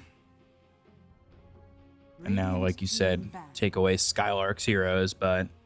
And that's assuming that that's going to be a mid Dire team Primal Beast. They could always shift it to the offlane, right? They could. I believe this is gonna be 4 Primal Beast, since they only played it as position 4. And most likely Lash carry, judging by how Monospa played so far in the DPC. 10 seconds remaining. Wish Tinker, I think this could be the one. Like, even you are playing into Batrider against Naga Siren. Dire team pick. Let's see, there it is. It's banned. You can never forget about his Tinker. He's like, kind of expected. But his hero pool is pretty big. He can play different heroes. I think you can get away with some like greedier mids now. Because you have Lash, so you'll never run into a tower damage problem. I think picking hero like either Pango. Pango's the one that deals well with Naga Siren illusions. The other one that I could see them pick up is Ember Spirit. Okay. Little toxicity coming in with that Veno pick. We've seen this be the 5, right, for them? Radiant team pick. Dire team. And then right into an Enigma Oracle. So a little bit of a counter for that Batrider and the Lasso, some save, and some team fight with the Enigma. This is Batrider and Veno. You might need another hero that jumps into backline against Oracle. Try to find him. Now Storm Spirit doesn't feel as bad. The thing is, there's much more control against this Storm Spirit this time if they decide to pick it.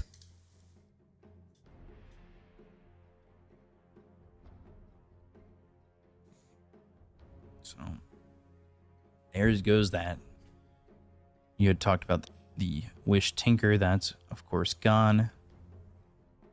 But are they looking at maybe, going 4 Primal, 3 Enigma, and like you said, Pio on the Leshrac needing a mid. And Storm available somehow. Radiant team back. And there's, Broodmother. Oof, this is a hero that offsets the laning stage. Even though there's like Leshrac, Primal Beast, they're okay against Broodmother when the hero hits level 6. The thing is, you also need to be level 6 at the time. Man, what a toxic draft from level up. Venovords, Broodmother, Naga Siren Illusions. Then you have Batrider with the casual. Just like Flame Break.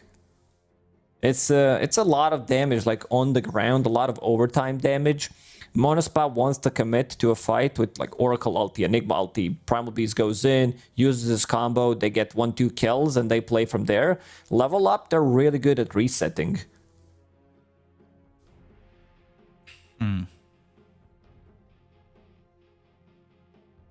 Dire team ban. So going to be interesting as they ban that Ember. Void Spirit, not a hero we see too much anymore. I wonder if it warrants a ban.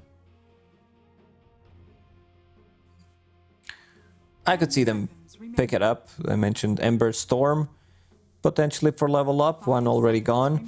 Lorinov like doesn't have big hero pool, at least so far that he showed his heroes in the DPC, because his heroes were available and there was no need to change anything, so I can understand why he didn't pick other heroes.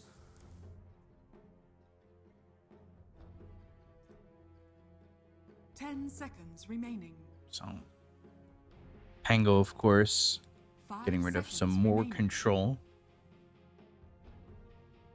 Because right now their control is pretty good. Dire Lockdown team ban. from all their heroes on the side of Monospa, so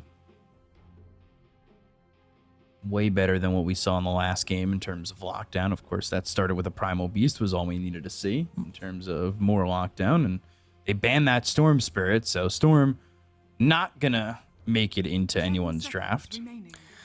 Yeah, so looking for a hero for Wish. 5 seconds remaining. Bango banned out. I think it could be good Dragonite game. It's very static. Everything is like physical, other than, you know, some Batrider plus Venomancer. I don't think he cares too much about it, considering that there is Oracle behind him.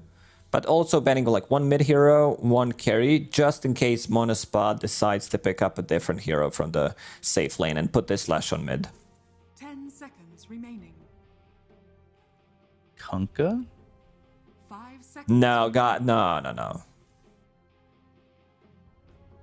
I mean, I see teams picking up the heroes still. It's just I see Kunkka. I'm like, this team lost. Infinite tiebreakers incoming. TA? For Monospa? I meant for Monospa for both of those. Dire team pick. Terribly. So they are going to fall back to the middle of Shrek. And then level up immediately with a Morphling pick. Whoa. I mean, this is mid-morph, safe lane Naga, off lane Broodmother. I mean, this feels greedy. It is. Lorinov did play one game on Morphling. It's just, I think they can get away with it.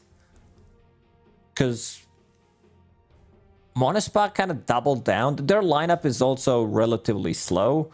I would say Enigma wants the farm, so does Terrorblade. So they think they can get away. They can cut the creep waves with Naga Siren. Morphling very difficult to catch from the mid lane, becomes super tanky early on.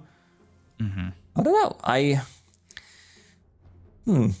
Monospa's draft is like more well-rounded, I would say. But level up, I mentioned toxicity. It's extremely annoying lineup to play into. It's like you try to go for the target. There's a song. Morphling gets the shift off. You don't get the kill. Then they're gonna go. Like, it's an extremely good. If this game goes late, like super late, sure, there's Enigma on one side, but I do favor level ups draft more. Just because of the scaling. This is Morphling Nagasar, and usually you don't see these two heroes paired up together. Right. This is going to be an interesting draft from level up if they can make it work. Not that it's the quickest lineup from Monospa either. But Pio on this Terrorblade, and we'll see what they can do, because for level up, a win here means Div 1, and a win here for Monospa means maybe round 2 for everybody, I guess. This could be make or break on whether or not we're going forever. And we'll get into this game number 2. Level up definitely on the highs of winning a very drawn out game number 1, and we'll see if they can do it again. This is gonna be long game, no matter what. I see this game like 45 minutes at least. It's too important. You have very like greedy draft from level up that wants to scale, wants to get their items. I also want to see what the build on Onmi is gonna be. I think in this one you still go for damage. You get Echo Saber, Manta, that upgraded Echo Saber, Harpoon, BKB. Like, we might even see, you know, I think Disperser is a good one here against these heroes. Like, Disperser is not like your item that you buy early on. At least if you want to just like straight up buy Disperser, some of the heroes that do build into Diffusal Blade like rarely upgrade it unless you get like super farmed. You get 6 slotted and you're like, well, I'm running out of slots. I'm PL, I'm Pango. I still want to have this mana burn, so I'm going to upgrade it. So let's see. I like Disperser. I like when we see it made. Big fan of that newer item. Big fan of Harpoon as well. We've seen that from Broodmothers very quickly on. Just run down these heroes. Spartan comes over with Pio and Desire. They've got Trample. They have the Blood Grenade. Sweet and Strong now trying to leave. And, will survive it all. Also, Onmi picked up the Bounty Rune. Very tanky on Batrider. Circlet, 2 Ironwood branches, Blood Grenade. Some good harassment from Milan already. Does have another Gale, another Blood Grenade. Skylark, he's underneath the vision. He needs to be careful. He's gonna get zoned out in this lane. He needs some help from Desire. He needs to be there. Might immediately be in trouble, and there is the Gale thrown out, but trample to deter Milan from going forward. Mid lane Wish against Lornoff, and we've seen both these guys over mid pop off, but who do you think is more likely to do so? It shouldn't be an easy lane for Lorinov. Like, he has some good matchups, Morphling that is, against melee heroes. Against Leshrac, you're playing into magical damage, you're getting harassed a lot. And Wish already putting in pressure. Just more pressure on a Skylark as well. They do have this blood grenade, and maybe they catch him out a bit too far. This ward just out of that sentry range. Both pulls are available for level up, so they can pull the big camp, they can stack the small camp and then pull it. Always stack then pull. Monospot hits level 2 faster, so they might go for the kill. There's level 2 for Milan, and Dahak should have his in a second. So should Skylark. Sweden Strong getting chased once again. There's just not like level 2 yet here. So many things on the screen from Monospa. You have Enigma, who's massive. Some Eidolons, when they split 6 of them. Desire, the biggest hero model in the game. I'm sensing we might end up getting ourselves a little bit of a frame rate. Uh-oh, Spartan. Yeah, out far, and now there's the flame break, but the reflection into the metamorphosis. They're trying to turn it around. Omi taking some damage, so is Sweden Strong. But no kills there. Meanwhile, 14-3 already for Wish. To the 6-0 Lornoff. Yeah, as we said, it's not an easy matchup for Morphling by any means. 2 points in that adaptive strike. Might need to put like another point in attribute shift, because you might get surprised by 1 stun. It's gonna be a lot of harassment from 2 points in Lightning Storm. We'll see how Lornoff survives this. It's not exactly the easiest lane right now, but does have, I would say, supports that could find their way over if they're in the right position, right? A Flame Break, potentially into a Venomous Gale. Especially if Omi gets off the lane a little bit, but there it is. There's that stun. There's that Lightning Storm you were talking about. And Wish got the kill. Yeah, great start for Monospa. If they rotate 1 hero, Primal Beast to the mid lane, and get another kill, you're setting up Wish for a really good start. He's about to crack level 5. I want to see if he puts another point in Lightning Storm. That's going to say to me, I want to dominate this matchup even more. This feels so difficult for Lornoff in this lane, and not really the conventional Lornoff hero that we see. As they're going to get now a 2nd kill on the board, trampling down Milan. And already trouble has arisen here for the side of Level Up, and it was them who had this kind of lead in the last game. Off to a great start. Laning stage, all 3 cores pretty much on top of net worth. The Hog getting some extra CS, managed to get a couple of those Eidolon kills. Who's gonna rotate first? I think Sweden Strong needs to be the one fixing this mid lane, because it's bleeding way too much. 13 CS against 27-5. And a first one. Yeah, if we show network real quick, that's 1k lead already for Wish. Which is really insane. Pio getting run down, and well, the sticky napalm, the blood grenade is just not going to be enough. They try to get that kill onto Terrorblade, but he is, you know, that hero that makes things difficult. Whoa. Wish. He's got that early 11 armor on Terrorblade. Fortunes and Metamorphosis. Flame Break to push him away. Sweden Strong's going to get away. So, denying him from getting that kill. And you could see level 6 already for Wish. So he's got Pulse Nova available. And like you said, you wanted to see him go 3 points in the Lightning Storm. That's exactly what he did. If he lands another stun, I think that's the kill. Lorinov bringing Magic Wand. Sentry understands that there is some kind of a vision around him. I think the onslaught. And... let's see how they're gonna fix their lanes. Like, Terrorblade PO65 wants to farm. This is Terrorblade we're talking about, so you want to be just farming. This hero is not aggressive by any means.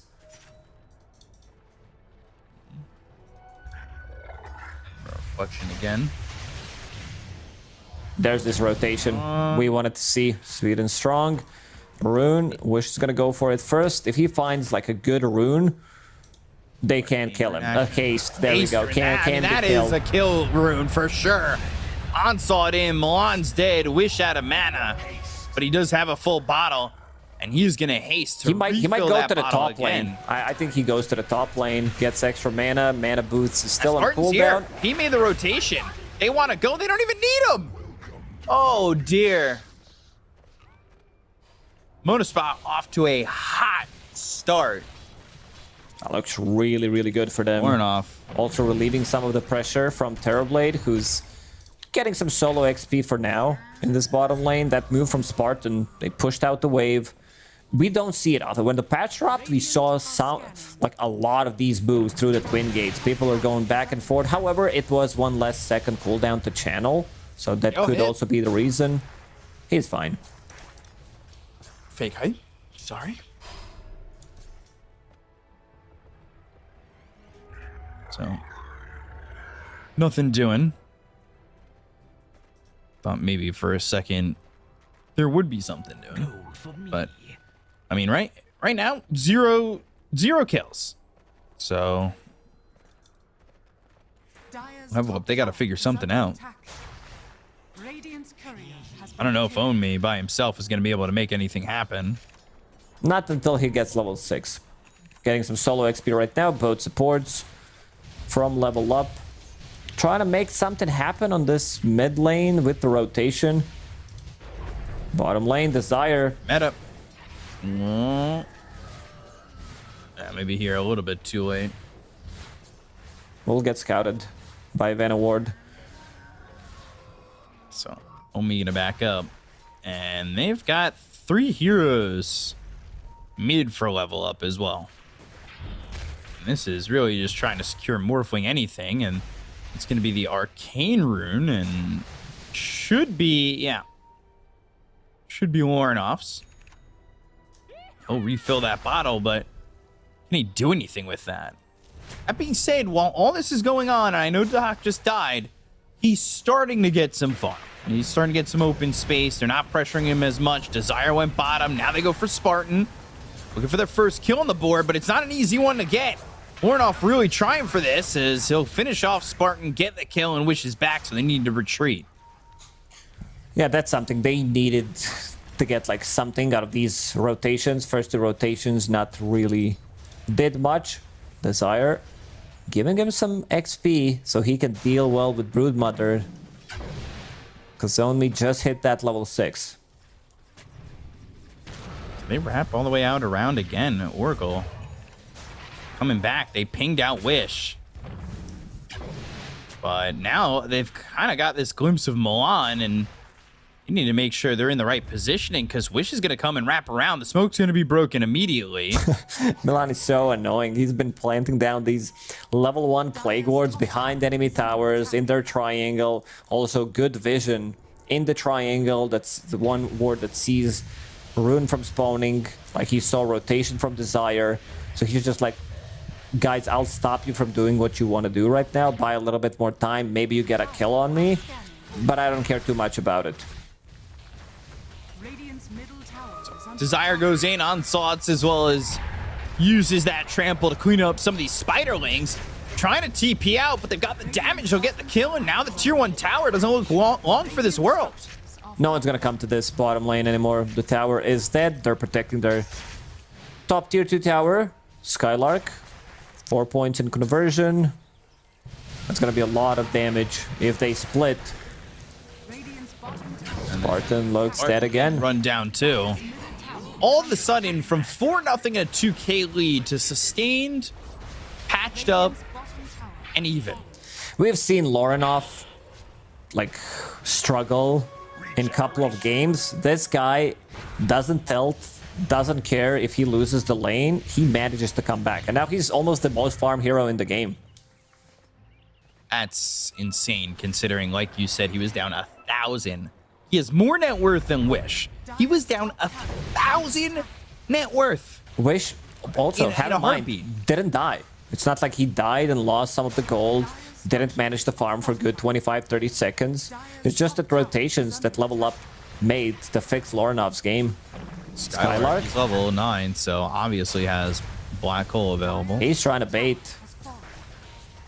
You can see where Wish is standing. He wants the positioning to be just right, so he can bait in that Black Hole. Doesn't end up doing it, but... Observer ward, didn't catch that smoke. Yeah. Thank you, trees. Maybe looking to go and get Desire. They don't have Song of the Siren, but Milan, he's going to be that guy again. He'll tank the gank. I think he's very happy to do that because that means Dahak gets out. Look at the damage on tier 1 tower mid. Lorenov is going to be able to take it. Can't deny. Not enough damage against Morph. Has 50 extra damage on you. All of a sudden, the map shrinks.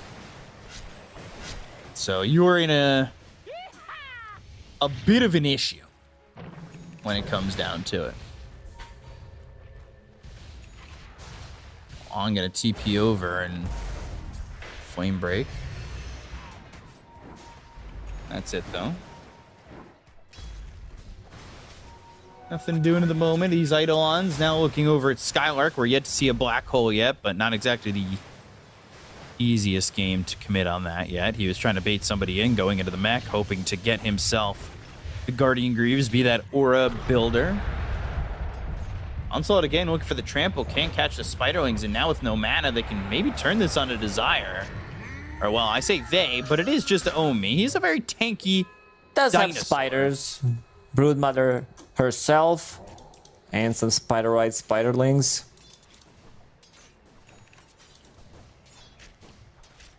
Sweden Strong now level 6, so he's got Lasso to work with if we do see Desire maybe Onslaught in, right? You might not even need a lasso. If he goes in with the onslaught, he's already dead. Flame Break, Onslaught away, and still lacking the damage. Game slowed down, as expected. You have Broodmother, who wants to farm. Same goes for your Morphling and Naga Siren. They're not as active. Morphling can be active from the mid lane, but seeing what he has queued up, Yasha into hand Midas Lorenov. He's like, I'll be in recovery mode. They can't end the game. Flame break. Flame Break, now the Lasso. And Desire with the Uproar, now the Pulverize. With the damage coming through, and Omi's going to get that kill. They'll look to change the direction, throw out a Fortune's End, but Spartan, he can't really commit to get that close. Spartan might be in trouble here. They wrap around, 14-minute Wisdom Rune. Sweden Strong plus Spider are there. It's an interesting little connection there. Like, we see this a lot with Broodmothers, where they have, like, this quick touch to just throw Spiderlings at all the jungle camps. Meanwhile, Skylark in trouble. Noxious Plague on him, and he is eventually going to die here to Lorenov. That first use of that ult's coming in from Milan, and that gets them a kill onto the Enigma, and now we're even at 5 kills and even a net worth. They move forward. 65 with DD. Fortune's End, and with double damage, one shots Milan after. Gonna go after this 2-1 tower mid, and there really shouldn't be anybody stopping him. He takes it 350 so quickly. damage Yeah, that on is Terrorblade. insane. Going straight into Butterfly, like Yasha into Butterfly. Usually I'm not a fan of this build, because you're not tanky. You show up into a fight and you just like die to 2 spells, because you don't have like any HP whatsoever. But I think at this one, he wants to just push out the waves. None of the heroes deal well with Terrorblade, because you're playing into Morphling, playing into Naga Siren. None of them can kill and go through this evasion, so I think this one should be very, very good. Get that Butterfly, keep pushing, get more farm.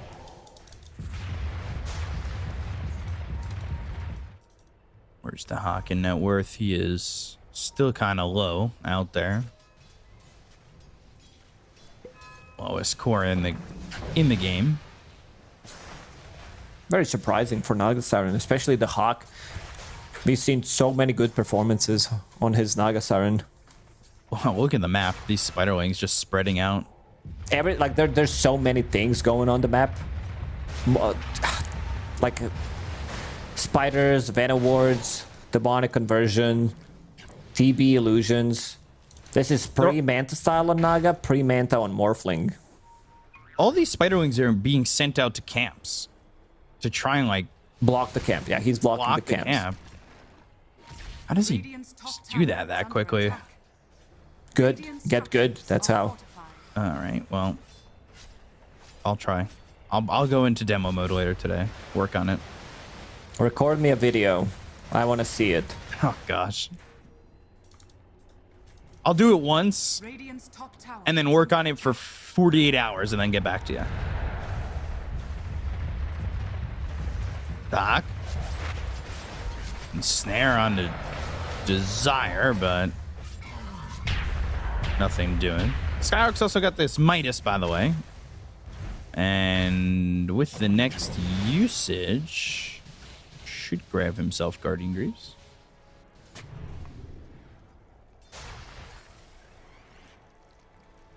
So now they'll have those Greaves. That's sustainability. Sweet and Strong, now knowing that Onslaught's already been used, will look to go to the lasso and Flame Break, pushing him to the side. Still needs this, but there's the uproar. He's got some help from the rest of the team. Skylark setting up. They don't want to commit onto this, knowing that he's got Black Hole available. And there's the Guardian Greaves, and they'll back off from that exchange. To Hawk, by the way, picking up a Wisdom Rune, so he's working on his experience and getting that net worth higher and higher, and hoping to break through towards the top end of that net worth chart. Yeah, I was thinking about getting the Fusel Blade on Naga Siren for a second, but now switching back to Orchid. Wants to control Oracle. Like, it's a good Diffusal Blade game as well. Burning mana onto Leshrac before your illusions die, and they're gonna die relatively quickly. Wish. He is getting chased, but the stuns come through, and they'll get the kill on him on. Now the Flame Break. Wish is still in trouble. They've got the lasso. Warnoff has no mana. Not working with a lot of mana, so again, Guardian Greaves burning Wish, but that will be able to be survived through his Spartans there to help out. Malefist, some right clicks from an illusion. Now you need to run from a TB illusion, doing a good amount of damage to you. And they don't get this kill.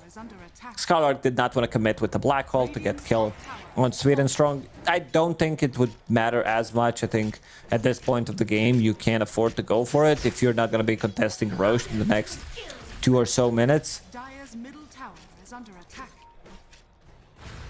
Broodmother going BKB before looking to get that harpoon. Yeah, I think that's the correct choice. Wants to be able to soak up some of the damage from Leshrac, from Primal Beast, not care too much about it, and then also find Oracle. It gives you a lot of survivability, so I think item-wise, you will get, like, you might even get Manta Style, remove Reflection, remove Malefice, Oh god, Spartan. Spiders. Just run him all the way down. It's like the movie Eight-Legged Freaks over there. It's getting run down by spiders. And they spread out like a plague. Speaking of Plague, Milan, Urn of Shadows, going into Spirit Vessel to reduce that healing from Bloodstone. It's just Veno things. He likes to sit in one area. Look at where Level Up are farming. Like, they're all across the map, getting all the camps. They know that their late game and like mid game post 35 minute is super strong as long as they're getting items. And right. Is there enough farm for everybody? I want to see if Own Me again decides to block some of these camps. Or here come the spiders. Look at the triangle. That, like, they farm across their own map, like across the river, and not leaving enough farm for X monospot team to get that farm. And then PO's gonna walk over here and be like, guys, this is ridiculous. Unblock. Yeah, guys, unblock the spiders. Onslaught looking for a moment to go in, but won't be able to do so. So Desire will get tipped there by Sweet and Strong, who baited him in. Meanwhile, Ag's being built for Larnoff, as he's already got that Blade of Alacrity. And Dahak starting to gain that net worth. He was at the bottom of the cores a moment ago, but with the open time and space, he's breaking on through to the top and looking for that early orchid. Level Up so efficient at farming. We haven't seen like full 5-on-5 engagement yet. I don't think we're gonna see it until Roshan potentially comes. And looking at Terrorblade, he does have damage. I think they can go inside the Rosh pit with Terrorblade, Butterfly. Meta, there should be enough. And nobody's here to track that from Level Up. So Roche Radiant's top tower is under attack. is gonna be taken. Bottom tower Meanwhile, is under Onmi, instead of picking up the Wisdom Rune, he denies it. Interesting. Considering he's right there.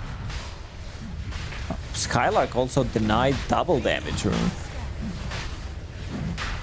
Radiant's top tower is Scan comes out from the Radiant, expecting there to be a rotation or maybe some awareness to this move, but they're able to get the Aegis unharmed. Radiant's And a ward placed on this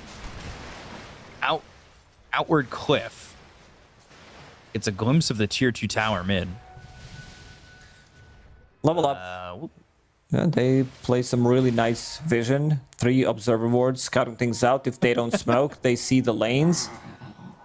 Radiant's Thanks for middle completing tower my is circle. under attack. Observer. Dire's bottom tower is under attack. 2k lead though, even though they get that Aegis, now it does feel like they gotta work with it, right?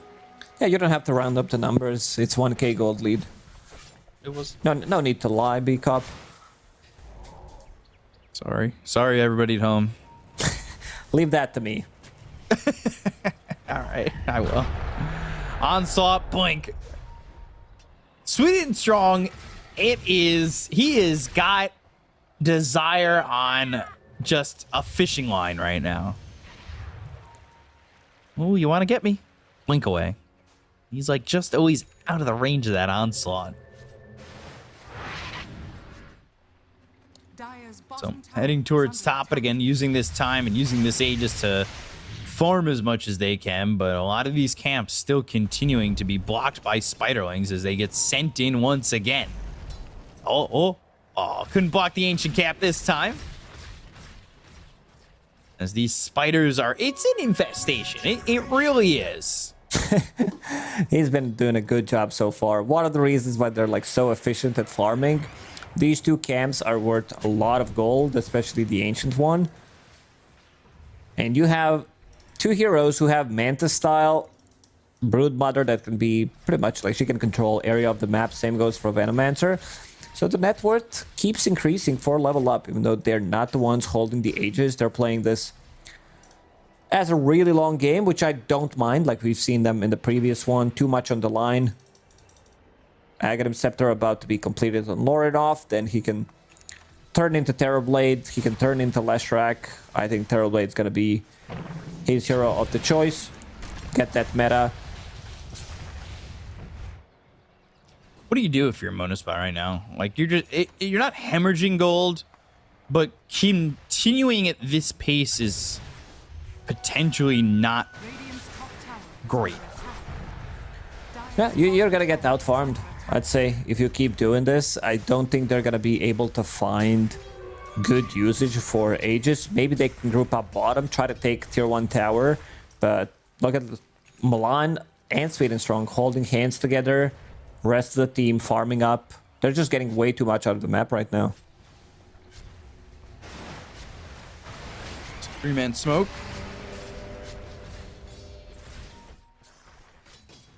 In that bottom lane, but not seeing anybody. Pio throwing some illusions through mid, and again, it just Scanning. has been a good job of Level Up and avoiding altercations, and now looking to make something happen, but they are under some ward vision.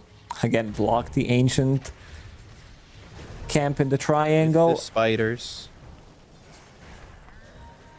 Never farming that triangle. And by the way, when they were able to get that ancients to spawn that one time where the spider didn't make it in, Onmi took 2 out of the 3 with the spiders. He's been doing a really good job so far. Also an item like we don't see. What is that? What is that item on Leshrac? Eternal Shroud. What does that do again? It looks just like the Gossamer Cape, by the way. Hey, it does. Someone try to copy homework. But you did it at the last minute. Up all night playing video games and you show up to school with no homework? That'll happen. Silence and Snare and a Flame Break, but that was lasso used at no avail to get that kill onto Desire. The net worth is staying even. That is because you do have Terrorblade continuing to farm. And of course, you've got this Midas on Enigma. But how effective is that net worth for the side of Mona Spa is a big question here because we are yet to see a black hole.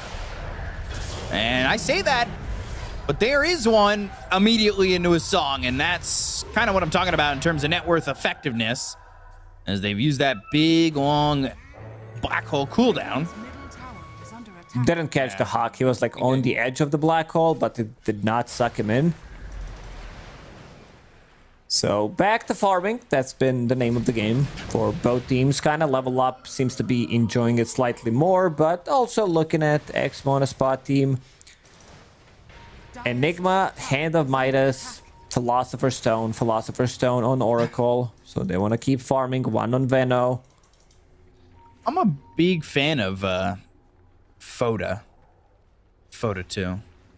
Yeah, Farming of the Ancients. Sorry. It's been I would say expected, considering what they picked for themselves. Both teams are like, yeah, we got this in the late game. Enigma with BKB Refresher, Octarine. Can they get the kill on Desire? He's super tanky. He's like 2.1k HP, has pipe available going into Ags next, but this should be the tower for level up. It's going Ags, and that tier 2 bottom is going to go. So. Where's, like... How do you get in for Mona Spa? We saw them try to use Black Hole. Song completely negates that. You don't have, like, a big teamfight spell outside of Black Hole, right? So how do you hold on to these heroes on level up? You can only hold on to one with Pulverize. Maybe you get one with a Fortune's End, but Black Hole's never really going to be that efficient for you. Yeah, have we seen False Promise being used now that we're talking about one Black Hole? Nope.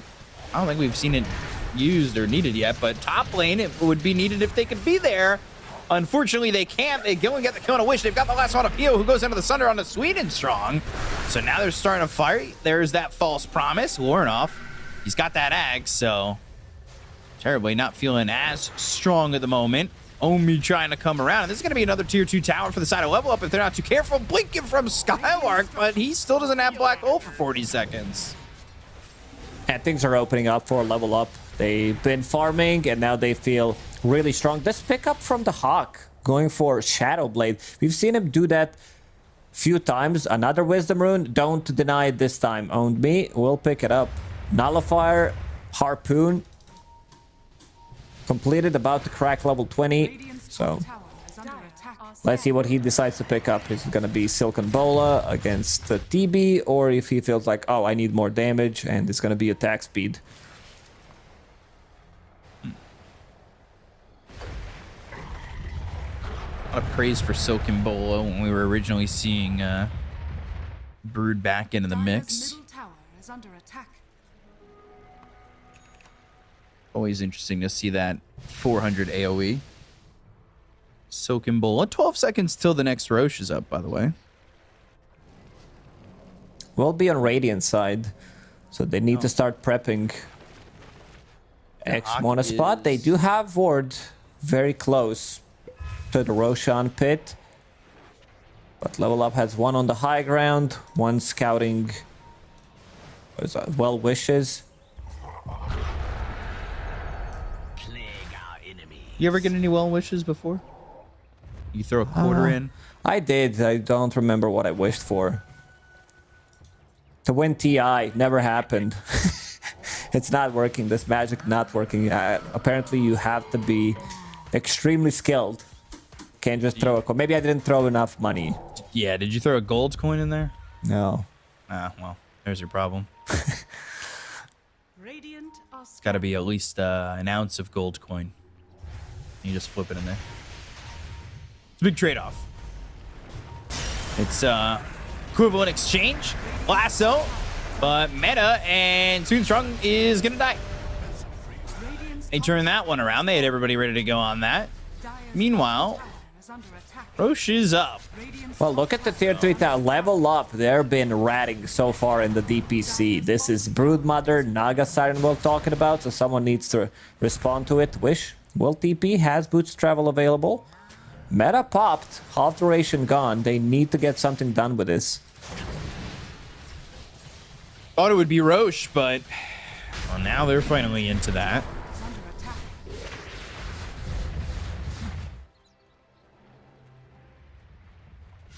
Here they go to start. This time around, though, we are going to see level up nearby, and this isn't going to be the quickest Roche, so got to deal with that. They know meta is down. Without meta, in terms of damage, Desire found nothing. Illusion.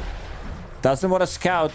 Doesn't want them to scout how much HP Roche has. Let's see the jump, if they're going to be able to get it. Oh, Naga from the side, but not in time with that Song of the Siren. They go to the ensnare, they throw out the flame break. Now the Noxious Blade comes through. Omi. On the other side, they're kind of pincering this maneuver. Looking over at Wish, Adaptive Strike. Skylark hiding, waiting. Off is in, and Skylark looking for an opportunity to jump and go for that black hole, but it's not easy. These heroes aren't exactly next to each other. You've got Dahak working with illusions. They're basically corralling these heroes into the corner. I think it's time to let go. Go back to farming. Maybe you gonna be able to catch one hero, but already X won a Song. spot. Oh, they let everybody TP out. Except for the And most then important Pio. hero. Wow. Pio gets the Sunder off. Omi needs to walk away. He's got 8 legs to do that. They will get the kill onto the Terrorblade. That is Guys, almost no as biggie. perfect as it gets. Yeah, we just left Terrorblade behind. It's all good. It's like when your family leaves without you. Yeah, Forget this something. is like Home Alone. PO65 edition. Man, I don't know the feeling. And there's Home Alone 2, Lost in New York. Which never really makes sense to me. I don't know how you get lost in New York. The streets are numbered. It's a grid system. Yeah, I don't know. As a kid, anything is possible. They eat the dirt, so. Did you eat dirt as a kid? Yeah, you know, I tried it. My immune system's good now. All right. Well, it's out there now. Lacoste is a dirt eater. Dahak, by the way, gonna grab this finally stacked ancient camp, but stacked for who? Or for whom? Stacked for himself and picked up the shard again. The Hawk taking care of the business, taking care of his teammates. It seems like it's going to be, again, the same thing what happened in the previous game where they continue to farm up. They get the pick off with the Batrider Blank or some Shadow Blade. Silver Edge Orchid now type of a play available. It's hard. PO65 sending out illusions in this bottom lane. They're holding the Aegis, holding the cheese, but not controlling the map. No, and they just forced Wish to pop his BKB. It was his 9-second BKB, and all they had to do was send out some illusions. Blink Lasso on the onslaught, caught him this time. And Lordoff's gonna turn into the Terrorblade. They've got the false promise, but here comes some Spiderlings. That Axe from Desire sends level up going the other way. Surprising. They let off that pretty quickly. But they know they could just out-farm their opponents and get back to what they do best. Farming up. And people said, you know, Tundra's playstyle is kind of boring, you know, but this is just exactly how Tundra plays. And I can't blame them. And it's just like, you want to win? Yeah, it's not like the most entertaining Dota to watch because it's steady gold increase, 4 level up. They're just farming everything, blocking camps for the enemy team, farming the whole map, then getting a pick off. Song of the Siren. And there he goes.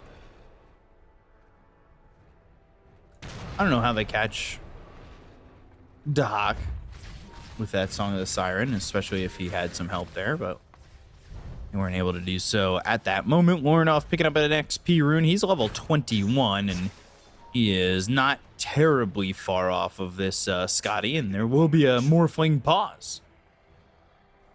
Two-legged abomination. I like that. That is a 4 legs good, 2 legs bad reference, I would assume. Yeah, I think Leshrak's voice line is like, you're a disgrace to 4 legs when he kills Enchantress. Like, Dota voice lines are just so good. And I'm not talking about Caster's voice lines. I'm talking about, you know, the stuff that is in the game. Just like, it's so good. Like, the sounds, I don't think I've... Yeah, I didn't play many games throughout my life because I was mostly focused on Dota, but even the ones that I played are nowhere near Dota when it comes to sound. There's this really good voice line. It says, praise the moon of meaning. Yeah, that's the best one. Spam that on the right. Your Skylark. They dusted the Hawk. And now mirror image. Ogre Seal Totem. There's the black hole and the pulverize. You ever slam someone into an event horizon before? That's what it looks like.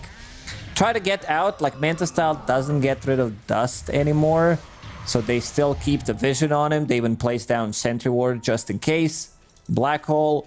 This has been second black hole on Skylark, now going into Octarine Core. Skylark is also fine with this game, I would say, where he's still farming on Enigma. Philosopher's Stone has been sent back, but yeah, you have Hand of Midas, Octarine, gonna lower the cooldown on both your abilities and items, and then you might start thinking about getting Refresher, getting Ags. Never underestimate the power of Enigma when it comes down to late game. I will not. I'll do my best. Tier 2 tower top, taken. Mona Spock clawing their way back. Moving it forward. Milan and Sweden Strong, not the 2 heroes that are the absolute best for getting a kill on this tanky of a hero, but Sweden Strong does have that Force Staff, so pulling Desire all the way over, but the Fortune's End, and they're just lacking the damage to get this kill immediately.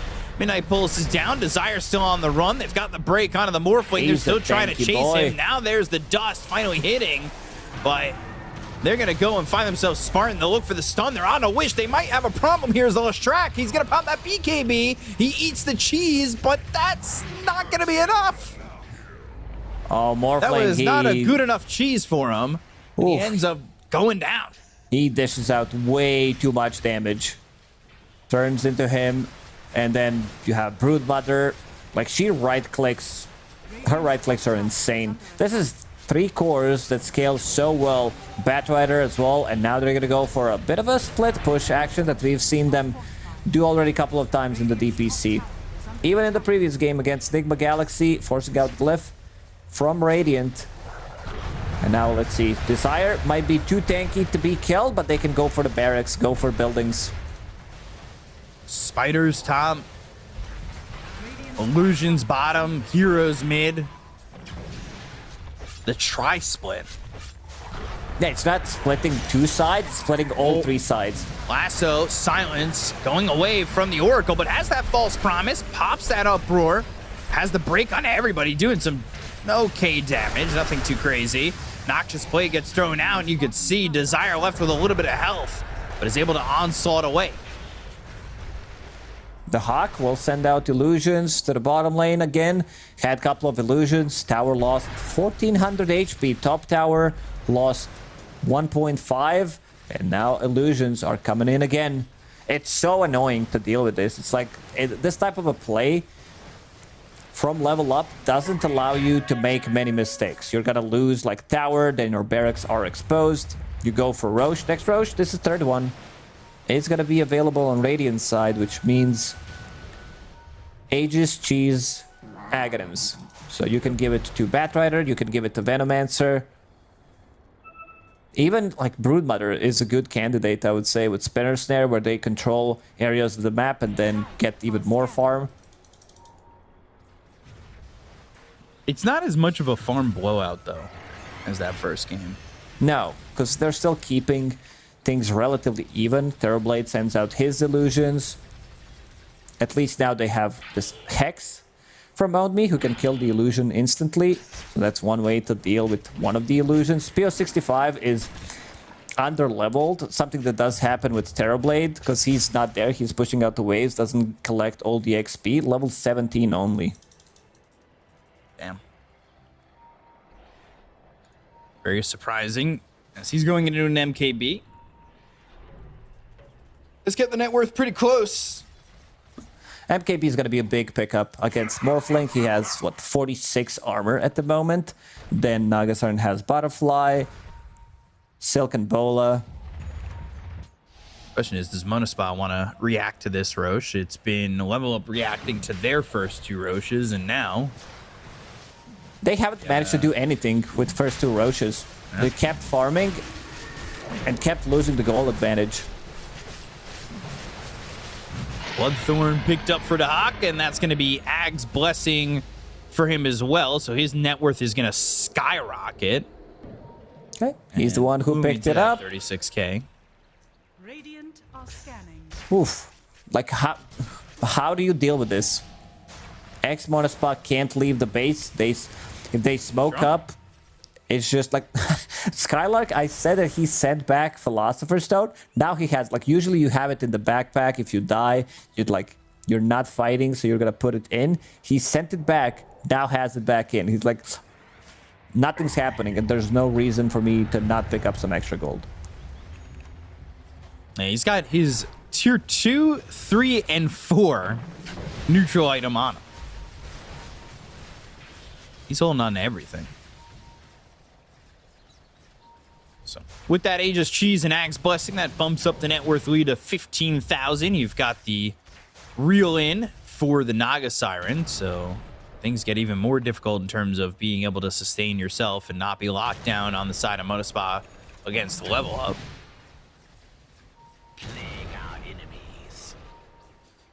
And this is basically just gonna start putting them into a bit of a famine here as they take over more of the map. Do the rat sounds, you know it's coming. You know, a little chirping and biting away on those wires. You never expect it. The rats are in the walls. In this game, they're in the lanes. Wish DP in the bottom. Make sure that they can't let these creeps come in. Yeah, Wish got that shard, so that's one way to deal with constant split push. You throw down split earth, and we saw Dota Plus win probability 70-30 for Level Up. They got what, 10,000 gold lead in the last 2-3 minutes. Sure, they picked up Aghanim Scepter from Roche.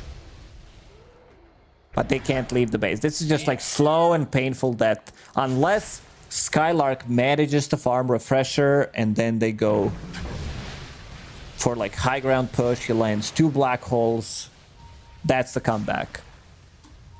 Truthfully, I thought 70-30 was a bit generous. Morphling gonna stand his ground, at least for a moment. And again, split pushing all over. Spiders, illusions, heroes, oh my. It's coming. So like, you have them chasing Spiderlings who are going from the bottom to the top, and then the rest of the team is just dealing some chip damage to the towers. Lorinov gets in, gets a couple of right clicks, pops Satanic.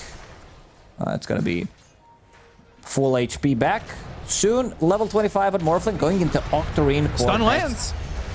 Onslaught. Look at the top lane. Nothing doing, and illusions eating away. Tier 3 tower gone. They really are just ratting this one out, the rattiest of rats. Yeah, how's this legal? I mean, somebody stop them. Bottom tower all ends. done. 9 HP. Someone's gonna get the gold. Milan, 1 snake. Let's go. And they get the mid-range racks. Now they're looking over at Lornoff, who's holding onto that Aegis. They can't even get that kill Look there. at the top lane now again. Top lane Bottom, also top, getting mid. taken. We need a tri-split cam on all these buildings because they're gonna get the top range racks. I gotta use that technology when the horn starts. Gosh. Just like all 3 lanes, have it on screen. Trying to go for Morphling again. You gotta remember, he's got an Aegis. They can't even kill him once. Just fighting through these buildings. Guys, stop. Please. X1 Aspire begging them. Yeah. This is just the death by a million bites and cuts and spider bites. You just Range so many barracks things gone. here. Range barracks. There it is. Every There's lane the is now technology. gone. Here we and go. they get a courier. There we go. Triple setup. Look at this. Everything being sieged at the same time. This is like watching NFL Red Zone. Like you can just call it. I mean, at this point, like you have to go for one play. But then again, if you go, you're gonna lose the barracks. And here it is, Octarine Core Morphling with Aghanim Scepter about to crack that level 25. So waveform cooldown. Illusions, siege creeps, spiders. Oh my gosh. This must be so frustrating. Like, it is insane. Radiant are scanning. No, this is fine. Feel right. Comebackable. Always is. How? It's just like how? Because they are not afraid. 4th Roche belongs to level up. They leave the base. They're gonna lose the barracks. 5th Roche belongs to level up. What are you gonna do about it? I don't know. Blink black hole? Maybe. Spiders, they're roaming into the base and into the camps. It really is an infestation.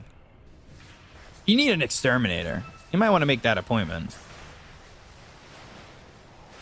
If there's one spider, there's thousands. Are scanning. They smoked up. They don't find anything. These heroes did retreat enough. Popping those illusions with that Manta once again. And bottom, Onmi just sitting here.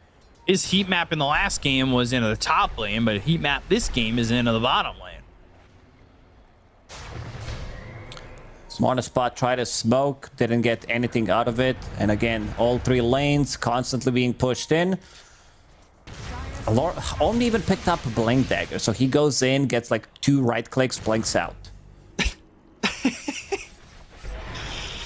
I feel so bad. It's 2 games, like 2 games in a row, same tactics. They're gonna wait for next Roche. You feel bad for Monospot. What do? They smoke again. 5-man smoke, hoping to find something, dealing with these plague wards. Spartan moves up. There's the Gale. Maybe they could get one. Reflecting the lightning storm. They land the stun. Another stun coming out. That was from the Morphling. You turn into the Leshrac. They go to the black hole. They'll humble him into the event horizon. They're screaming Murph, but he's going to be able to get back to Bottom, reality mid. and survive. It's being pinged out immediately. Song stops it from happening.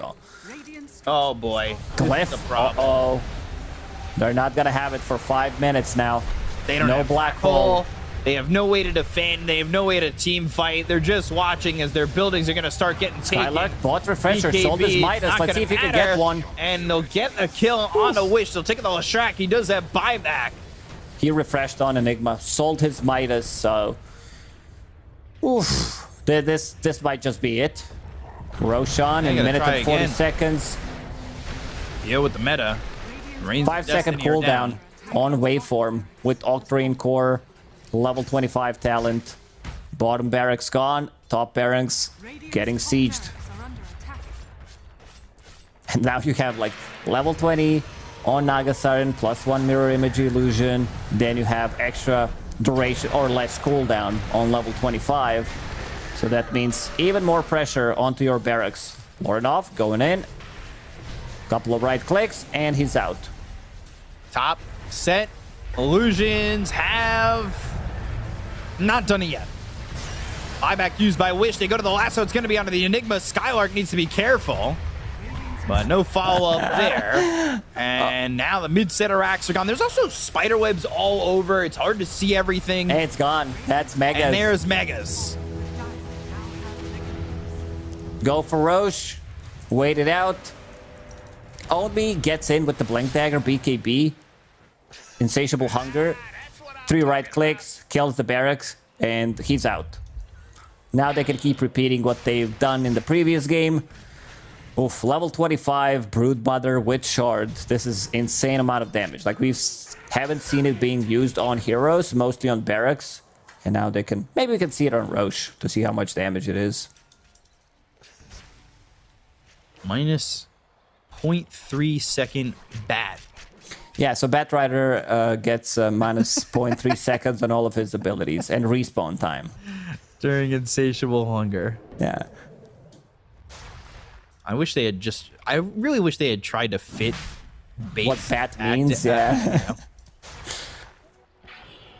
That would have been great. Just squeeze it into that little rectangle.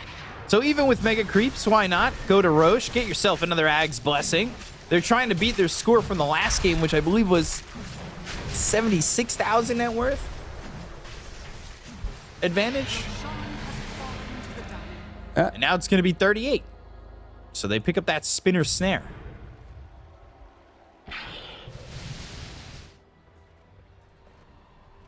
So, again, now, which lane do you want to go through? They've got an OBS on the high ground, not being dewarded. Right through the mid lane. They don't have to force it in yet. They can... Look, what's next on the item list for any of these heroes over here? Refresher for the Batrider. Wind Waker. Look at all those webs and snares just being thrown down by... Milan prepping for save during the black hole. We'll eventually farm it if necessary, but you can't leave the base. Even if we get like 2-3 hero kills, they're still gonna be very annoying in one of those side lanes. Milan places deep down. Deep Observer Ward. Lorinov turns into Leshrac, has Diabolic Edict available. Terror Wave. It's the fear, but not really doing any damage to Lorinov. And they're going to land a stun here on a Desire. They've also got themselves the Venomous Gale. They'll go out and try to find a with lasso, but no follow-up. And no follow-up just yet, but they've got the Flame Break. Now they're going to throw another stun. I don't know which one's which. They're both throwing these stuns out from each other as he's morphed into the Leshrac. I guess the one that stuns the Radiant is the Dire one, of course. That would make a lot. Okay, yeah, that's the one. One that doesn't have the cosmetic as well. So that will be the stun. BKB, they've also got the Hex. It's on a Skylark. He's able to survive for the moment with the BKB being popped here. But Metamorphosis, it's got half the duration, and they can really just wait it out. They don't have to force it at all.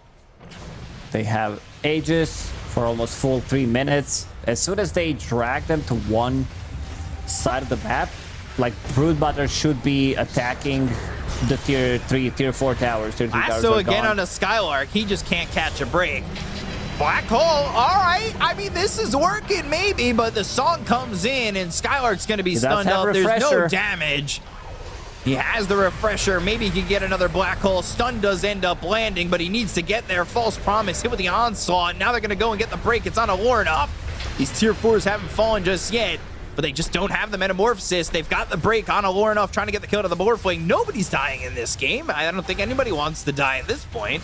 It's been like same score for a really long time.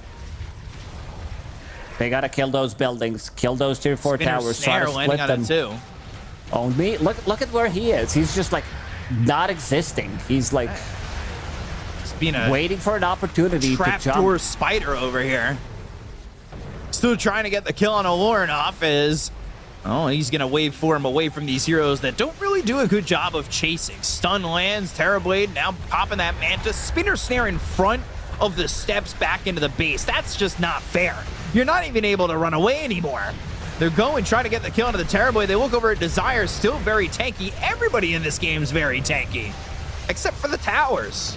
They're not that tanky. Splitter, Illusions Midnight come Pulse in and- on the ground constantly to stop them from getting in. Like, this Splitter shard is what's keeping them in the game right now. 55 minutes. Aegis about to be gone in a minute. Retreating. So, not looking to fully commit when nobody feels like they could die in this game. Spartan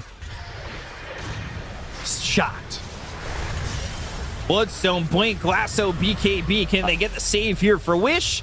He doesn't need it quite yet. That BKB is going to last long enough. They have Morphling coming back in with the boots to travel. Those are going to be those bots too. They'll switch back into Satanic. Omi's going in. Now looking for the damage, but they've got the fear and the right clicks. Now they look over as that's the onslaught on Omi, who's got the BKB mid lane. rolling. They get the kill on a Spartan. They look over to get this kill onto the Morphling. The Aegis is still on him, and his life is still on him. They lost So the tower. he's able to survive. They lose a tier 4 tower. They only lose Spartan. He's going to buy back. That's 1 kill after all is said and done for the side of level up. So at least toxicity as well as the Venomous Gale coming through on a Desire as these split Earths are still banging around. And there's the Aegis expiring. So Wait for regen, next Roche. full 3 health, full minutes, mana. potentially. Back it up. Tier 5s. Oh, Hex. Fortune's End, and if need be, it does have that false promise. Turns in the Leshrac. Desire's going to go in. He's got the Pulverize. There's the blink into the black hole. Do they have the damage this time? Third He's black shifting. hole. He's shifting. They're singing. They're winning, and they're going because they are not being stopped in the moment. They find themselves the refresher. So with the refreshed black hole, I mean, as spiders are Illusions working on onto the tier 4s. No, Throne it's the exposed illusions. soon. I had a 1 in 3 chance of being right, and I was wrong. Now the throne's exposed. They did this last time where they just got everything but the throne and then backed up. Oh, Wish's career dies. He's trying to get something out of the... It's impossible to buy items. That's the problem with this thing, because you can't go through the secret shop. Morphling sitting on 10,000 gold. Lorinov can eat the eggs and then buy another item, whatever he feels is necessary, whether that's some, like, damage item. What tier 5 Daedalus. wins the game here for Monospa? Just everybody getting the Book of the Dead? So Sending it out to me, I don't know. I actually don't think this game's winnable in this situation. It's 40k gold lead. You know that they're gonna have buybacks available. 6% win probability, pretty high. remember last game? 20 level lead? There again. They just need to find themselves 41,000 more net worth lead. Wait for 2 minutes. Roshan on the Radiant side. Pick up that Aghanim Scepter on Batrider. 2 targets, or give it to Veno. Milan managed to farm up Wind Waker so he can save people. There's no Nullifier available on Monospa, so they can't bring anyone down. Sick game. Desire hits in the old chat. Yeah, he got sick of that game because they couldn't leave the base. Gosh. Let's see if there's response from level up, or they're I gonna don't keep think they've silent, left the keep base playing. since level minute 25. Divine Rapier for PO if he could get there. Sweden Strong looking for the Blink Lasso. Now creeps, illusions, a Hex, some damage, big damage coming in, but there's a false promise. So they're going to save him again. They'll go to the Pulverize. They have the Terror Wave, but the song, Blink Black Hole, There's the Wind Waker. Wind Waker, and Omi's in. He's looking for Spartan, gets the kill. He doesn't have buyback, creeps right onto the base, but Leshrac's going to try and deal with those. They've got the stun, the waveform over, looking for a stun of his own that lands out of the Leshrac. They've got themselves the kill and a Desire. They'll take out this Primal Beast, but he's going to buy back.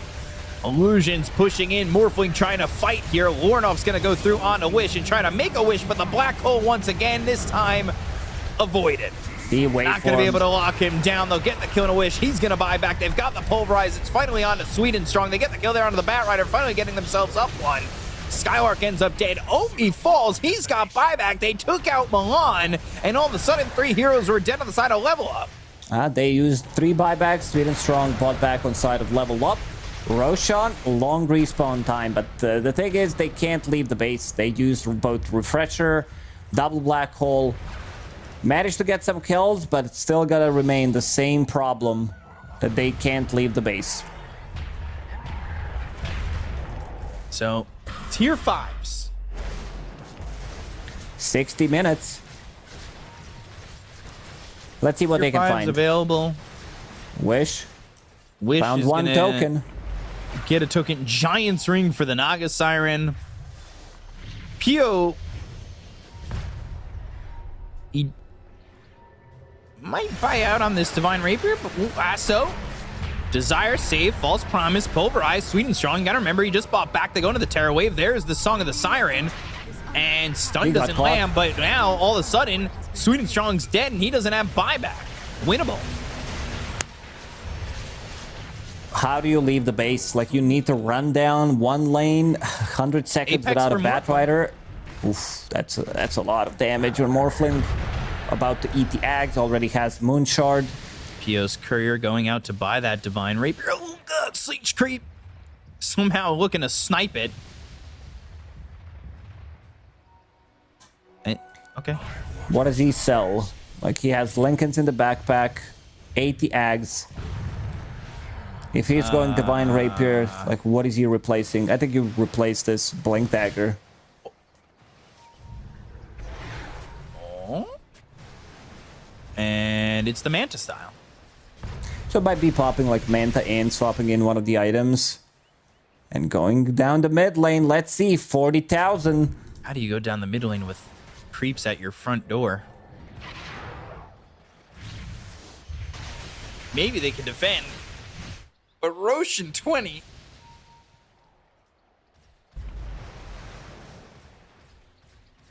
All they need to do, Apex, like, Giant's Ring, another Apex for Omi. Oh my gosh. I just love the stark difference. Apex for one hero. Skylark still holding on to Philosopher's Stone. yeah, he didn't find anything yet. And Roche is going to be level ups again. Desire. Let's see what he's gonna get. Get him the Giant's Ring. Now it's gonna be Force Boots on Primal Beast. So level up, they kill Roche one more time. This is 4th Roche, I believe. Who picked up Ags? It is Venno. Venno's holding it. Does he want to give it to Sweet and Strong? Yeah, Sweet and Strong ate it. Radiant's Ancient is under attack. By the way, Get ready. Warren off. Yeah, telling them, well, ally chat. Terrorblade also picks up Giant's Ring. So he's got the Terror Wave, he has the Divine Rapier, maybe he's got the damage, but he's going to have to get through Lornoff twice. By the way, Lornoff, 1 death this game, so. And That's one from the laning state. He didn't die for 60 Pulverize, minutes. Terror Wave. Do they have the damage? Right clicks with the Divine Rapier. Now they're going to have the creeps coming in, but the wait for him over to the side, and he'll turn in the Leshrac. He's trying to let these stuns out. They've gone to the Black Hole. That's going to be on Omi, who, well, has the Wind Waker for the save, but the right click damage. Now the song, they've stunned the Terror Blade. They get the kill on Spartan. Now they're going to go for the throne, but they've got themselves a Glyph. Omi still in some trouble if they're able to keep the vision on him. Unfortunately, they can't do so. Black Hole is not going to land this time once again. They'll go for the throne, and Level Up have gotten themselves to Division 1 after back-to-back wins. Whew, man. Level Up, they just played, what, 59 in the 64-minute game? Yeah. These games felt like relatively over, but congratulations to them. Spartan also congratulations them in the old chat for qualifying to Division 1. Well deserved. I think they looked like the best team, like even before these tiebreakers, they looked like the strongest teams, like their general understanding of what needs to be done in the game. Like they started the DPC tour really hot and again just like out farming their opponents completely. This was kind of a start of an end. Half an hour into the game, Terrorblade, he gets caught alone. Let's see, PO65 not too happy about this one. And that is a little bit rough to be left by your team. This was, I think, the last time they killed the Hawk. And it just... Well, it's 37 minutes into the game, and they have 9 kills. And Monospot ended with 13. So 4 kills in the next 30 minutes for them. You could tell they just never really had the damage. They also never felt too comfortable committing. Because if you use Black Hole, like use Refresher outside of the base, maybe you get the kill. They're still gonna go for split push. It was just like this threat of the Black Hole that's gonna keep them in the game. Never really happened. At one point, they kept pushing all 3 lanes at the same time. And then like the tower falls, some chip damage, Naga Siren, then you're open up on the range barracks die, suddenly you have naked melee barracks. And then again, chip damage, you try to go for some kind of a play, they will kill it, and eventually you're gonna be playing against Megas. Yeah, it was kind of brutal to watch, where illusions in one lane, spiderlings in the other, heroes in the third. Just what do you do? You don't have that many heroes. You needed 5 more heroes to defend the base, and you can see just the lack of damage coming through for these Radiant heroes as they're forced to use a lot of buybacks here, and they can't even get the kill there on the Lorinov. The damage from Pio, just even with the Divine Rapier, never feeling like enough. And I truthfully, I'm going to give my MVP to Lorinov, considering how badly he was getting beaten that mid lane. He was down by 1,000 net worth very early on and brought it back so well. Yeah, it's just like he lost the laning stage, which he should against Leshrac, and then miraculously 5 minutes after, on top of the net worth, didn't die for an hour. It's not like, oh, he didn't die for 15 minutes straight. He didn't die for a full hour. You know, sometimes we talk about how you're not allowed to play Dota. He was allowed to play Dota. He did all the things of Dota. Farming, taking buildings, winning the game. It was definitely a game of Dota for him, and you can see 50,000. It's crazy how much hero damage he had and the little amount of kill count we had in this game. Yeah, I was about to say, for a 63-minute game, having 30 kills total, this has to be like one of the lowest, because it doesn't happen. Like, you've seen team fights going on, everybody fully commits. Meta, Black Hole, second Black Hole, nobody dies. Yeah. And Player Spotlight owned me Omi. for a good reason. I think like that the way he blocked these camps so many times that Terrorblade was not able to get the farm. They were off to a good start. What was that, like 2-3k gold lead for Monospa? And then Broodbutter hits level 6. They open up the map. They kill the tower. Suddenly he rotates to the top lane, controlled that area of the map, steals a lot of farm from X Monospa, so they couldn't get into those camps. Sometimes 3 camps were blocked at the same time. Yeah, it was insane what he was doing with the blocking and everything like that. It just like send your spiderlings out, and like the one ancient respawn they got, that ended up going the way of the side of Level Up. We do have an interview with the now crowned Division 1 team of Level Up here with Milan. Again, Milan, flex it up. You're going to Division 1. Looking like you're putting in the personal records here. Oh, hello guys. Thank you for the nice words. What personal records? The flexing, you're putting up the personal gains. It looked good, a little flexing action right there. But congratulations getting to Division 1, 2 hour-long games, and you guys pull through. You pull out the success on this one. Yeah, I mean, we kind of, since we played OG, our kind of understanding was like, okay, guys, we came close but didn't win. But all we took from that game is that everything is in our hands. Okay, we'll play tiebreakers, but there's just be another Dota 2 games, and if we are good, we're gonna win. I mean, if we are better, I'm not sure if we are still good. It's up for discussion. But if we are better than these teams, we'll just beat them again, and we'll go to. Yeah, and you guys did that. I mean, 2 games like that. Was that always the game plan coming in? Was those style of games where you guys are kind of going long, knowing that Dahak is gonna just bring you all the farm that he needs and eventually run through that team after death by 1,000 cuts? I mean, I would not say it's like, and I can't really disclose all these things, but we always knew that we're like our data from 7 series we play is that we're much stronger late game team than anyone else in this division. We have our weaknesses, that's why we lost a lot of games, and like although we're 5-2, like we lost a lot of like when we are winning, we're like 2-1. So we focused on our strengths, we focused on what we know, we focused on what we feel, and it happens it was enough today. Likely. Yeah. Or some words, I'm so fucking 2 long games, I'm fucking dying. Yeah, you fried our brains as well. This was like what's coming. All I'm thinking, Lacoste, all I'm thinking is like, is this how Tundra feels every day? Like, how do they I was keep about it up? to. Yeah, I was about to ask you. I mentioned it during the cast once or twice that it does remind me of Tundra. The playstyle is like, did you try like to watch some of the Tundra games as well and to pick it up from there? Because it's the exact same feeling I got from watching these 2 games.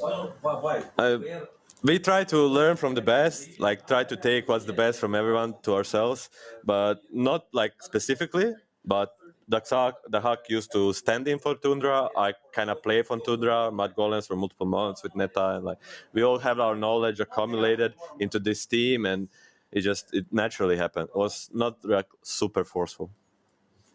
Here is my coach. Yeah. Shout out to my coach. Yeah. So what how do you guys like keep the composure? Because like you never overextended. Like we can hear some of your comms when it comes down to listen-ins, but they're relatively short.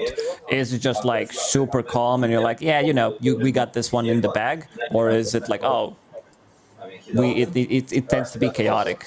I mean, my philosophy and what I'm trying to bring through is something I learned from Atumbaman a while ago, is that game is always fine, and that the teams that are more composed, that are more like, Buddha and stuff, they'll make a better decision, right? And that's what we want to do. Okay, I got one more question. Now that you qualified to Division 1, how do you think you're going to do there? Just like sheer expectations, you're going to be able to stay, you're going to be qualifying to the major. I know what the goal is, but what you thinking right now? I mean, now is almost July. TI is like late October. So yeah. Division 1 is going to be like New Year or something. So I have no idea. 6 months, kind of hard. But what about TI quals? Yeah. About TI quals, you guys gonna stay together at the boot camp, keep practicing until then, or you're gonna have a break? I don't know the fully plan, but we're probably gonna have a small break because it's like late August, right? So it's like almost 2 months. Yeah. So we're gonna have some break and then gather up again and practice and like try to do the same, but faster and better. We're just grateful we're gonna have more time to improve. That's all we wanna do. Before we let you go, is there any shout outs you want to make now that you're in Division 1? Get that little victory speech out there. Okay. I want to shout out to all the friends and fans that support us, and that like to my teammates that made this possible, to Victor, our coach. This is first, and I'll do quick on Serbian. Hvala svima koji nas podržavaju i Level Up koji su došli u Novi Sad da nas podrže, i mojim drugarima iz Dervente, hvala vam svima. Jako nam znači vaša podrška i nadamo se da ćemo uspjeti i dalje da pobeđujemo. Hvala puno. Yeah. Thank you. That's all. No, thanks so much, Milan. It's been great watching you guys succeed, and I'm happy to get to do this interview, to see you guys go to Division 1. It's been a really, it's been a long season, but you guys finally made it, Division 1. Congratulations. Thank you so much. Hvala La Costa. Well, good job. Yeah, the guys, Everest, like, we saw them play at the start. We opened up with their first series. I didn't know what to expect from the team. And I'm like, this team's going to qualify to Division 1 after seeing just one series, and here they are for a good reason. And I like how Milan talked about, just what they can expect from this tiebreakers. He's like, yeah, if we're good enough, we're going to beat them. We already beat them, both of these teams in the DPC. So probably we're going to beat them again to see if we're actually better. We deserve to go. Pretty humble overall, and just taking it step by step. Now TI qualifiers next season. They're going to be playing from that Division 1, still very long away from it. But yeah, well deserved. And we got to congratulate them one more time. Yeah, so congratulations to Level Up, and we're going to be back with the final BO1 as Monospot's going to take on Nigma for that last slot in Division 1. We're going to take a quick listen in, go to a break, and we'll be right back. We'll see you guys soon. I cannot say. Guys, I'm pushing front. Enigma, guys, look at this. Enigma black hole, use I can save. I can save. Strong, guys, I push strong. I wanna push strong. Guys, I'm sleeping. Go push strong. Go push strong. Yes. I'll focus on drone, guys. I'll focus on drone. Can you hit it? No. Yes, I hit it. I cannot hit it. Only drone, guys. Only drone is my drone. Only drone is my drone. I'm the call. Drone.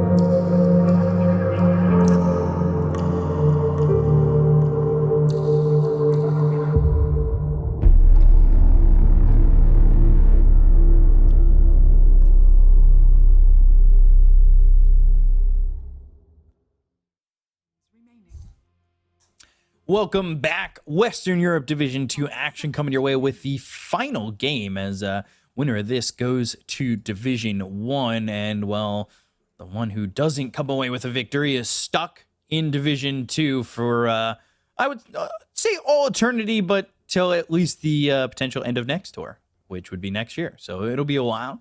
But getting that Division 1 promotion going to be very important. We're going to go with Nigma against Monospot. Get into the draft, and first pick, Pugna. Lacoste starting it off looking like, again, making sure they don't let Mikey get something he really wants to get his hands on.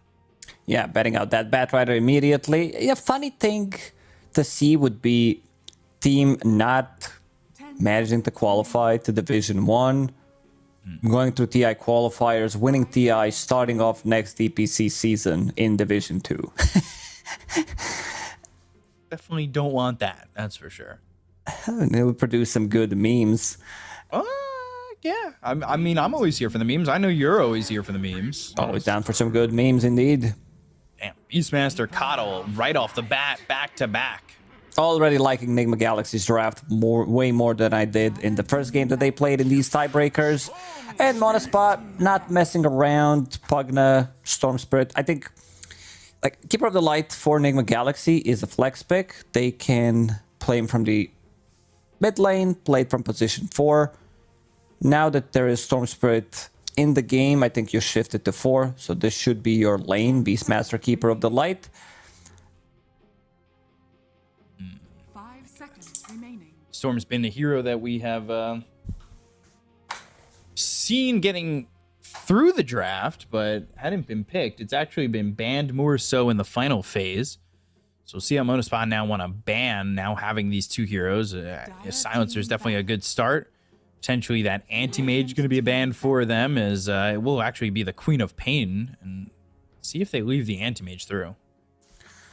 There's some good heroes still left in the pool against both Pugna and Storm. You mentioned Anti-Mage, massive hero pools on both of these heroes. Puck as well. You put them in a spot where they need to pick more stuns, maybe pick heroes that they didn't plan to pick in this one. Mikey has a variety of heroes that he does play. Some of the heroes that can work out against Storm Spirit. I'd say Puck. I'd say like Snapfire can work. He played one game of Tiny. This hero just doesn't feel to be as good right now. In this meta, it feels like you don't have enough damage. Some of his items also got nerfed. Aghanim Scepter has been nerfed heavily 3-4 times in a row. 5 Right. seconds remaining. Banning the Chen. Karo Chen. Just like grouping together, trying to remove some of the timing that Nigma could hit with blast. Like, this is how Nigma played at the start of the DPC, with a lot of heals, Chen heal, Keeper of the Light, then you throw in like Necro or like some IO. It's just like a lot of sustain coming up from their heroes, especially like mid Keeper of the Light can still like be played, but there's the Snapfire that I talked about, so this is gonna be most likely Mikey's hero. They know the matchup, so they can just pick the hero. And Keeper of the Light position 4. Lil Shredder, good against killing the healing ward.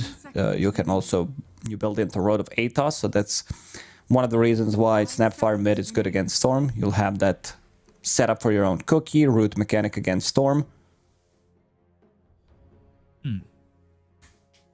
Is this any shot? This isn't a 5-position snap? Or support snap is a better question. Kuro did play it before. So far in the DPC, he didn't. I think it's a bit of a waste of the hero to play him from position 5. So I remember we did that one wild card series. And they played safe lane Snapfire. So maybe that'll be the move potentially for them. I think they will be looking to play some like strong position 5 in the lane for Kuro, Lich, probably Disruptor to have some extra AoE control against these heroes. Damn, Terrorblade and Lycan. I like Lich maybe more now, even though like Disruptor still feels good against Terrorblade, Storm, like even Pugna. There's this one hero that I could see also Kuro picking. It's Jakiro. Ice Bat against all of these heroes. Feels nice, strong in the lane. Kuro loves to play the hero. At least he did a long time ago. The heroes are just like we don't see it as much. Coming into their first series that they played, like I mentioned at Skylark, this is his best hero, Lycan. So you run at Snapfire, run at Keeper of the Light. We still don't see position 5 for Enigma Galaxy, so heroes are gonna have a hard time just like protecting against Lycan. Right. And in the last draft, you were saying Lycan is the hero you don't want to be giving Skylark. Yeah, is there a way, you know, to... Okay, just Naga, Terrorblade. We've seen it, like Naga has won 2 tiebreaker games so far. Good matchup, like Lycan doesn't deal well with Naga Siren in the lane. You can kill the wolves relatively easy. So Enigma Galaxy having a super strong draft right now, I would say. Monospot, they don't have stunts. They don't have any ways to control the heroes other than one zip, like one vortex from Storm Spirit. So you'd like them to pick up another stun. What about the lion that we saw? It needs to be coming out from position 4 or 5, which I don't think there are heroes that provide you with much control. Oh. So Pagana has been played by Spartan. Desire didn't play it. Right. His heroes have been like maybe Primal Beast, something that deals well with Naga Siren. There's your Lion.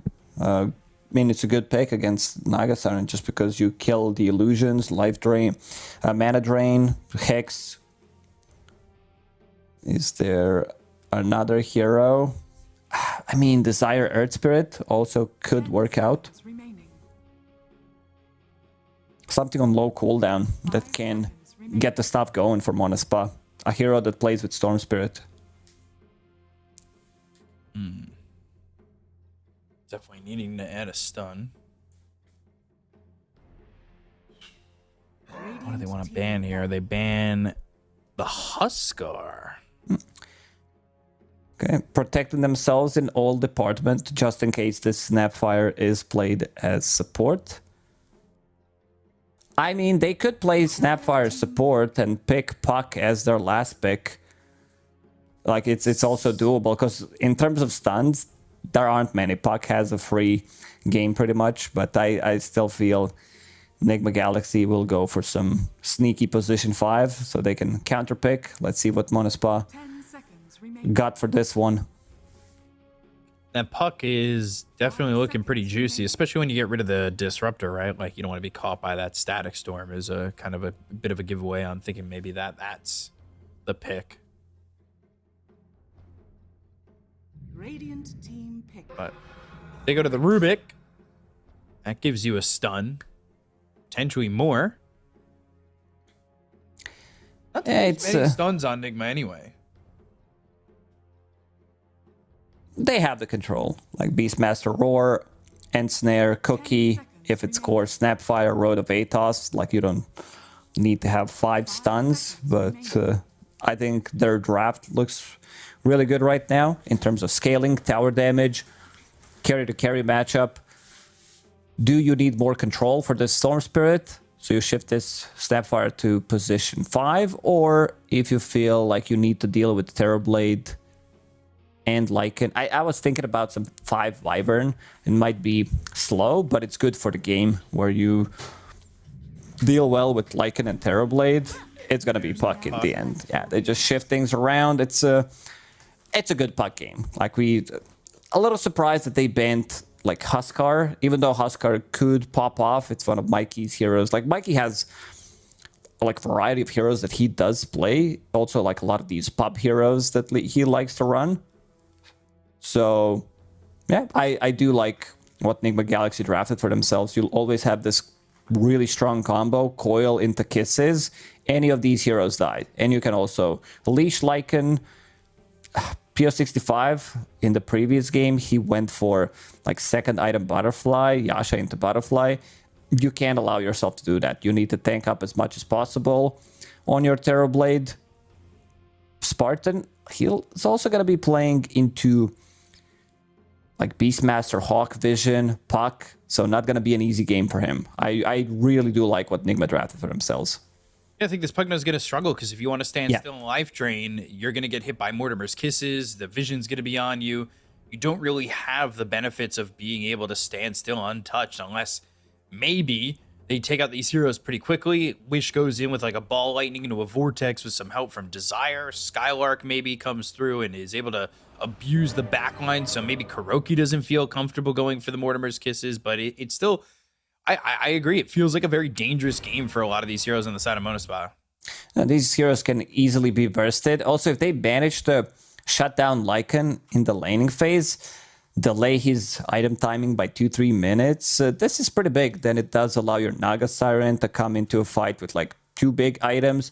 Like, even though illusion-based heroes don't like to play into Pugna, with the addition of his new Shard, where he kills off the illusions with the life drain, I don't think that's gonna be the case here, because just there's too many things that Spartan needs to take care of, like especially this Puck. I think Mikey's gonna pop off on Puck. There are like 2 abilities that he's afraid of: Lift plus Vortex, maybe a stolen Vanning Rift. But that's about it. And they can also bail him out of the trouble. Song, Cookie, some Force Staff from GH, healed from Illuminate, so not the easiest kill to get on Mikey's Puck, but let's see. I mean, well, if they hit the timing with Wish getting mana replenish, Storm Spirit, Rubik playing together, that's why I wanted to see maybe something like an Earth Spirit that just like constantly wants to go. Like, let's get stuff done, roll in, replenish mana drain on Storm Spirit, and go for these early kills. Also, I want to see if in this scenario, maybe Wish wants to get Orchid to control some of these heroes like Puck, put Mikey in a position where he needs to buy Yule's Scepter, or if he's going to be going for standard items. Mind Control, hit with the Reflection, double Blood Grenade, Fade Bolt, the chase is on. They've got another blast, they have the First Blood, it's there for Desire. So First Blood and 2 Bounty Runes for the side of Monospa. Not like it's too crucial considering it's on Desire, but again, First Blood's First Blood, and that's always an advantage, especially when you keep the Bounty Runes equal. So some extra gold for Desire. What's he bringing on the Courier? Another Blood Grenade, another set of Tangos, and the Healing Salve. So that's going to be a lot of reading. So he can trade. Like, he can go in, soak up some of the damage for Skylark. Wolves are dying. As soon as you get close with Wolves, they get immediately hit. And if they're able... Desire? Where's your Courier going?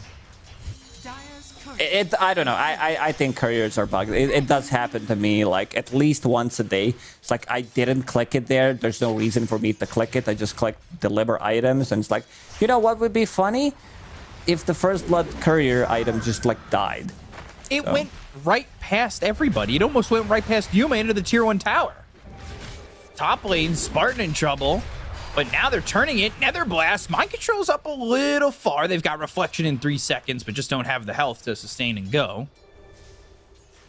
At least not yet. I mean, Spartan... Oh, there goes that salve. That was insane. The Courier, I'm still shocked. Middle lane, Mikey, not enjoying his time. Has bottle, needs to use the Courier. Has a couple of Tangos to work with. Wish already has his bottle, but this bottom lane... Skylark, 3-1. Not the greatest start for him as expected. Spartan will get blasted. And he went and played very aggressively there. That was interesting. He played aggressively, but now he can go over and refill the bottle if he wants. I mean, it's water runes. He doesn't necessarily need to. And yeah, he's just going to TP top, full health, full mana. Why not? Greatest tragedy of our eon. So, takes out this sentry. Bottom lane, you can see now that Skylark, he's only 5, now 6-1. He needs to start getting some CS under his belt. They have attempt number 2 from the courier. It's coming. This time, bring even more items. This is 6 items we're talking about on courier. Make it 7 if it's like 2 mangoes, if it counts as 2 items. And he walks back this time to make sure that he's able to not lose that courier. As the sentry will throw it down, Kuroki, though, putting some pressure on. And really trying to open up this camp for the pull lane. It is there. You just got to find it. And Kuro. Cookie. Stun lands, but Yuma. Fade Bolt and a blood grenade going his way. Just a casual blood grenade. Deal some damage to the illusions. Desire gets extra 6 gold from an illusion kill of Naga Siren. Very good. They took out the Dire Sentry, though, so they're not able to unblock this camp. And that means this lane is really just in control for the Radiant side. But still some decent CS for the Lycan at the moment. Not awful, all things considered, but again, Scatterblast just doing some damage on a Skylark. And it makes you feel like Enigma Galaxy are on the cusp of getting a kill in this lane with the right cookie combo. But a kill like that isn't so cookie cutter for him. There we go. What we were looking for.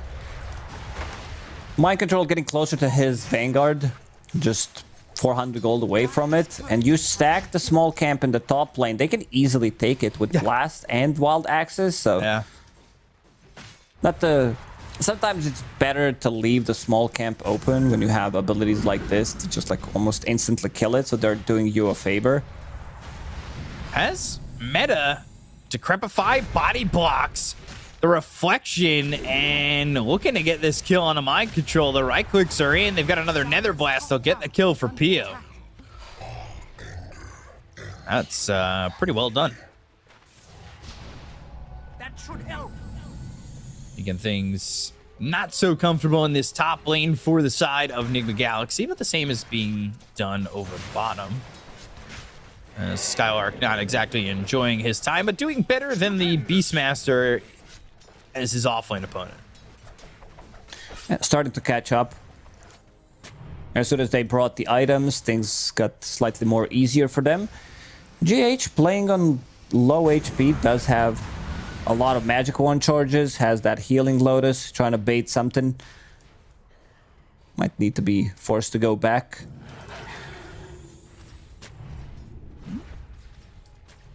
Looking over, Desire, Cookie, Scatterblast, and Yuma coming over. Oh, Lightning though. Kuro's gonna be turned on, and now Yuma. They've got the Vortex, they have some Wolves coming in. Does he have the damage? Not a lot of mana to work with, so that's not going to get the kill, but he got Kuroki. First rotation, Wish gets the kill, so not too bad. Has his item coming up to him. Falcon Blade, first coil, double damage. They definitely want to get involved here. Rotation. It's on. Might just be a solo kill. A ball lightning under the tower. Phase shifting, and he's able to get out of there with that Illusory Orb Jaunt, and also picks up a bounty rune behind the tower, swipes it away from the side of Monospa. They might be able to get another one here, potentially on Desire. Wish's bottle will be refilled, so 3 versus 3 mid lane, which does open up both side lanes in 1 versus 1 scenario. Skylark kind of likes that. He's gonna continue to farm up. Wish, and again. Get silence and nothing happens. Pretty standard stuff in this matchup. That'll happen. Wisdom Rune picked up there by Desire and GH. Top lane, Nether Blast, Mind Control again. It's gonna die to Spartan this time. And they try to throw an Illuminate back, but that's not gonna work out. And Pio, the lane for him right now is going very well. Manages to farm both jungle and the lane. He's like not getting pushed out of the lane. Sometimes it does happen with Terrorblade. Coil in a couple of seconds. If they manage to catch him here, yeah, they're gonna go. Now he's got to be careful. There is Double no blood cookie to grenade. follow it up, but the blood grenades are there. GH is in. They've got the silence. They'll illuminate for the kill. Maybe wanted that to go to Mikey, but end up being taken by GH. They've got Spartan coming over. They should potentially be able to trade Nether Blast, and well, he's got that wand. Mikey moves forward with the illusory orb and the cookie landing. John's to the other side, but now Nether Blast phase shift, and they've got the Decrepify. They've disarmed him.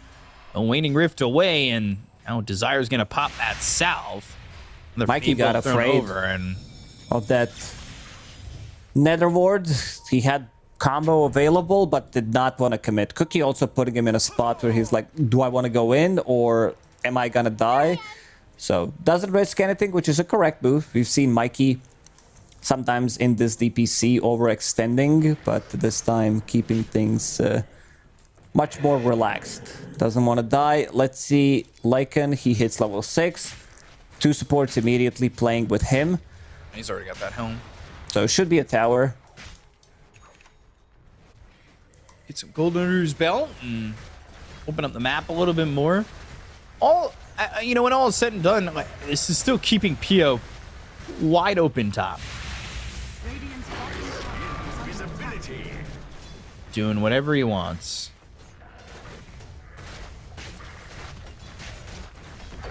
So, I don't wonder if they can ever start to manage to slow his progression down. And there are some stacks here for the side of Enigma Galaxy.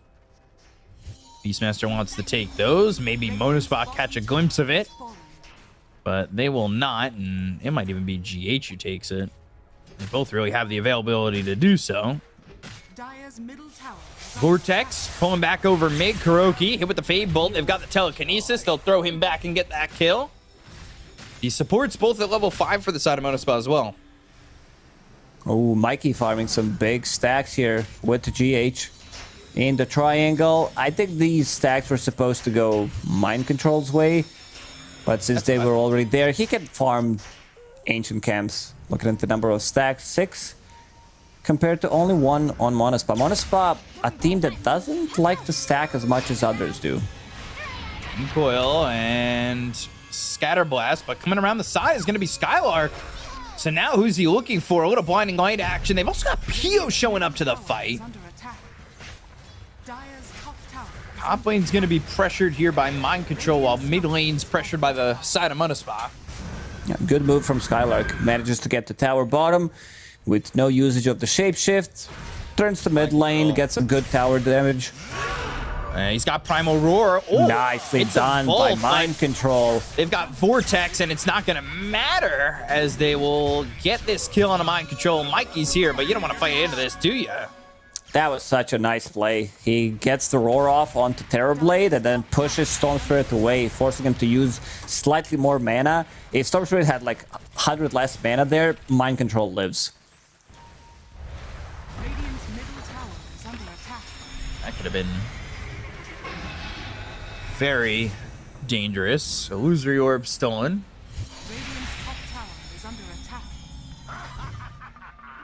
Stupendous. No, looking like they might want to fight. They've got Dream Coil in 4. So let's see if they can get anything done. Ball lightning over. Vortex. Oh, Mikey life drained. Decrepified and still surviving. Yeah, lacking control. Level 1 Vortex, level 1 left. That was a greedy play for Mikey. It's like, oh man, that flag bearer creep, gotta get that extra gold. Almost paid with its life, but tanky enough. Occult Bracelet, Power Treads, Magic Wand. And they've been using this combo. GH Blast the Wave on the level 1. And then Mikey kills it instantly with the Illusory Orb.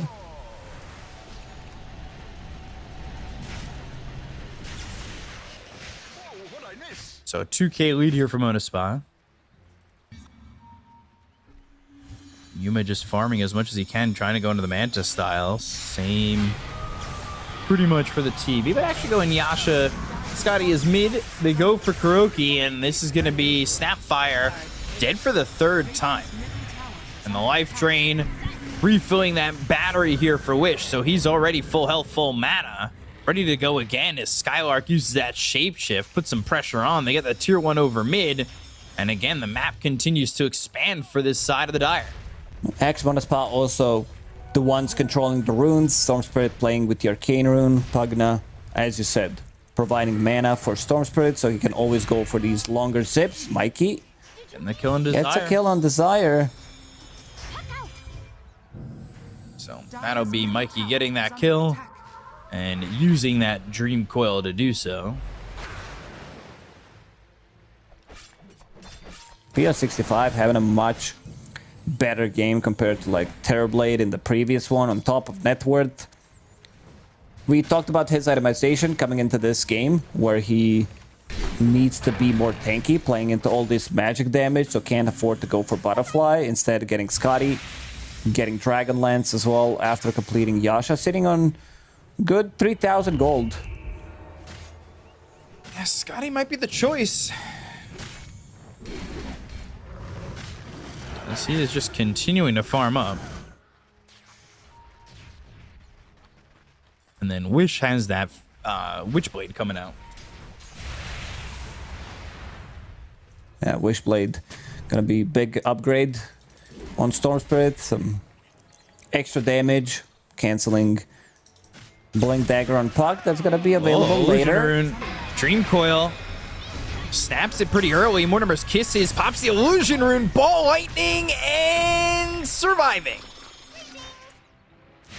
So Desire, he's got Illusory Orb, but he's silenced. And the Illuminate. And kill is there. Now, whoa, Wish coming in. Cookie's not going to land. Ball Lightning and a Scatterblast. What is Wish doing? They're in and dead. All three of them. He got blasted by a shotgun. I mean, he survives there, picks up Illusion Rune, removes Solar Bind, removes that silence, so he manages to get out of the trouble. I feel like they needed to bring an extra hero. Skylark just finished off his Helm of the Overlord, but yeah, Wish definitely should have not zipped in. Like, he tried to maybe catch Mikey, and now Mikey with Witchblade providing some good damage onto Skylark. Yeah. But no follow-up. That was very aggressive. Smoke gets used, but I believe they had a Hawk ready to go and ready to look. Yeah, the Hawk already qualified to Division 1, but still providing some good vision for Enigma Galaxy.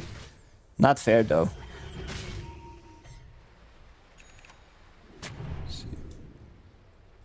Vision placed by Desire. That's gonna catch Kuroki. Are they gonna steal here? Scatter Blast. Throw him back and forth, and they got the kill on a Wish again. Oh. Wish getting caught another time. Mind Control also taking a lot of damage. Skylark has to be careful here. I mean, they don't really have the control without the Dream Coil, but still. These are very costly deaths from Wish. Died 2 times in a row. Mikey. Oh, it's a 1k net worth lead here for the side of Enigma Galaxy. They're going in. Solar Bind. Skylark turns around into this, and now he's going to be stunned up. They have a lot more to go with the Primal Roar, and already now the stolen Primal Roar with the Life Drain trying to keep P.O. alive, but Mikey's already unstoppable, getting the kill on Skylark as well as P.O. Oh, dear. They are going to get another one in Desire, and Mikey is off to the races. Yeah, playing with Keeper of the Light, Chakra Magic. Oh, man, GH, he's level 10 on Keeper of the Light right now. Storm Spirit's level 11. He's losing so much momentum. This is supposed to be the time where they play together. Storm Spirit, Rubik, plus Pugna, go around the map until Terrorblade gets to his item, and he's still thinking, Terrorblade, like what he needs to buy. Another coil should be another one for Mikey.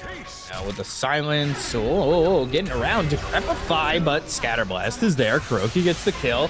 Vortex catching the puck. That's a big kill. 770 gold there for Wish. And they want more. They want Kuroki. But Wish, you gotta be careful. He has Haste Rune. Kill on a Kuroki, so he's able to, yeah, like you said, Haste Rune run away. Ags already for the Beastmaster. Mind Control has been pretty silent after those couple of deaths in the lane. Vanguard mana boots, finishes off Ags, and now he's gonna start to join some of these fights. Level 2 Primal Roar about to be available. Yeah, has only 1 point in Roar at the moment. Even with that kill on a Mikey, it's a 4,000 net worth lead. Naga Siren just farming. It is not an easy game, and I don't know if it's going to get terribly much easier, honestly, if you're the side of Monospa. Mikey's spotting another one, and there is the silence, but... oh, he's surviving for now. They look over at Mikey again. Phase shift, illusory orb, and goes to the other side, but not before killing Desire. That's kind of styling Coil. right now. Coil committed just to grab that kill. Can't really blame him. Skylark using shapeshift, but doesn't manage to get much done with it. A lag, some disconnect. This is also, have in mind, without Naga Siren joining at all yet. Like, sure, you have some of these illusions. He showed up in the mid lane for maybe slightly more control on the Storm Spirit with Orchid. Now he's gonna get more involved. This was like 2k gold lead for X Monospa. Now 5k gold lead. That one fight inside Nigma Galaxy's triangle, and then just like pick off after pick off. Mikey having a blast of the game. 9-1-3. What's the way back in here for Monospa? They don't have like any kind of big combo in terms of stealing spells. You can't steal much. Like they were pretty much playing 3 versus 5 on Nigma Galaxy. Now you have both Yuma and Mind Control joining. Aghanim Scepter done. Drums of Slum. They're gonna be looking to kill Roshan when it's on Radiant side. So in the next minute and a half or so, Orchid reveal. Yeah. Spot Spartan, who is just very dead. And Pio's got the Scotty, so it's not like he's got nothing. Yeah, but like this Scotty timing isn't really, we're playing against Morphling, Death Prophet, Alchemist, or whoever. So just like they don't care about the healing reduction. It's slow, but it's also Scotty against Naga Siren. The hero doesn't care too much about it. Stealing snare. Mortimer's kiss is coming through. Mikey, he doesn't have Dream Coil. They go to the Primal Roar, and Spartan's gonna be killed. They sunder back, and nothing really doing here as Skylark's trying to get away as this Ancient Black Dragon, but there's the Solar Bind gonna buy back on Spartan, and snare thrown out onto Skylark. He doesn't have Shapeshift for 24 seconds. That buyback's not gonna be worth anything. Oof, these are some like expensive moves, expensive ability. Every single time I see Lycan using Shapeshift and not getting anything done, I feel like they're losing so much. Just the scaling from Nigma Galaxy, you have Naga Siren, who's about to finish off like Heart in the next 2.5-3 minutes. Who's gonna be the one dealing the damage, killing off this Naga Siren? They can't even catch Mikey. I don't know how they're gonna deal with the Naga Siren. I don't know if the damage really exists at the moment. It looked like it would with the way Wish was playing, but his game slowed down a lot. They get a little bit of that comeback gold thanks to the kill on Mikey when he was over there in the bottom area by the secret shop. Lycan going early nullifier. If, of course, he can get to it. Pavis, Glimmer Cape, he wants to take out these supports immediately. Dream Coil. Coil again. On to 2. And they have nowhere to go. Steal the Illusory Orb. They snap it on both. Skylark, Solarbound, and Gravebound. So they'll get yet another kill, and they'll find a third with Yuma just coming through behind the tier 2 tower and taking out this Rubik. They're not safe on the map at all, anywhere. X Monospa falling apart in this third game of the tiebreakers today. Their second game. It's just like shot calling. They feel like it's too important. And yeah, look at that win probability, 88% against 12. Terrorblade, he can't stand his ground and just deal damage. Doesn't have enough. Roshan is available. I could see Enigma Galaxy. Yeah, look at that damage. Hero damage from Mikey. It's almost 20,000. Yeah, this early in the game, that's a lot of damage. It is that. That's that 20-minute marker, so they can go for the Tormentor. They're going to do that, and they're going to grab themselves a shard on a Spartan. So he'll have that increased cast range on the Nether Ward, that life drain upgrade now. It should be good dealing with Naga Siren and the illusions. The thing is, if you're life draining your healing ward, like you're not life draining your allies, so there's not gonna be that save. Enigma Galaxy, they have a lot of heals. You have Pavis, Glimmer, Mech on Keeper of the Light, plus Illuminate. GH having a blast of the game. Ooh, Dream Coil again, this time with Kisses to follow it up. Pio's the one in trouble. He's been silenced by Yuma, and he doesn't have a Manta, so he doesn't have a way to survive. Primal Roar used on a Wish. He's in no man's land. Has the BKB. Song gets used. That'll lock up Spartan as well as Desire.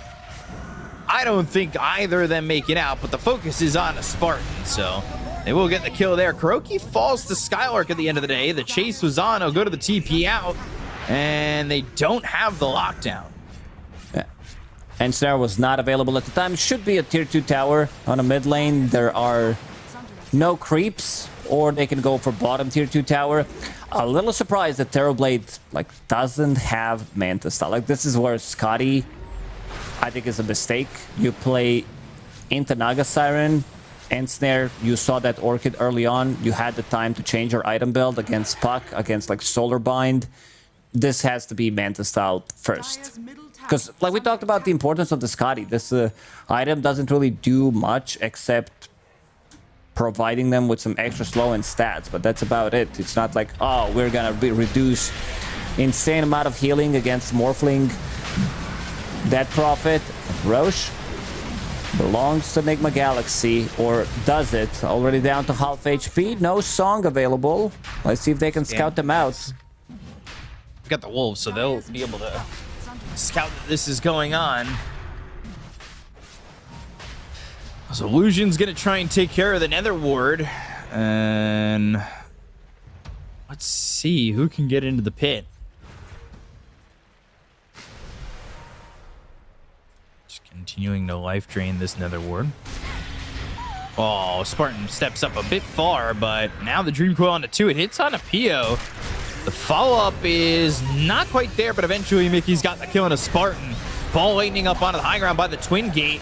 Cookie away, right-click damage, gets the kill on Kuroki. They've only taken out of the position 5. They look over at Skylark, who's going to be locked down with the Ensnare. They should be able to get the kill onto the Light, and they've got themselves the Orchid. Wishes out of mana. That's on him. And Skylark, it won't burn him out. They've got Illusions chasing him, and he TPs away. Pio's going to try and man fight Song here. in a second. They've got the Ensnare. The Song, though. Oh, the reflection. He's going to stay. More mirror image, more right clicks. They get the kill there on a Desire. Pio's starting to do some work. He doesn't have Sunder, though. He does have 21 charges. They'll slam it up and kill him off. And they bought back. Like, that bought back on Desire. Uh-oh. Spartan's dead again immediately. Oh, God. Gone. Oh, that's a costly death. And Roshan, he went to the north. He's like, yeah, I belong to the dire side right now. They can't lock down Mikey. They're also super tanky with all these aura items. Beast Master with Crimson. He held this Primal Roar for a very long time. Pio tries to square up against him. Roar, and they managed to burst him. Same goes for Yuba. He's been very low on HP and managed to survive. Gets the Song, Heart Region kicks in, Blast from Keeper of the Light connects. So he goes like from 300 HP to 1,000 in a second. Radiant's middle tower is under attack. Really just unfortunate timing there. I think if Pio has 4 more seconds of no song, he gets that kill. It was that close.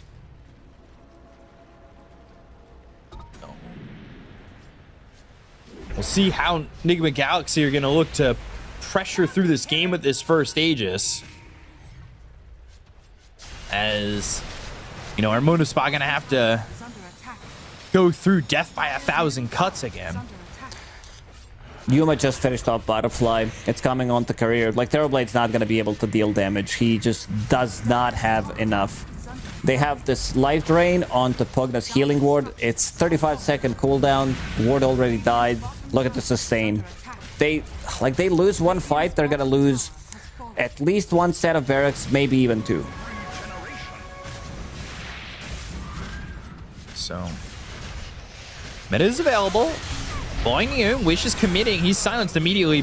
BKB, and then he's gonna leave. Someone needs to defend bottom. Dota coming in. Nobody TPing over just yet. Again, this Ancient Thunderhide's no joke. Bring over this Beastmaster to throw out the Hawk. But it is just that Hawk and just mind control. Skylark almost has this nullifier, but I don't think that's an item that is making a massive game change with the state of the game at the moment. Could be like really good against both supports. Like, you want to take out Coddle because he's the one keeping them alive for a long period of time. Glimmer Cape, Mech, Pavis, then like resetting things. 3 Wisdom Runes on Enigma Galaxy. I haven't seen this being a kid. And it's also underneath the vision of whose Watcher is that? I always get... Is it it's Radiant? It has to be Radiant. Someone else would pick it up. Yeah, it's Radiance. Okay, thank you. Because it's red. I'm like, yeah, that's dire. But if they snuck over that way, they could pick Who's up... gonna pick it up? That's a big chunk of XP. Skylar could potentially, if he's gonna creep cut that wave and happen to end up there. Falling in the Vortex. Snare onto Pio. I'll pop that Manta. So, no Skylark at the moment. Looks like the top set of racks are gone.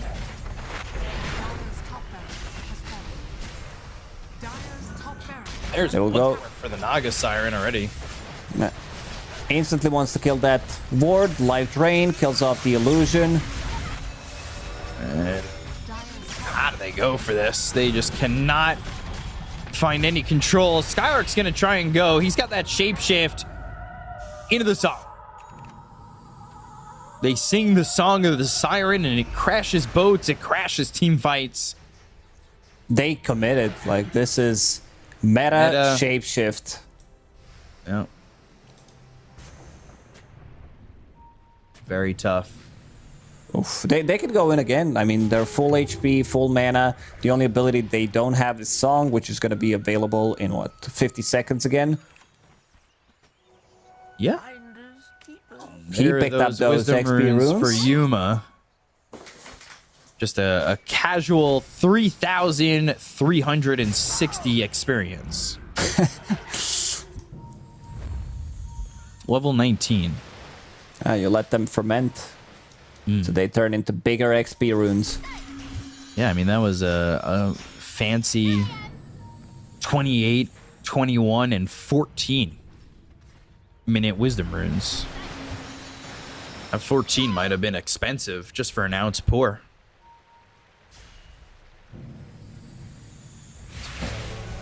Mid set, there goes the Aegis.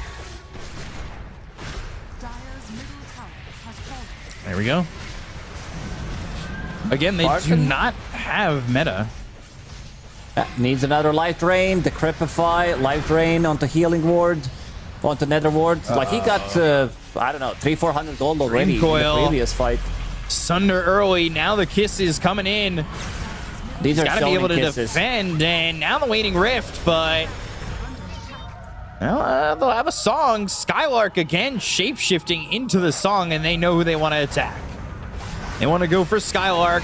They've got a stolen cookie. It's not going to matter. The stun's after he's dead. 50 seconds on the sidelines. And that's 2 sets of racks. Last set of barracks. Tier 2 tower available in the bottom lane. Yeah, they just don't have it up there. Every single time Lycan goes in, they use Song of the Siren and Snare and just kill him. Like, the biggest threat is coming out from Nether Ward on Pugna plus Life Drain Shard. Like, you know things went really bad when this is the case. Yeah, things have been rough. That's for sure. Roche potentially up in a minute 30 if they want to wait that long. Mikey, he went for Revenant's Brooch. Ethereal Blade has Enchanted Quiver, so he can attack Pugna during the Cripify. He can attack a target that he uses Ethereal Blade on. Dire's bottom tower is under No longer safe. That Cripify is not going to do anything anymore. So, double damage picked up for Mikey. This will also be the tier 2 bottom going down, leaving exposed that final tier 3. Oh gosh, Wish. Jeez. Without even using a coil, just like straight in E-Blade, double click, and that's it. Extra damage from Enchanted Quiver, magic damage from Revenant's Brooch. They found the Terrorblade. Pio's in trouble. Primal Roar is there. Stunned forever. They've got the buyback from the Terrorblade, but Mikey's still here with a double damage. Look at the damage onto this TB. Sunder's back to full health. They've got the telekinesis. Now Song again.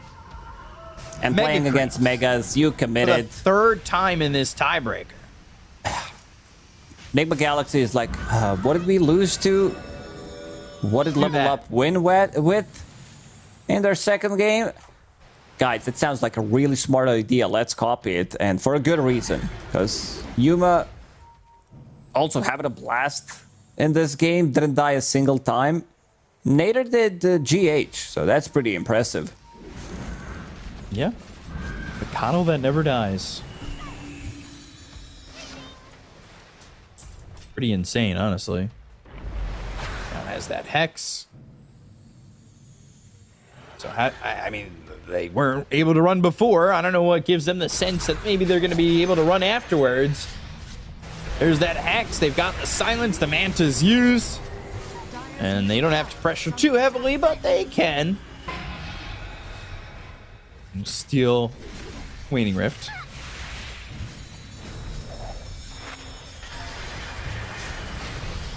Another silence onto the Terrorblade. Can't have that Manta available all the time. Will shapeshift. Has Sanj here for Wish. Always just sitting on the edge of the base, knowing that they can go in whenever they please. And there's the Hex onto the Terrorblade, but not fully committing. They don't need to. They could force him into a spot where he feels the need to use that Sunder. They could wait, go for Roche. Roshan is going to Dire side. Or they can slowly siege. Send out these illusions, couple of right clicks. Kisses again. Green Coil, Glyph used, and they are going to get the kill on the Skylark. They'll take out the Lycan, the Ball Lightning onto the backlines, but he already used the Kisses. They got the kill on the PO. He's dead for 78 seconds. No buyback. Song gets committed. They'll call GG, and it will be Enigma Galaxy going to Division 1 after beating Monospot. Yeah, Enigma Galaxy manages to go back to that Division 1, and we'll have another shot next DPC season. Gonna be prepping for TI qualifiers, and we can see some of the smiles. Kuro pretty happy about this one. Now they get the second place. Level Up did manage to snatch that first place away from them. Yep. And Naga Siren, the hero of the series, of the day pretty much so far. Yeah, that was 3 very Naga Siren games. That's for sure. And it was similar game like scripts the same time, right? Like every time. It was just Naga Siren farms, Naga Siren takes, Naga Siren wins. Resident Sleeper, Naga Siren games, especially the first two. It was like slow, methodical, painful death. This third one, Enigma Galaxy against ex-Mono Spot team, they just like they had 2-3k gold advantage, and then a couple of these bad deaths from Wish, misused shapeshift. It's like what kills the momentum of the team, and you could feel that they started just to have some like random deaths even after that, and then Enigma took control of the game. Yeah, it felt as though that death by Wish mid was where it really opened the game up for the side of Enigma Galaxy. It was certainly a tough one. It never really opened up, and this fight here, where he just gets Song off, and even with that, the reflection damage almost enough, just not being enough, and then this is just the ultimate downfall, right? Pio ends up dead here. Mind Control doing a very good job of holding that Primal Roar the entire time, having that lockdown, and then finishing off Pio in that spot. Everybody alive from Enigma Galaxy. Like, look at Spartan. He just, I believe he went through the gates, TP to his outpost, comes back, and dies immediately. I think like Terrorblade itemization needed to be different. He was unable to deal damage. The Scotty, like, sure, it gave him tankiness, but in the last couple of fights, you really didn't feel influence coming up from the Terrorblade. GH, he had a blast. Like, he had an insanely good game on Keeper of the Light. The reason why they can't afford themselves to open up with this Keeper of the Light, because it's also a flex pick. Mikey, if he sees if it's a good game for it, he's gonna play it. Same thing happened with Snapfire. It's like, yeah, looks like a mid Snapfire, but in the end, you guys left Puck open, which is a bit of a surprising one, I would say, considering that you have no real lockdown. Mikey died once. Right. So maybe, and not maybe, for certain, Monospa needed to change the bans in the second phase, probably even in the last one, not allowing this. I think like Puck was a big problem because it does kill Storm Spirit game pre-BKB, and match MVP will be Mikey. Like we saw that one cool play in the end. Revenant Brooch, E-Blade combo, Enchanted Quiver, dealt like 2000 damage in 2 seconds. The Storm couldn't even react, didn't pop his BKB.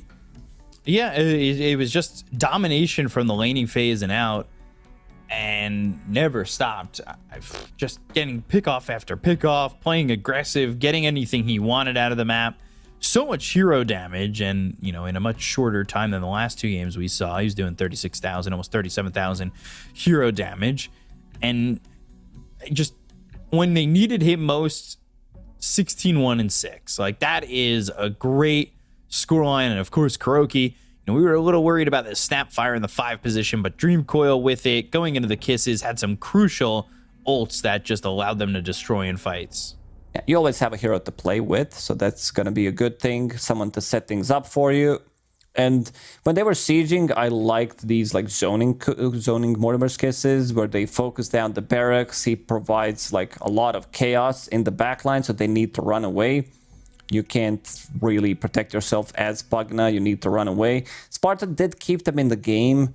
I think the game could have ended like 5 minutes before if he was not the one that got shard from Tormentor. But overall, Enigma Galaxy, like first game, they looked pretty lost considering what they were playing into. Didn't get a chance to play Dota. In this one, they kind of reverse Uno card, used it against Monospa, and managed to get that dub. So we're gonna see the boys back in Division 1.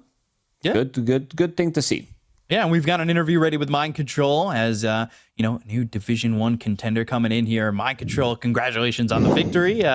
Load off you guys' shoulders. It must feel nice, right? Yeah, it feels great to be back at Div 1 again. Some pressure best of 1 games, but we're back. It's definitely nice to see you guys back. What was the like conversation you guys had going from that game 1, having the break while you watched that second game coming into this third one? We just played bad, like individually and as a team a little bit. Like it was kind of like a warming up game a little bit. I mean, I think we were not ready to play best of one. That's how I felt, at least me. So, but the second game I was like, "Fuck this! I don't care. I'm gonna play the next best of one and win." Yeah, that's how I felt. What's the mentality for you and for the team coming into best of one compared to BO3, maybe even some BO5s? So the mentality is different because you just don't have a second chance. Literally, it's annoying a little bit, but what can you do? It's a competitive game, no excuses. And best of 5 would be really interesting because you can try a lot of strategies. Let's say game 1, you tried something and didn't work. Now you can try your next best strategy. And in best of 1, you can't really do that. And in best of 3, you can do it one time as well. So you need to discover the team, right? And you have only one shot, so it's hard for one game. Yeah, one shot, one opportunity, mom spaghetti. It's not an easy one playing these BO1s, but what about this Naga Siren pick? Was this influenced by 2 previous series that were played in these tiebreakers? A little bit, yes, of course, but it's mainly for the Wycan because we have no answer to Wycan. It's only my roar from Beastmaster, so we needed more. We needed a Naga to destroy the Wycan, and it worked out great. I mean, Wycan can also beat Naga, but it's hard for him. It's not easy against Naga. Were you surprised that? Yeah, were you surprised that they didn't ban Puck and left it for the last pick for you guys? No, because it's hard to know, right? We have Snapfire, which is a very popular mid hero, and they don't understand if we need a mid hero or we need support hero. So in this situation, it was hard for them to understand. So it's not surprising. I mean, yes, they could know, but it's also easy to forget in the moment, especially in best of 1. Do you guys think that what do you guys think has been the biggest growth from week 1 all the way to this point? Because you had just only 2 losses coming in, but you guys looked pretty good the rest of the way. Is there something that you think you guys have grown the most at as a team? First of all, our strategies, we needed more practice on them. We were a little bit shaky on some of our strategies.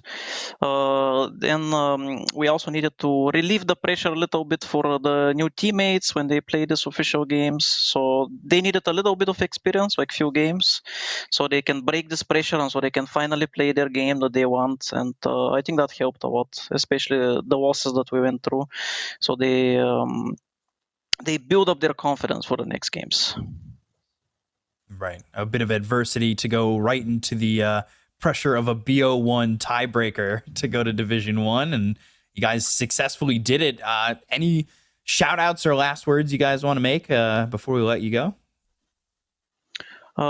Thanks to all the fans out there. Keep supporting us. We're going to give you a great show in the TI qualifiers, and we're going to smash everyone. Can't wait to see it. I can't wait to see you guys in the TI qualifiers. Appreciate the interview. Congratulations again. And, soak it in. Thanks so much. And we'll talk to you later.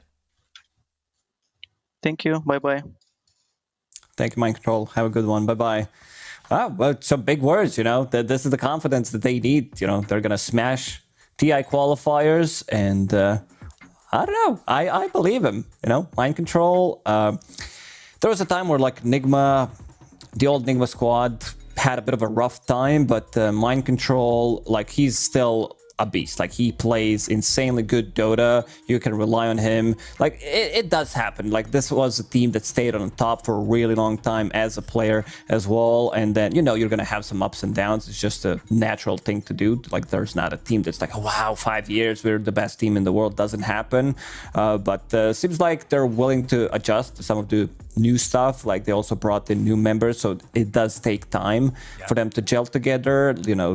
As he said, experience some of the losses because that's also part of the playing Dota.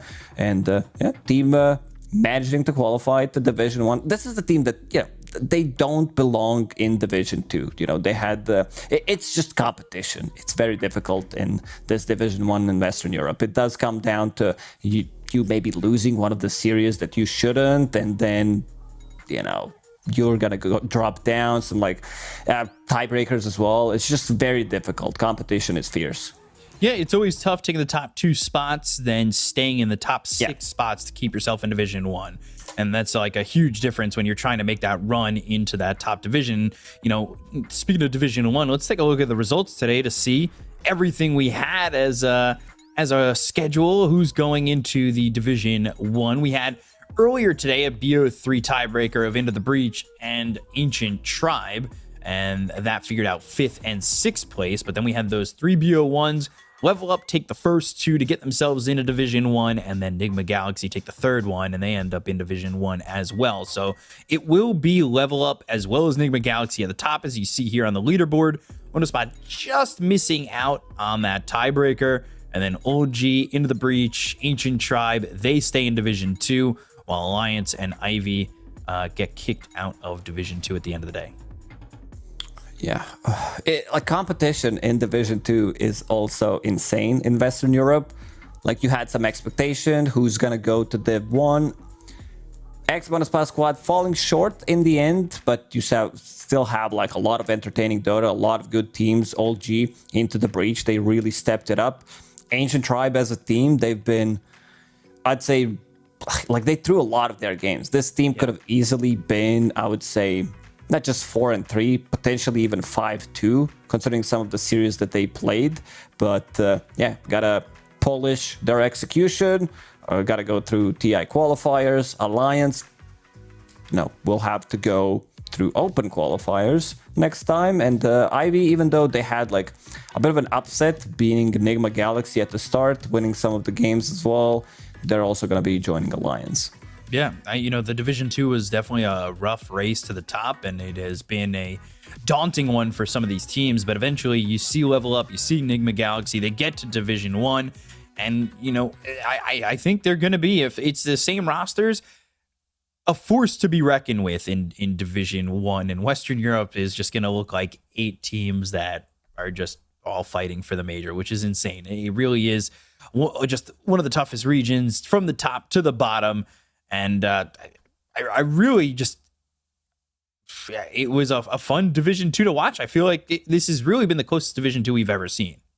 Yeah, for sure. Other divisions, other regions, you have maybe 2-3 good teams, but this has been a wild one. In the end, we almost ended up with 5 teams having the same score, which was pretty nuts. It could have potentially happened, but it was a nice one. I think this Division 2 third tour was the most fun in terms of all Division 2 combines, I would say, especially how it panned out in the end, some tiebreakers to close it out, and just enjoyable Dota, that's for sure. Yeah, definitely enjoyable Dota, and that is going to be it here for Western Europe Tour 3 Division 2. All of Western Europe is now closed, sealed, signed, and ready to go for next tour next year. And that's going to be it from us. Thank you guys so much for coming to watch, and we'll see you next time, hopefully sometime soon. Take care.